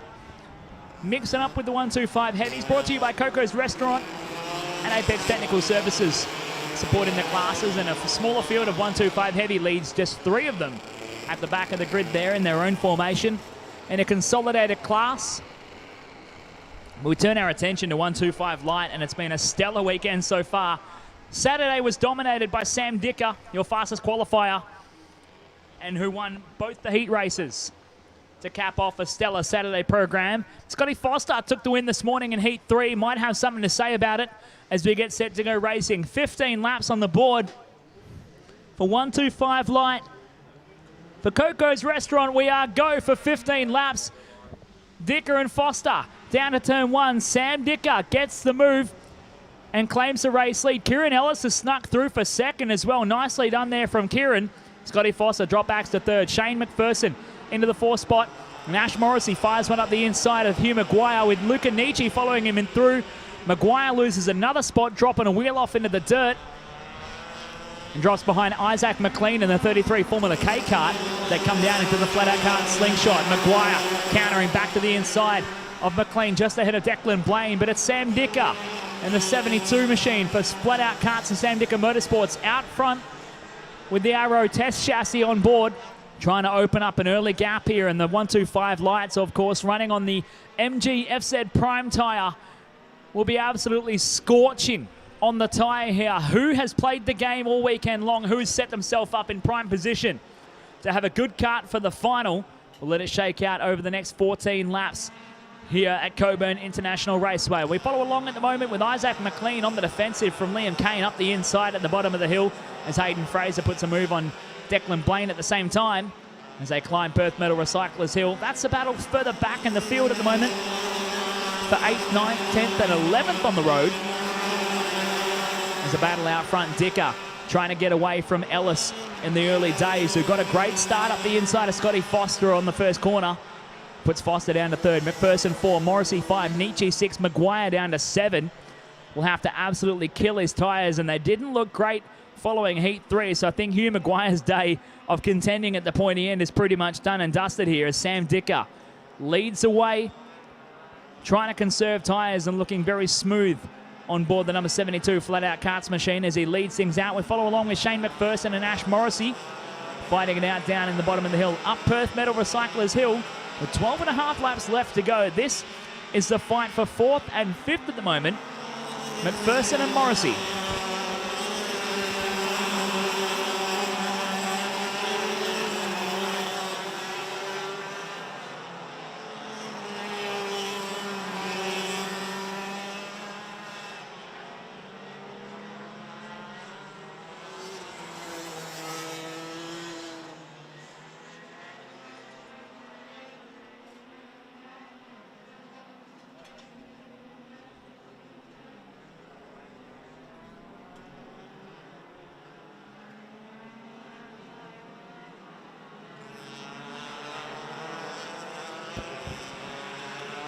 Well, we knew something was going to come from this battle with Ash Morrissey and Shane McPherson. Eventually, Morrissey fires the 89 Sarah kart up the inside to put the move on McPherson and the 92 Esprit chassis in the fight for 4th and 5th. Keeping an eye on the lap speed here. Scotty Foster is the fastest on track, 49.2 in 3rd at the moment with the KF kart.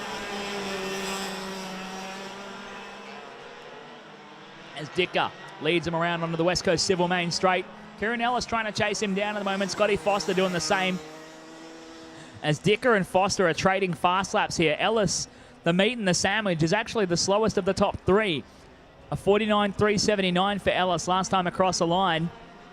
And Dicker with a 49.21, his personal best. Foster with the fast lap of the race, 49.20 last time across. They are miles off their fast laps they set in qualifying yesterday morning. But keep in mind, these tyres have done a good enough 50 or 60 laps now since they've been out in qualifying, and that takes its toll. Especially when the track is hot and greasy like it is today here at Cockburn International Raceway. It doesn't provide the most traction for putting down quick lap times, but I'd expect track temps are probably well up above 65 degrees C as they bring it down the West Coast Civil Main Straight. A hot track means slow tyres, means a greasy kart, and quite difficult to drive consistently as we spot Luca Nietzsche's 55 Ricardo kart parked up on the side of the racetrack with a DNF against his name for the final. Just another nail in the coffin of a pretty dismal weekend for young Luca. But the battle for second is on here. Kieran Ellis and Scott Foster through the flat-out kart slingshot. The KF kart teammates fighting it out for the remaining placings on the podium this afternoon. Dicker leading the way, the 72 Sam Dicker Motorsports and flat-out karts machine. Fastest qualifier on Saturday morning. 2 heat wins against his name to start on the pole spot and set the pace. And Foster is the fastest of the top 3 though.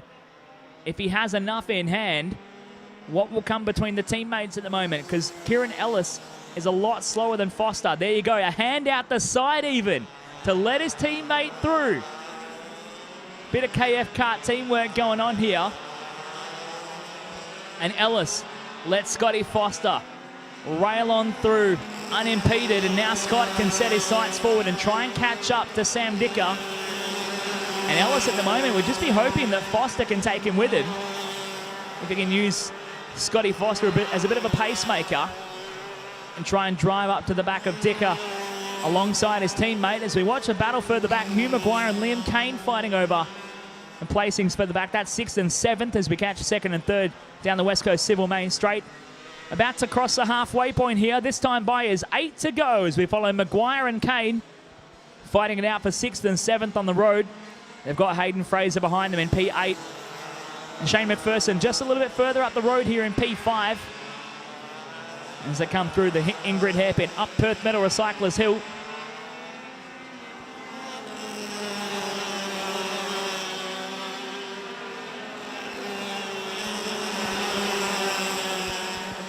Well, that puts us across the halfway point here in Tag 125 Light.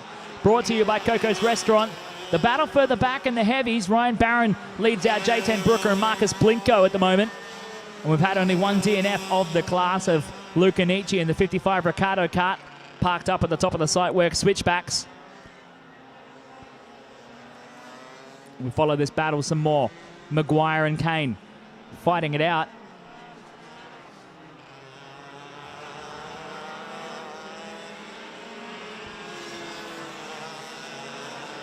As Maguire and Kane continue to have a discussion about who wants to be 6th place on the road this afternoon here at Cockburn International Raceway. McPherson holding down P5, just can't go any further forward in the field as he sits some 1.2 seconds off the back of Ash Morrissey after putting that move on earlier on in the race. The gap at the front is 6.5 tenths of a second, and Scotty Foster is lapping faster than Samuel Dicker. The last time across it was a 49.3 for Dicker across the West Coast Civil Straight. This time it's a 49.4. Foster with a 49.3. So Scotty is making inroads and going to try and put the pressure on. We could see a great scrap at the pointy end here for Tag 125 Light on a track that doesn't always lend itself to phenomenal racing in these soft tyre classes, as tyre degradation and the way you drive the kart becomes very important, a lot more important than track position and fighting over the placings. There's more than simply being a fast driver when it comes to 125 and these soft tyre classes here at Cockburn International Raceway. A little over 5 laps to go. Marcus Blinko just going a lap down to all race leaders at the moment. Dicker and Foster onto the West Coast Civil Straight. Nice and close this time by 3 tenths of a second. Foster pulled in a huge amount of time on Dicker that time across. With 5 to go as they hit the line, the battle is on for the lead here at 125 Light. Some of West Australia's best competitors when it comes to WA karting. The names of Dicker and Foster over the years gone by have been up in West Australian karting for many a year. Now it's the next generation's turn. The two sons fighting it out for the lead here in Tag 125 Light here at the City of Perth Titles. Sam Dicker leads Scotty Foster as they make their way through the southern portion of Cockburn International Raceway, through the Cartco Canteen corner. Last time across, it was 2.8 tenths of a second. Scotty is hungry. He gets a head down and tries to get as much aerodynamic advantage as he can. 1.4 tenths of a second. It's on in 125 Light today for the City of Perth Titles. Out of the site work switchbacks. With 4 to go as they hit the line last time by. Dicker will know he has the advantage of track position, but it looks like Foster has been driving a faster race the last few laps. It all depends on who's got a little bit more tyre left in the bank and who can be the smarter driver and pull off a big move towards the end here. Out of the flat-out kart slingshot. On the run towards the Cartco Canteen corner. With a little over 3 to go.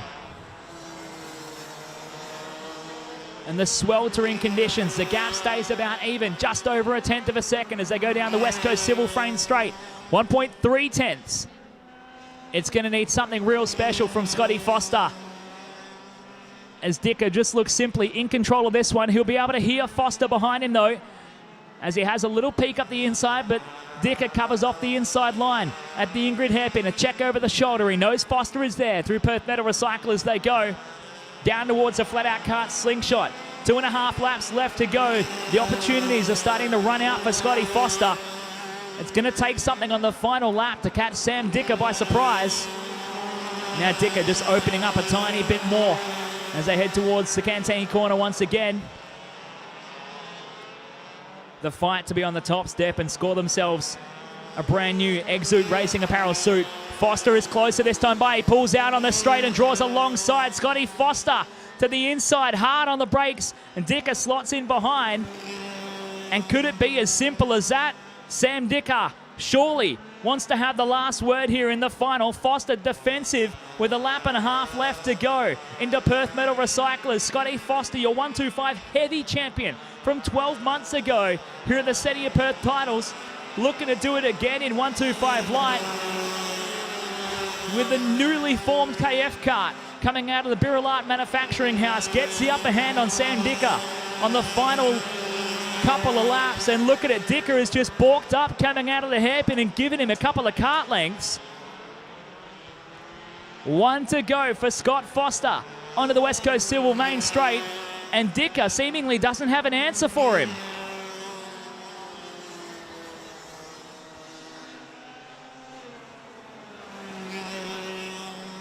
This could be a momentous wing for young Scotty Foster here in 125 light today at Cockburn International Raceway.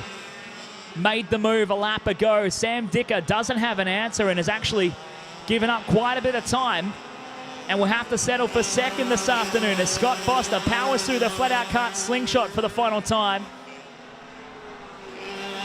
Making it happen in Heat 3 earlier today, and backs it up with a stellar drive in the final. Past the Cartco Canteen corner for the final time. Scotty Foster onto the West Coast Civil main straight. Foster wins 125 light for the City of Perth titles. Sam Dicker home for second, and Kieran Ellis home in third. Daylight back to Ash Morrissey in fourth, and Liam Kane rounds out the top 5.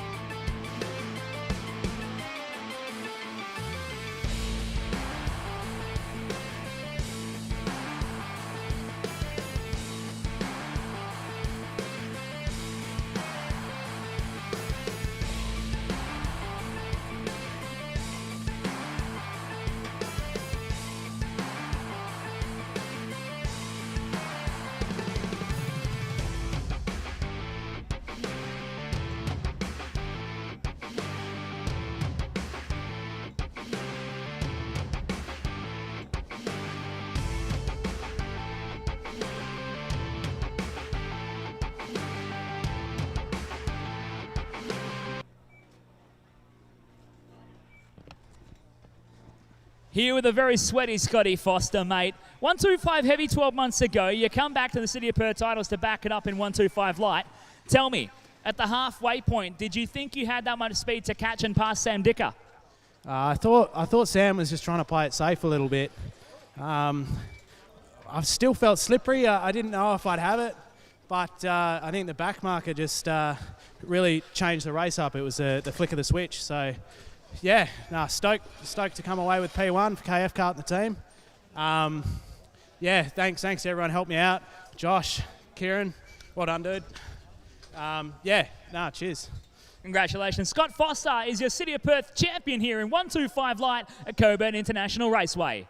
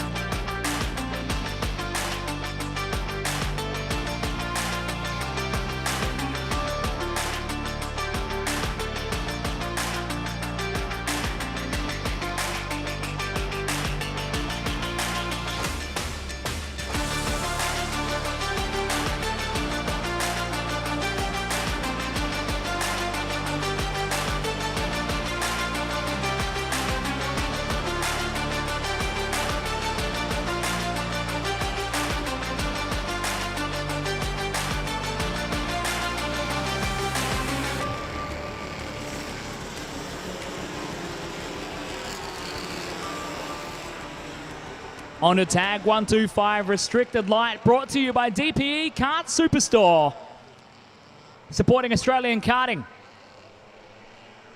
all around, and with the Arrow and Sarah Kart brands as well. The one-stop shop online. DPE Kart Superstore, proud presenters of 125 Restricted Light this weekend at the City of Perth Titles. Can anyone do something about Tom Boucher? Crowned King of the Hill here in 2020 up at Hurricane Go-Kart Club. As the lights go out, he's been dominant all weekend long, but a mega start from Daniel Clark might throw a spanner in the works here as Clarkey gets away at the start. Boucher into two. They're squabbling over the remaining placings behind as they come down towards the Ingrid hairpin. But Boucher already tucking in behind Daniel Clark at the start. They head up towards Perth Metal Recyclers Hill. Clark and the number 50 KF kart. The X5 platform chassis now on the defensive as Boucher just fires it up the inside at the flat-out kart slingshot. And number 18, Arrow X5, getting to the point halfway around the opening lap after getting monstered at the start and already building himself a couple of kart lengths. Look at him, he's driving away from Clarkey like he's standing still. Tom Boucher on a mission here this afternoon at Cockburn International Raceway to be the City of Perth champion. Brought to you by Discovery Parks and Exude Racing Apparel. Would love to score himself a new racing suit this weekend. Behind them, Benjamin Lalomi having a better run after he didn't get really the great run he wanted here in Heat 3. But we watched Sebastian Fiorenza back there in P5. He was up there earlier on in the heats yesterday. Had a bit of a shocker this morning. And has been trying to drive his way through the field after, in fact, having a good qualifying result and a DNF in race 1 yesterday. My memory goes back for Sebastian. He finds himself P5 and trying to race forward. Currently Brady Webb in front of him as we got one dropping off there. That was Fiorenza as well, getting caught up, it looks like. Now getting monstered by the field. The 45 and the 89 behind him. Richard Reynolds and Taylor Campbell monstering Fiorenza as they come past the Carco Canteen corner. Fiorenza down the West Coast Civil Main Straight. It's Tom Boucher, your leader. Daniel Clark in second. Benjamin Lalomia in the third spot in the number 2 machine. As they come into the Siteworks switchbacks. Plenty of laps left to come here for 125 Restricted Light here at the City of Perth Titles.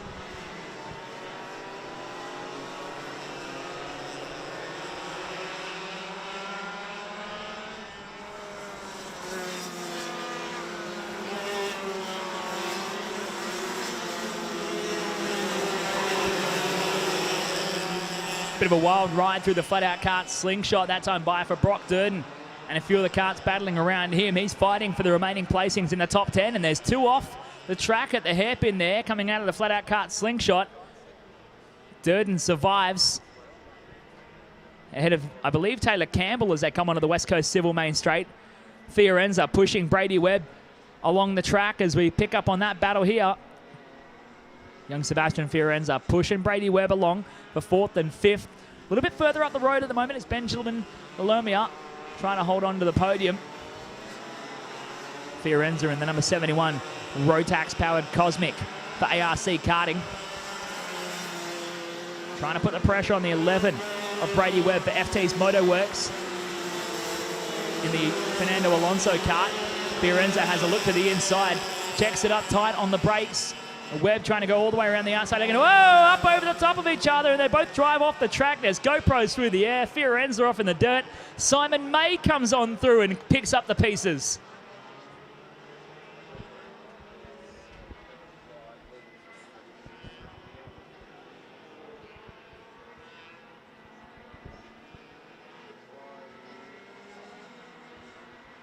Bit of a wild ride there, and Sebastian Fiorenza and the 11 of Brady Webb getting caught up out of the flat-out kart slingshot. That elevates Glenn Fisher, I stand corrected, into the 4th spot now with his eyes forward on Benjamin Lalomia. But Benjamin quicker on the lap speed, a 52.6 for Ben. Fisher clicked off a 54.3 last time across. We'll see whether he can pick up the pace at all. But it's Tom Boucher out front, 3.4 seconds clear. Daniel Clark in second, Lalomia in the 3rd spot as we're about to go 10 laps to go.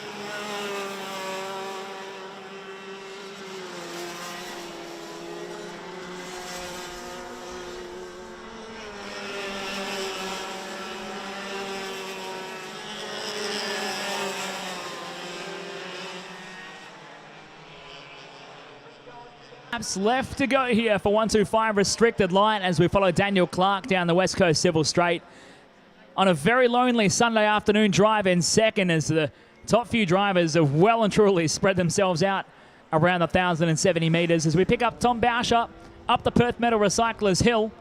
Stretching the lead further back is Daniel Clark out of the bottom corner. This is Benjamin Lalomia currently holding on to third for the P-Plater with the Rotax-powered Tony Kart out of Perth Metal Recyclers and down towards the flat-out kart Slingshot. Further behind, Glennie Fisher in the fourth spot is lapping a second a lap quicker than Lalomia at the moment, so we could have a battle for the podium. The third here between Lalomia and Fisher. And further back, Taylor Campbell, Simon May and Cosimo Vozza fighting over 5, 6 and 7 on the road. A little bit further behind them, Brock Durden, who was really up the field earlier on in the weekend, having a bit of a rough one here in the number 99 KF kart. He's down there in the 8th spot.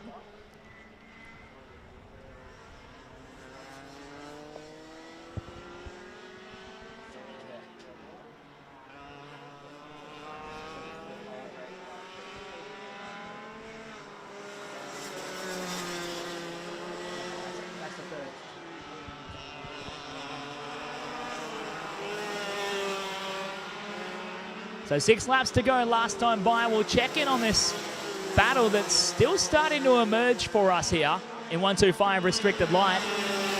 Brought to you by DPE Kart Superstore. Benjamin Lalomia in the Tony Kart had a shocking lap a moment ago, and that brought the gap right down.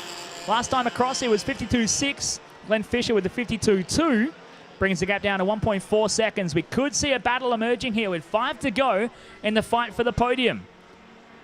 Lalomia and Fisher, again, another 0.4 of a second between them. So 2 more laps like that, we'll see this gap close right up to almost nothing. And Fisher will be a chance for a podium this afternoon here in 125 restricted light. 1 second the gap between them last time across the line as your leaders are GOR and Gorn. Tom Boucher well out in front from Daniel Clark in second.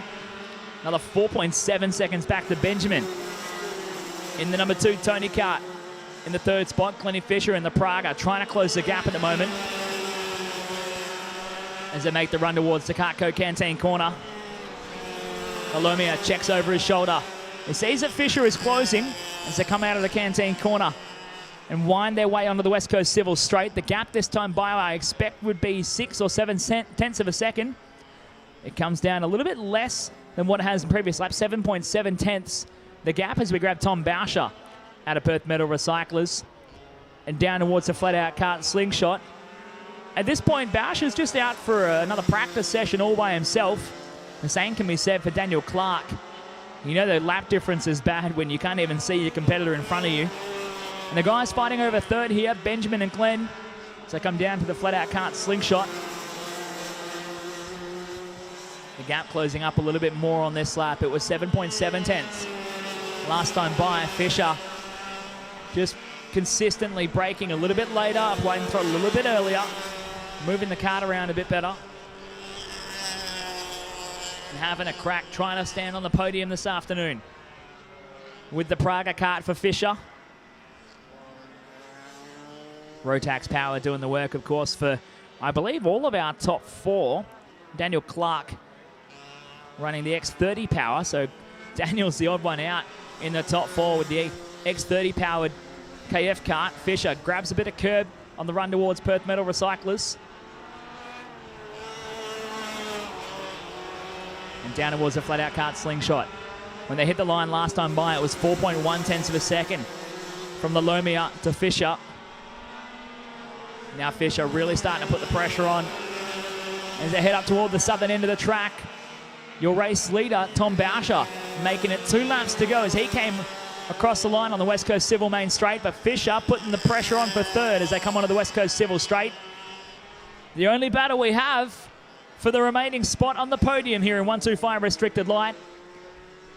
As you can see, your leader disappearing up the Perth Metal Recyclers hill. Daniel Clark coming down the hill a corner behind. And the fight here, Lalomia and Fisher. So Fisher's done the work to catch up. Now he's got to do the extra work to try and make the pass happen with a lap and a half left to go in 125 restricted light.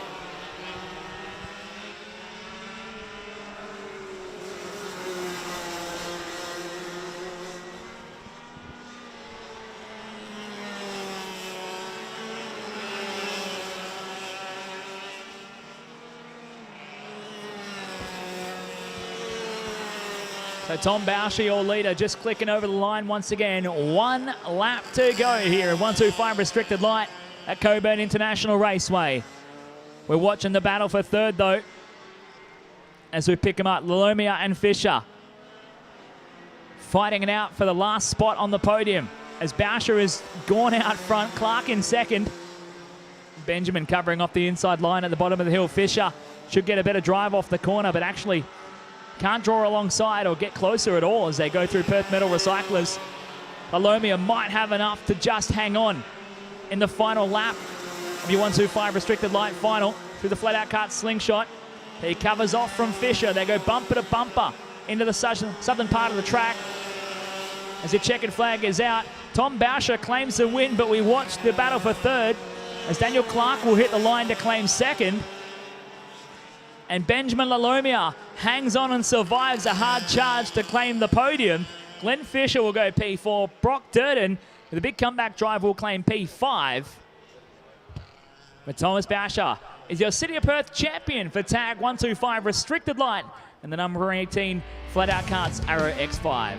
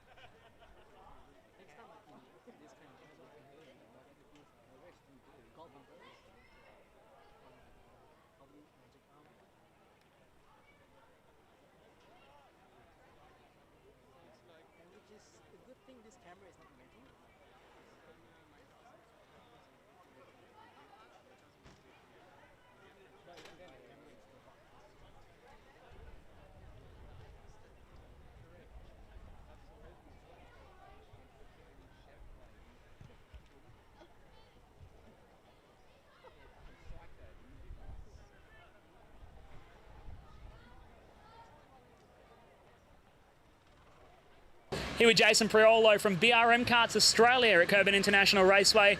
Jason, it's a big effort to get a new kart off the ground and up and running in the country, and you've been bringing in the BRM karts for a little while now, and now you've got yourself a fair old presence around the karting community. You had all these tents parked up at all the tracks, and a good presence, bringing in some new drivers each time, and you got some regular customers. How's it from your perspective, bringing the BRM name to the front? Yeah, it's been pretty good. BRM's been around for a long time in Australia. We took over the import a couple of years ago now, me and brother David, and look, we didn't want a whole lot from it, but we just wanted to bring something different to the track, and yeah, and that's how it started. And now we've got a few drivers now, and just giving some other guys a go, and then they, next thing they love it, they purchase one, and yeah, it's good. I'm stepping back a bit from the driving side of it, and they keep me busy, especially after today. It's been a bit of a busy day, so. But yeah, look, it's just good to have something different, and everyone else around the pits has stepped it up with presentation. So luckily, with my sign company, it makes it a little bit easier for me to sort of, make everything look better. And yeah, it's good. It's good that everyone else has done it too, and I'm going to continue to it. And yeah. What's the kind of goal that you're trying to reach with the BRM karts here? You obviously want to get karts on the front row and karts winning races. You've already got some of your karts on the podiums, especially in the West Australian KZ series at the hand of Nick Middick, doing really well with the BRM chassis straight out of the gate at round one. Do you have an end goal with the kart, or are you just biding your time, seeing what happens? It's hard with karting to know what to expect, but look, we just want to get as many karts as possible out there, and have fun at the end of the day also, because it's, it's a lot of guys go away from karting and then come back and a different perspective and just want to have fun. So look, we're just going to keep having fun, but we want to win races at the same time. So we got some good driver in Cadet that's done some good, had some good results lately, and Nick obviously is kicking goals in KZ, and then we've got Tom and stuff like that, having a go now too. Not today, but yeah, look, it's just good to get as many karts as possible out there and have fun, and yeah, hopefully we can get them right up front. Back into the action here with KA3 Junior, brought to you by OJG Engineering for their 15-lap final, and we're quickly into it, and the lights go out and send us racing. Caleb Sumich leading the way into turn one, as it looks like Robert West cops a bit of a shunt, and we've got a couple. Gabriel Belanca up the inside, cleans up a couple there, and that's Noah Lyle getting caught up. He's going to rejoin. Two more caught up at the top of the switchbacks. Belanca cleaned up Lawton. It looks like Thomas Lawton is out of the kart and out of contention. Somehow Gabriel Belanca got it back on the track and rejoined, as we got trouble there for Bree Rhodes, it looks like, in the Cosmic kart. Well, that's really shaken up the order here for our KA3 Junior final. Caleb Sumich leads away from Joshua Byrne in second, and it looks like Robert West or Aidan Deckers in the KF kart from this distance. They look identical as they head into the Kartco Canteen corner onto the West Coast Civil front straight for the first time. Sumich leads away from Byrne in second, and then it's Deckers in third, Robert West in fourth, Alex Stefanovic rounding out your top five. James McCucci-Allen in sixth from Bree Rhodes, dropping a 7. Noah Lyle all the way down to 8 from Nicholas Smith, James Buchan, and it looks like Gabriel Belanca and Thomas Lawton down the order, and I don't think they'll take any further part in this one. So big losers out of the opening lap here in KA3 Junior. Brought to you by OJG Engineering,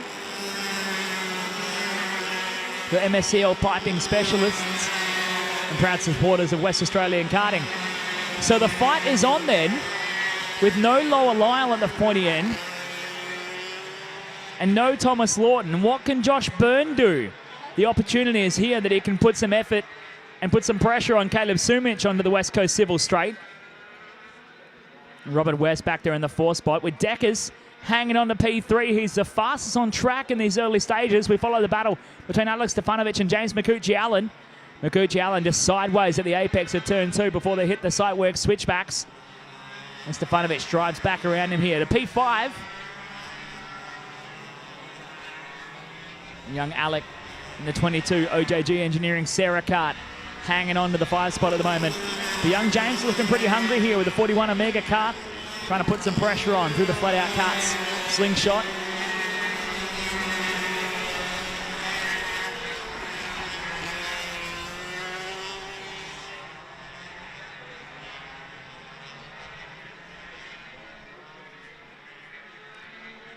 So down the West Coast Civil straight, Caleb Sumich being chased by Joshua Byrne. But again, Aidan Deckers, the fastest of the 3, only by a margin of a couple of hundredths of a second. He's 8.5 tenths of a second off the race lead. So he really needs Sumich and Byrne to fight to slow each other down, as Noah Lyle resets the fast lap of the race. So 51.1 Leaders are doing 51.2s. With 12 laps to go, he's only really going to make up 2.5 seconds, and he's 6.7 off the race lead here for Noah Lyle. So he might find his way back to maybe 4th at the given rate. But Noah Lyle otherwise outside of a chance, and out of a chance of being on the podium today at the City of Perth Titles. After the lap 1 incident puts him well down the order. We follow along Caleb Sumich in the Eco Resources Cosmic Kart number 14 machine. Down the West Coast Civil Straight one more time. Another quick lap from him, 51.01. Deckers only backs it up, but with a 51.1. So Caleb Sumich now setting the track alight as he starts to go quicker. Last time across for Lyle, 51.3, had as he put a move on James McCucci-Allen for 6th on the road.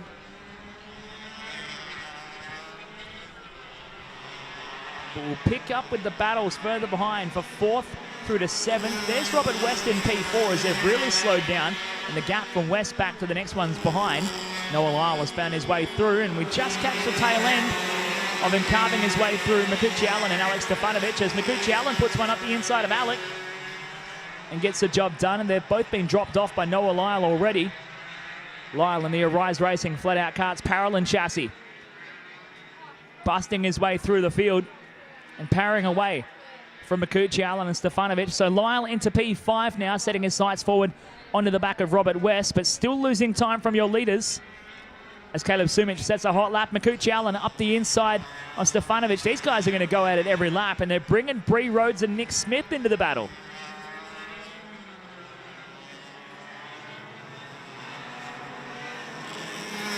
So the battle going on here. Bree Rhodes goes for a big inside look on Alex Stefanovic and holds him all the way out to the outside through Perth Metal Recyclers. Bree Rhodes in the Cosmic Kart. Stefanovic fights back. This is a fight for 7th on track. And they're going side by side too. Here goes Stefanovic, gets a bump and grind, goes to the back.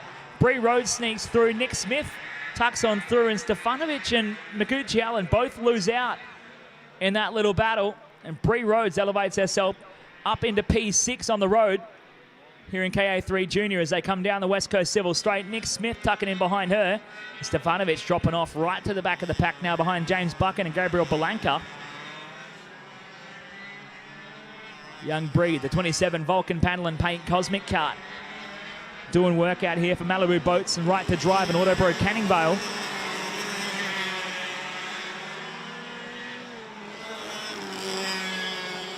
Down into the flat-out kart Slingshot. Bree holding off the back of Nick Smith, trying to put pressure on in the fight they have for 6th and 7th as Caleb Sumich sets a hot lap again. A 50.9 this time by Noah Lyle, only managing a 51.2 and closing the gap to Robert West to the tune of 0.2 of a second. With 8 laps to go, he's 2.3 seconds behind, now 1.5 seconds behind as Lyle sets a personal best of 51.03, trying to drive his way back through the field. But being a said 6 seconds off the podium, Lyle is going to have his work cut out for him here as it looks like Sumich, Byrne and Deckers, your top 3, spreading them out around the flat-out kart Slingshot with 7 and a bit laps left to go.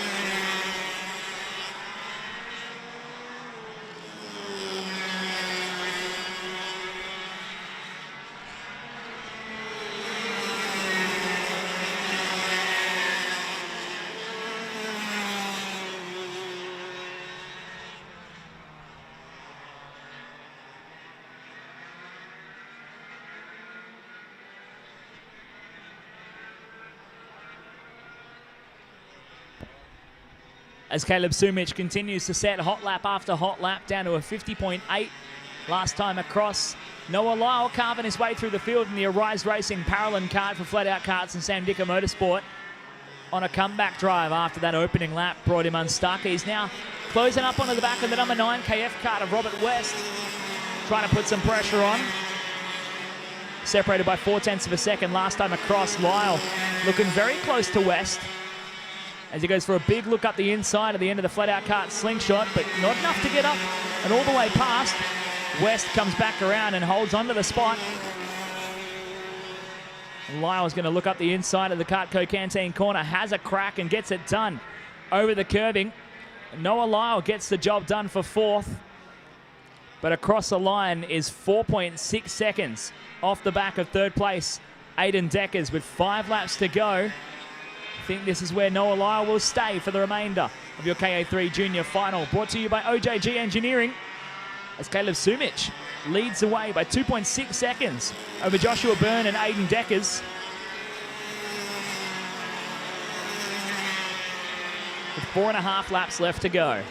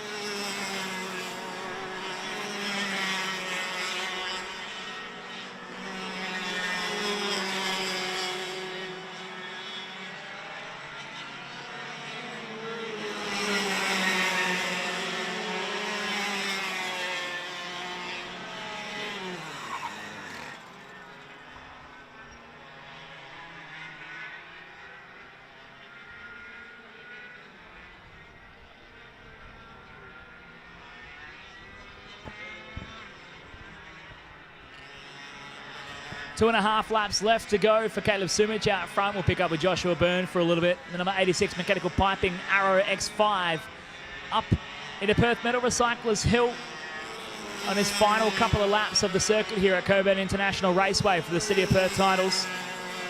He's been on the pace all weekend. Not much to be done about Caleb Sumich though. 3.6 seconds is the gap, and this kid's been untouchable all weekend. But Byrne happy to sit in second as he goes past Cartco Canteen corner. The 2 to go for Sumich down the West Coast Civil Straight. Byrne a long way back there in second. That's a 4 second disadvantage now. Then we go back to Aidan Deckers, another 2.7 further back. Noah Lyle clicking off laps 0.8 of a second quicker than Aidan Deckers. Noah Lyle is actually making a run for the podium. With 2 to go last time across the line, 0.8 of a second is still not enough per lap to bring the gap down. It was 2.3 at the line. We'll follow Deckers in the 33 Floraplant KF cart as he brings it out of Perth Metal Recyclers. And when we start to see Noah Lyle come into frame, that's when we would be worrying for Aidan Deckers. But it sits at 2.3, 2.4 seconds. The lap speed is mega from Noah Lyle, a 50.9 at the end of the race to be this far in. Sumich is lapping at a 50.909 with 1 to go as he comes across the line on the West Coast Civil Straight. Byrne comes across to start his final lap. Deckers and Lyle. The gap at the line sits at 1.6. So Aidan Deckers should survive this final lap to hold on to third here in the number 33 Floraplant KF cart. But we pick up with Caleb Sumich, bringing it down towards a flat-out slingshot for the final time here at Cockburn International Raceway. Sumich on a mission to pick up the win where it counts and cap off a stellar weekend for this youngster in the Eco Resources number 14 Cosmic Kart. Onto the West Coast Civil Straight for the final time. The checkered flag will be out, and Caleb Sumich becomes the City of Perth champion in KA3 Junior, brought to you by OJG Engineering. Joshua Byrne comes home across the line in second, and Aiden Deckers will round out your podium in third, ahead of Noah Lyle in P4. Robert West will round out your top 5.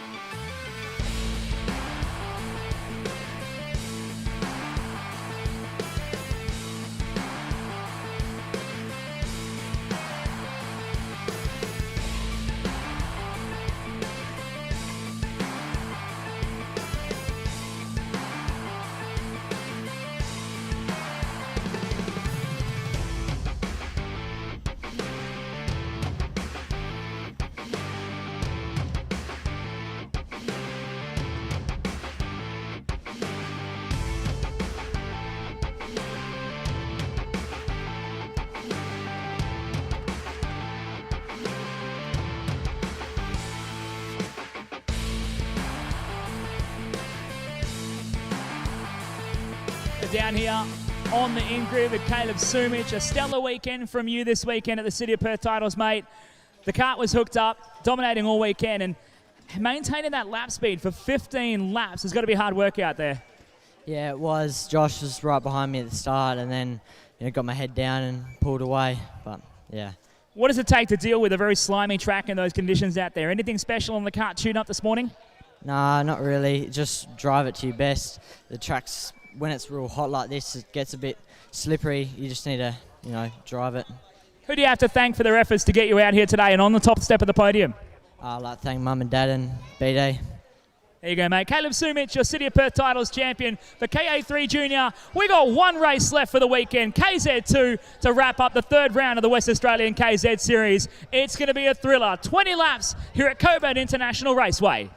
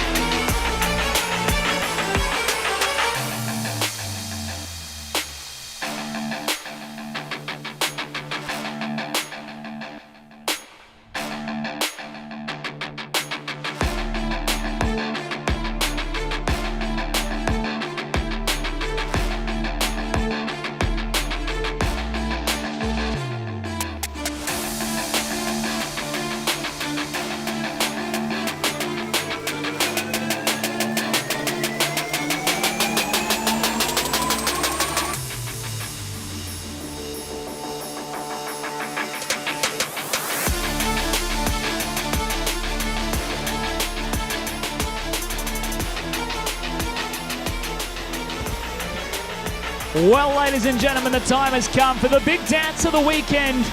20 laps on the board for the West Australian KZ Series, brought to you this weekend by Super Cool Air Conditioning. For the City of Perth Titles, brought to you by Discovery Parks, here at Tiger Kart Club's Cockburn International Raceway. The third round of the West Australian KZ Series brings the party with 28 entries of WA's fastest drivers in the karting game.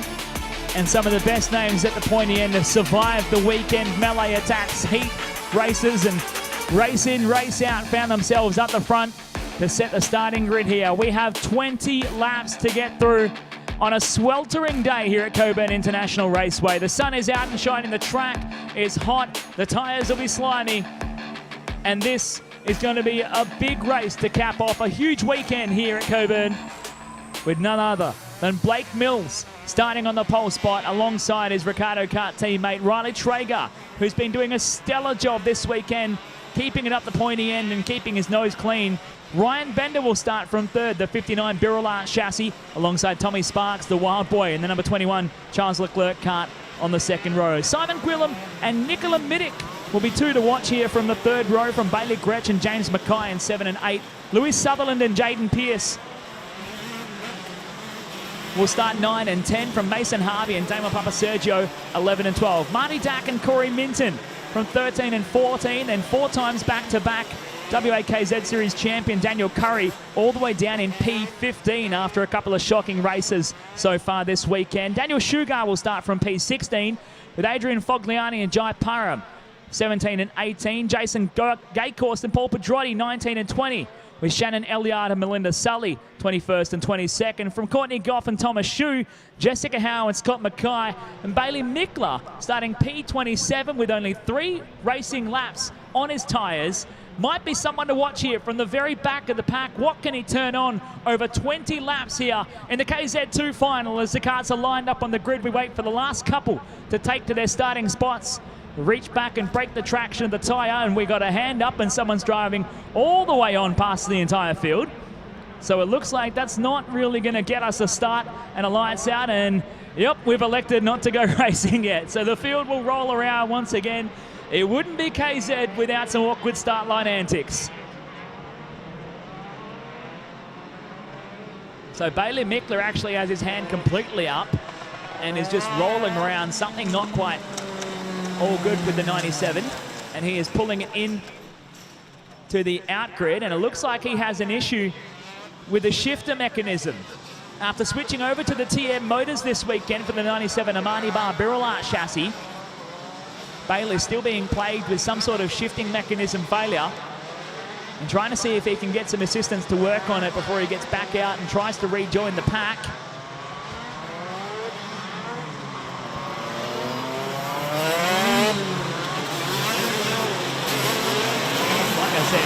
It wouldn't be KZ without some form of awkward start line antics before we can get underway. There's always got to be that anticlimactic moment where we go, oh wait, we're not racing just yet. Blake Mills has been the man to beat all weekend long so far. The number 2 Ricardo kart for Patrizzi Course, Pro Danage and Mack Track. He'll take it to the starting grid. And we look to get going this time by, once the field all lines up. It's been a weekend of attrition for many of our competitors. A fair bit of action happening and some carnage going on in the heat races has rendered a few all stuck and done. So it is Tommy Sparks on the outside front row, actually. So my grid on my screen not representing exactly what we see on camera right now. Nick Minnick just trying to roll the kart forward into his starting grid here. As everyone is set, karts are still trying to bump forward in their grid spots and get set to go. The revs come up and we get set to drop the clutch. We are underway. 20 laps on the board for KZ2. Sparksy with a good start. And he goes to the lead straight away. Millsy slots in a second. Nick Middick to third off the start. A great start from the 94 BRM kart for Discount Leasing. Sorry, no, I stand corrected. It's Ryan Bender going to third. Trying to eyeball them as they come around the first couple of corners up towards Perth Metal Recyclers Hill. Tommy Sparks in the 21 Charles Leclerc kart has tyres that are a few laps fresher than those of Blake Mills, and he's trying to bolt early, put the hurt on the field and maintain the gap in the late stages of the race.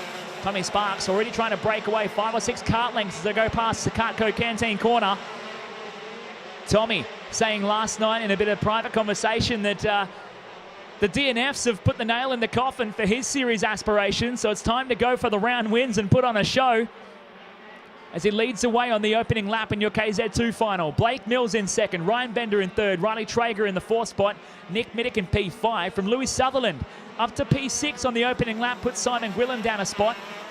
James Mackay in 8 from Harvey and Gretsch rounding out your top 10.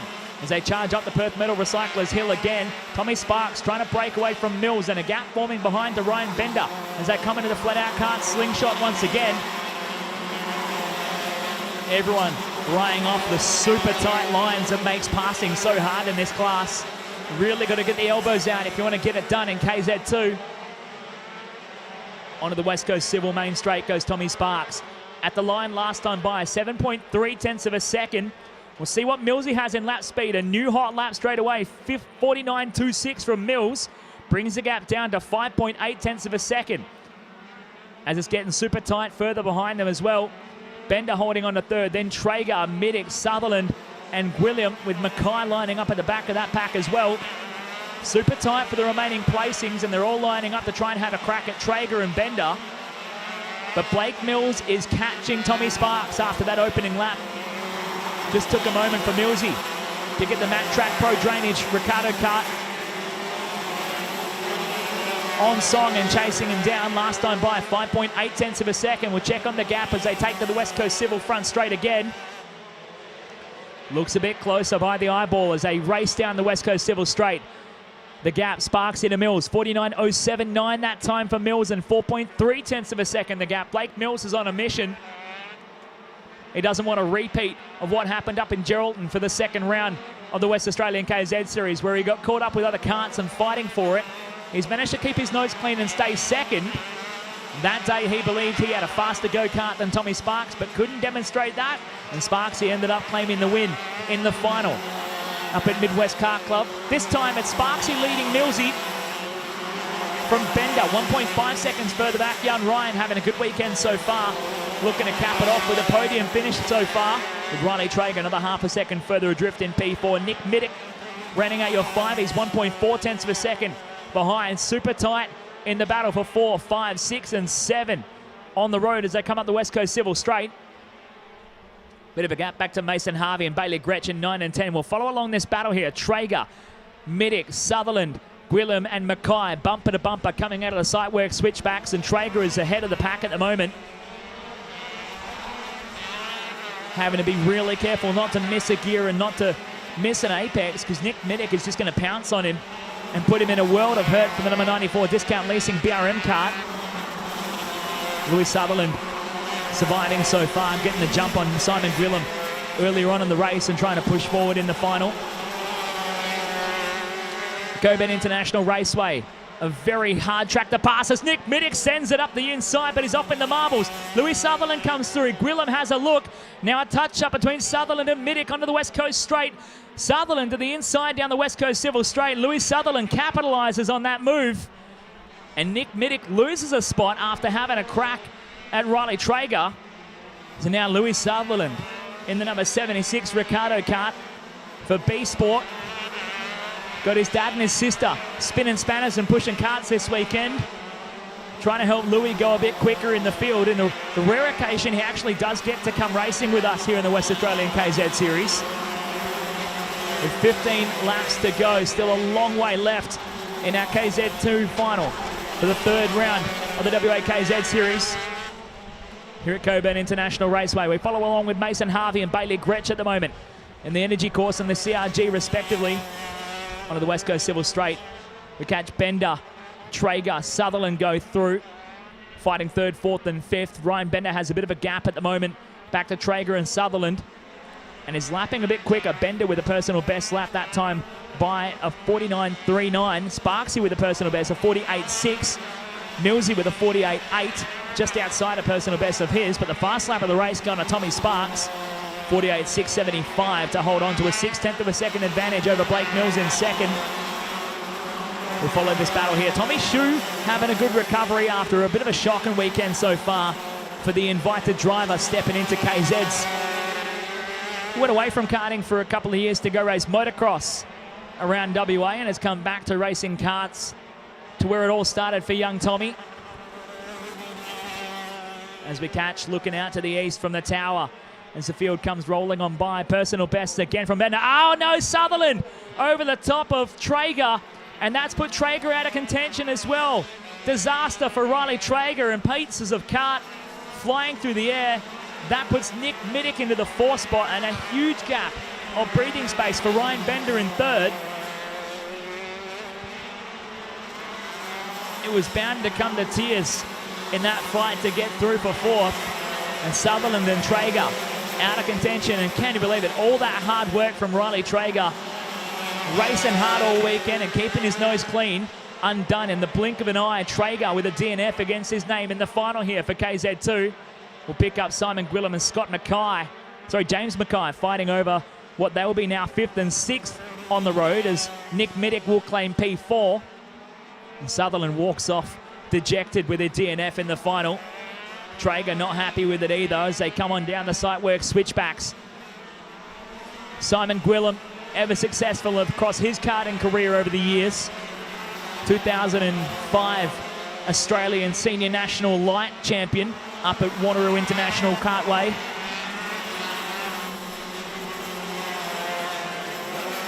Back in the days of the Yamaha J engines doing work, and they were the staple of Australian karting. Now you ask around the pits, what's a J? People look at you sideways. Only the old boys will remember, but Gwilym still doing work out there, defending from James Mackay, holding on to P5 at the moment.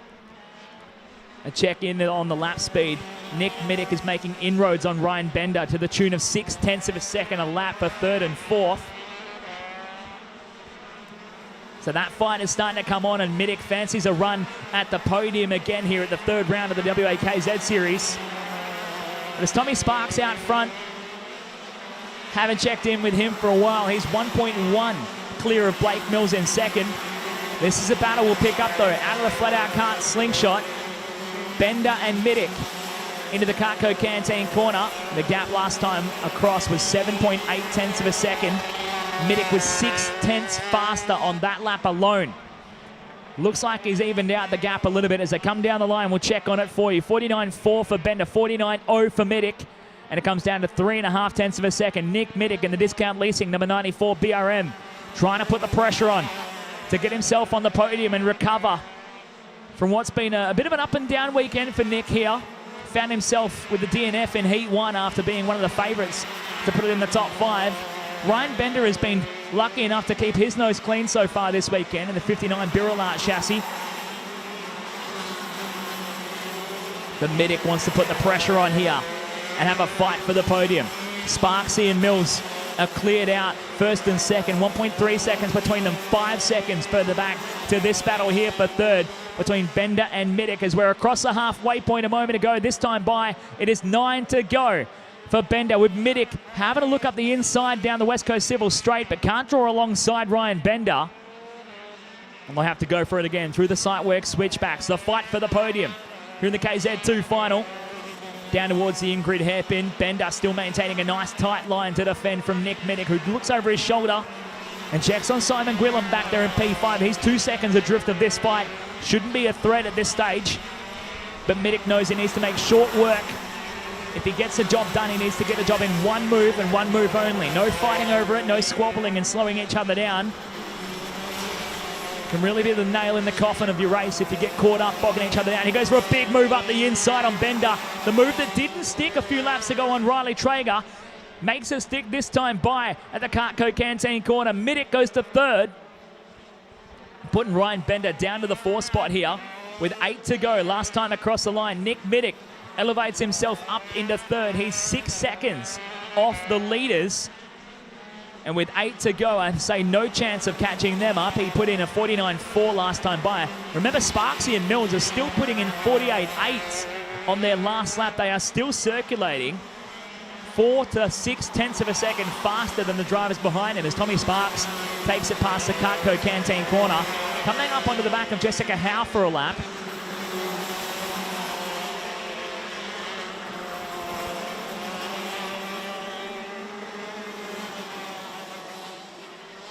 Jessica Howe in the number 19 Swiss Hutless TM-powered machine.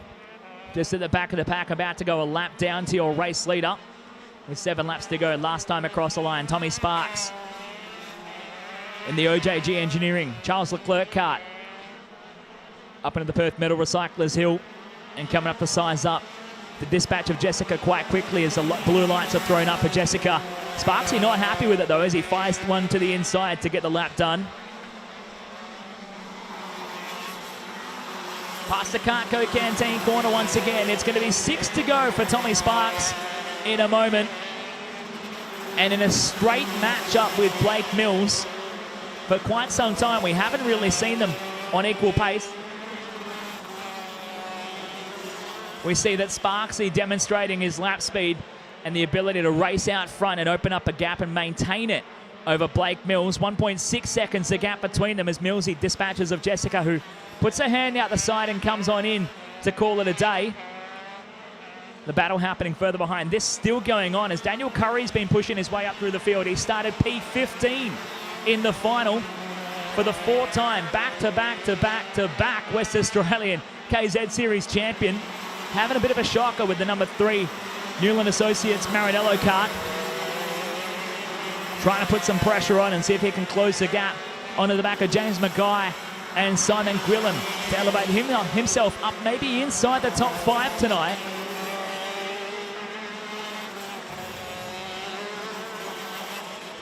Onto the West Coast Civil Straight. We'll follow that battle. Bender, Gwilym and Mackay. Now Ryan Bender has been just ahead of this battle here, but it's really Gwilym, Mackay and Curry into the sight work switchbacks. It was 5 to go last time across the line on the West Coast Civil Straight.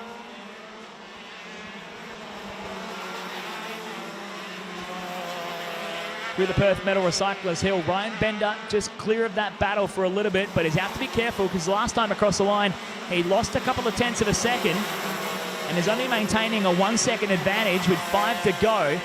Could be enough for these guys to catch him and knock him off the spot for P4 in the final here as Gwilym, Mackay and Curry chase each other through the Cartco Canteen corner. Onto the West Coast Civil Straight one more time. 4 to go this time by as Sparks has pulled out 2.1 seconds over Blake Mills. Millsy, seemingly nothing he can do about Sparksy out front. And really, when it comes down to it, he'll be happy for the points haul, knowing that Sparksy has a couple of DNFs to his name. When it comes down to the WAKZ Championship, spells disaster as Curry fires one on the inside of Simon Gwilym. Till the old boys of the WAKZ Series still fighting it out to be in the top 5, so Gwilym loses out the 5 spot. Now Dan Curry finds himself inside the top 5 in the final. A great recovery from 15th on the grid last time across. He was 7th and he sat some 1 second off the back of Ryan Bender as they come onto the West Coast Civil Straight. 3 to go for Tommy Sparks last time by, and 2.2 seconds the gap he's managing over Blake Mills as they come down towards the Ingrid hairpin once again. Nick Middick consolidating 3rd, 5.5 seconds off the back of Sparks and Mills. He's 3.5 clear of Bender after dispatching of young Ryan, the 59 Birrell chassis, dropping him off into P4, but Daniel Curry is making a run for 4th here. Checking the lap times, the gap sits at half a second between Bender and Curry. With 3 to go last time across the line. Tommy Sparks brings it out of the Cartco Canteen corner. Onto the West Coast Civil Straight again. We'll catch Sparks come through underneath the timing tower to make it 2 laps remaining. Same for Mills and Middick coming onto the West Coast Civil Straight. We'll grab this battle for 4th in the dying stages of the final. Bender and Curry bumper to bumper down the West Coast Civil Straight. The young and the old as Curry tries to muscle to the inside. They're going to go side by side and touching pods. Curry gets the job done just as we catch it through turn 2 and out of the sight work switchbacks. Ryan Bender is dropping back in the late stages of this final after losing a bit of time and using a bit too much of his tyres. With 2 laps to go last time across the line, he loses out to go down to P5 with enough of a margin maybe to hang on to it if he can not make a mistake over the next lap and a half of racing. As Tommy Sparks comes down the straight, 1 to go in the final for the KZ Series 3rd round at Cockburn International Raceway for the Discovery Parks 2020 City of Perth Titles. And Tommy on his way to making it 2 round wins in succession. After taking the win up in Geraldton a few weeks ago at the WA Kart Championship, Sparksy is on his way with the Charles Leclerc kart for OJG Engineering. Through the flat-out kart slingshot for the final time. Tommy Sparks may not have the most consistent form through the heat races, but uses a bit of younger tyre to his advantage. out of the Cartco Canteen corner for the final time. Thomas Sparks puts on a clinic in the final to take the win in KZ2 here at round 3 of the West Australian KZ Series. Blake Mills caps off a consistent and solid weekend home in second, and Nick Middick with a big drive to come home in third in the 94 Discount Leasing BRM kart.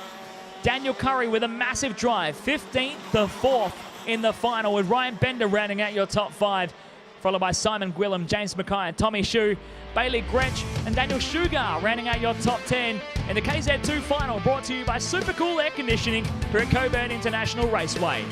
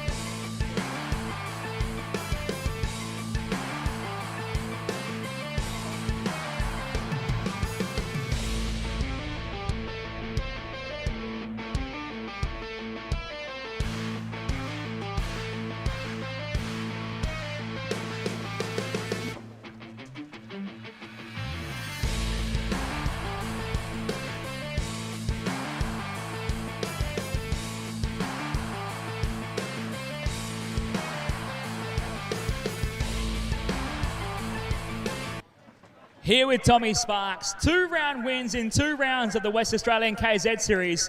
We know the heats haven't really gone your way, mate, but you managed to pull it out in the final. You look knackered as well. How was it out there? Oh, it was pretty full on. A long way around here. Not the fittest of blokes, but made it happen. For someone who's really struggling in those heat races, do you think these round wins just help you keep motivated and keep on pushing, seeing what you can make of the series? Just got to try and keep Blake on his toes. He's quick, he's hard to beat, and yeah, when you do, it's awesome. When it comes to the way you went about that race then, the start looked very crucial for you. Get the start, get out front and run with it. Was that your plan all along? Oh, there's nothing better than leading the race from the front. You control it. Anyone you want to thank for the weekend, mate? Just Milan, Sandra at OJG, Johnny at Performance Kart Centre, BD for the engine, and yeah, that's it. Awesome work. Thomas Sparks wins the 3rd round of the West Australian KZ Series here at Cockburn International Raceway, capping off a huge weekend. It's the Discovery Park's City of Perth Titles. It's been a great one. Thank you so much for joining us live online from Tiger Kart Club's Facebook page, and thanks to 4 Star Media. We hope you enjoyed the show. We'll see you next time. Good night.